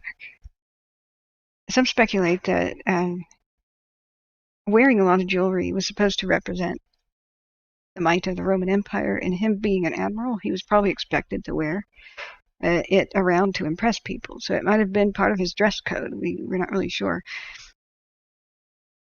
Hey, Bugs, yeah, I'm probably going to wrap it up real soon, so you're not going to miss too much. But thanks for being here. Yeah. Desiree says, I would have loved it if the people from Time Team had done a special on Pompeii. I recently heard they might do a reunion special. Oh, yes, I think I am familiar with that. It rings a bell. It rings a bell. But anyway, I'm going to end with Pliny because I began with Pliny. That's why I began writing. And I'm absolutely astounded that people don't believe that this is his skull. Mary Beard does not believe that this is his skull, at least in a couple of recent articles. She's like, I hate to be the party pooper, but there's nothing like DNA evidence that proves it's Pliny. Well, they just did some DNA tests, and the top half of the skull is from northern Italy, where, well, Pliny grew up. Looking at the like isotopes and such that they can gather, they were more excited about the jaw, which would contain teeth, the teeth contain all the information about the minerals. It's like a key. Every single water source on Earth has a different set of minerals, and the isotopes kind of leave a mark in your teeth, not like a tree ring, but you get the concept. They were startled to find out that the lower jawbone is somebody from North Africa. So it doesn't match the cranium at all. It's a mixed up skeleton. And the guy who found Pliny's skull here at the turn of the century was ridiculed, and he was thinking that he had something.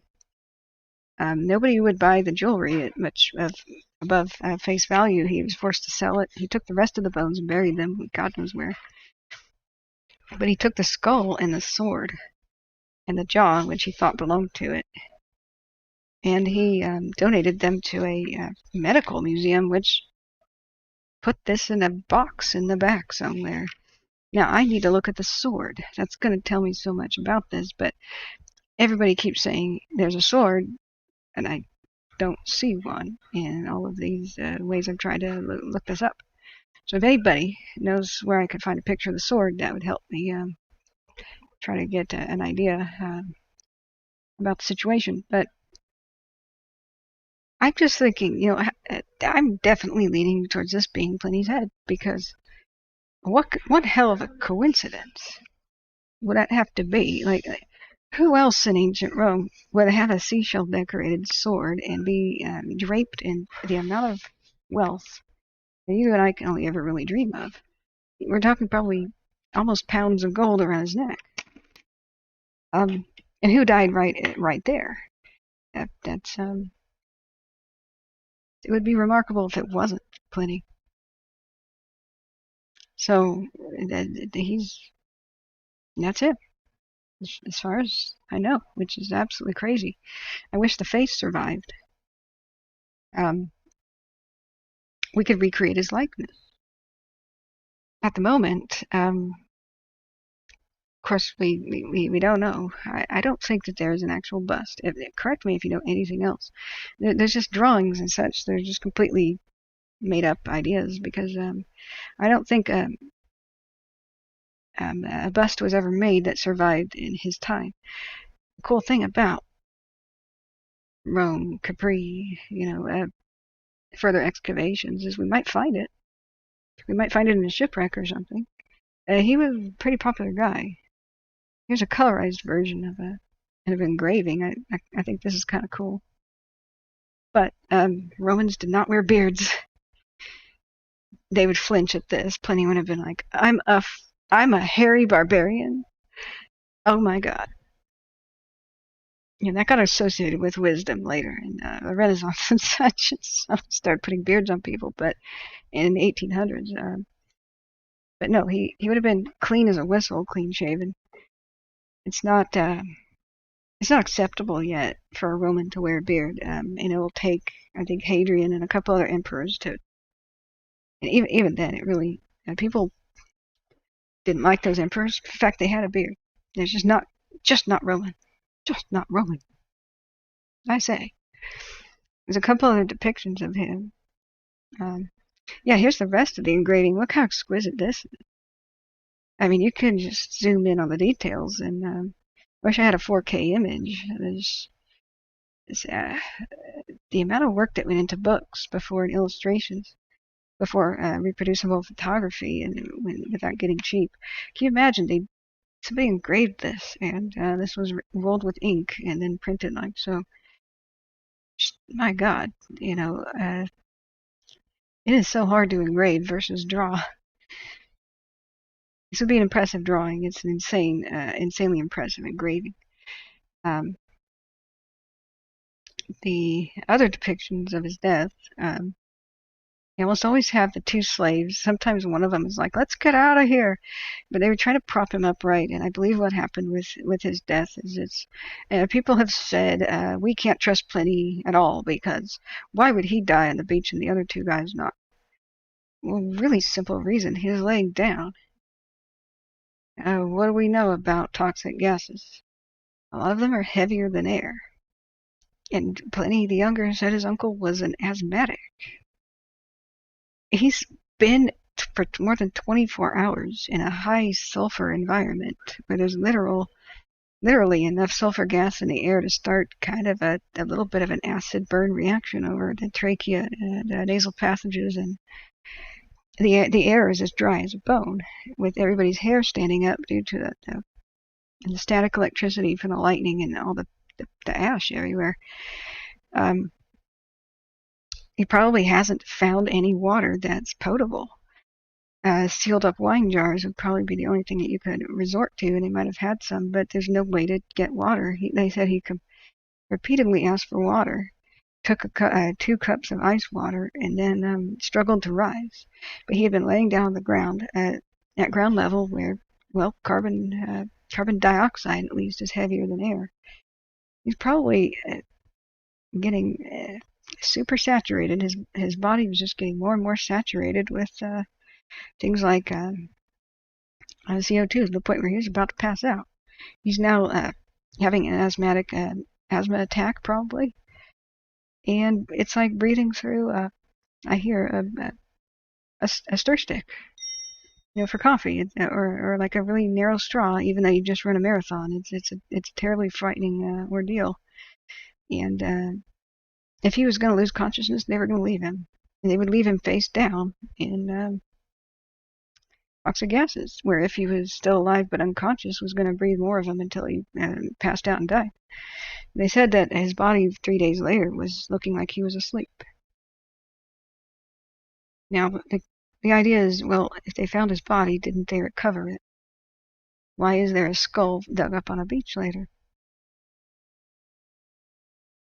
Well, probably because there was a lot of bodies on the beach, and there's no way to cremate them. There's no way to gather them up and and dispose of them or something. And by the time they would make that effort, I mean, they're still trying to save lives and find fresh water for themselves and get shelter for all the thousands of people that left. There's like 20,000 plus refugees at this point. They've got their hands full with that effort, and corpse disposal is going to be a back seat. They probably returned to the area, and it was there were 12 feet of rocks and ash had fallen all over it. And there's just no way to figure out where he was, and they just kind of went, "Oh, okay, that's that."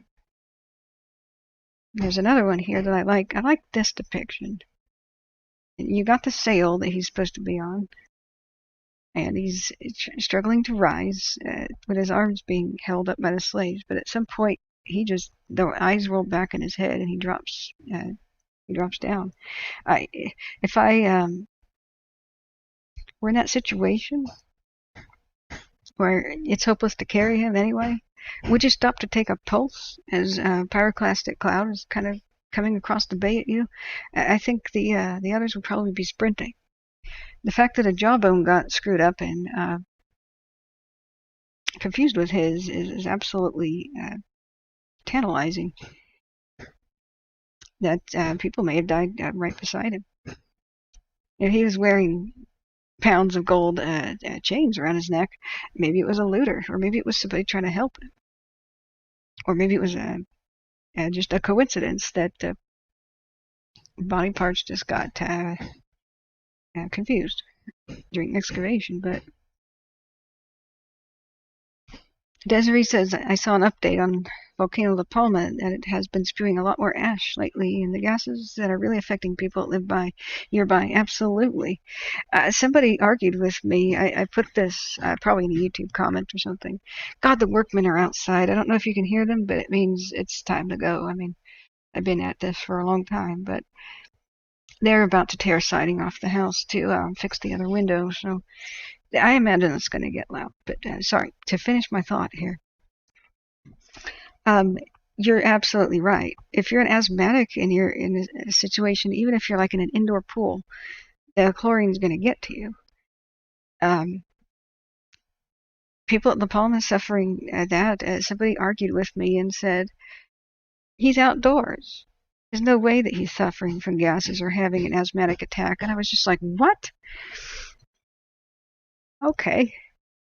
The thing about La Palma is I've been listening to the sounds of it, and I actually forgot that something that I was going to do was play the sounds of La Palma in the background as I read some of this.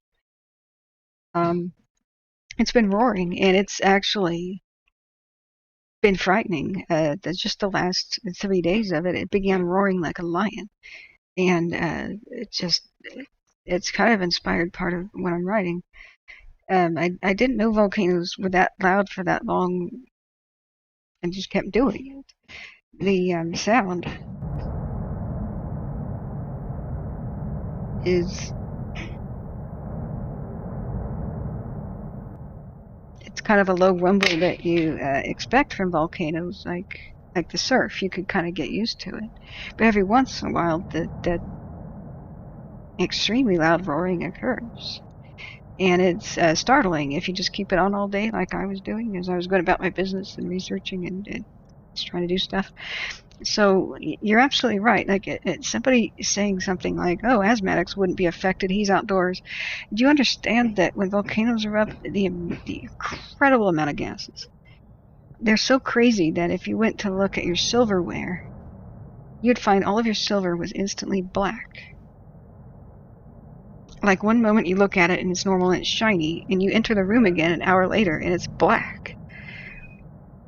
It's how that jewelers tarnish silver is they will leave a silver bracelet in a bag with an egg like that's been boiled, and it has enough sulfur in it in the egg that it turns the silver black, and then you polish it and it looks really cool.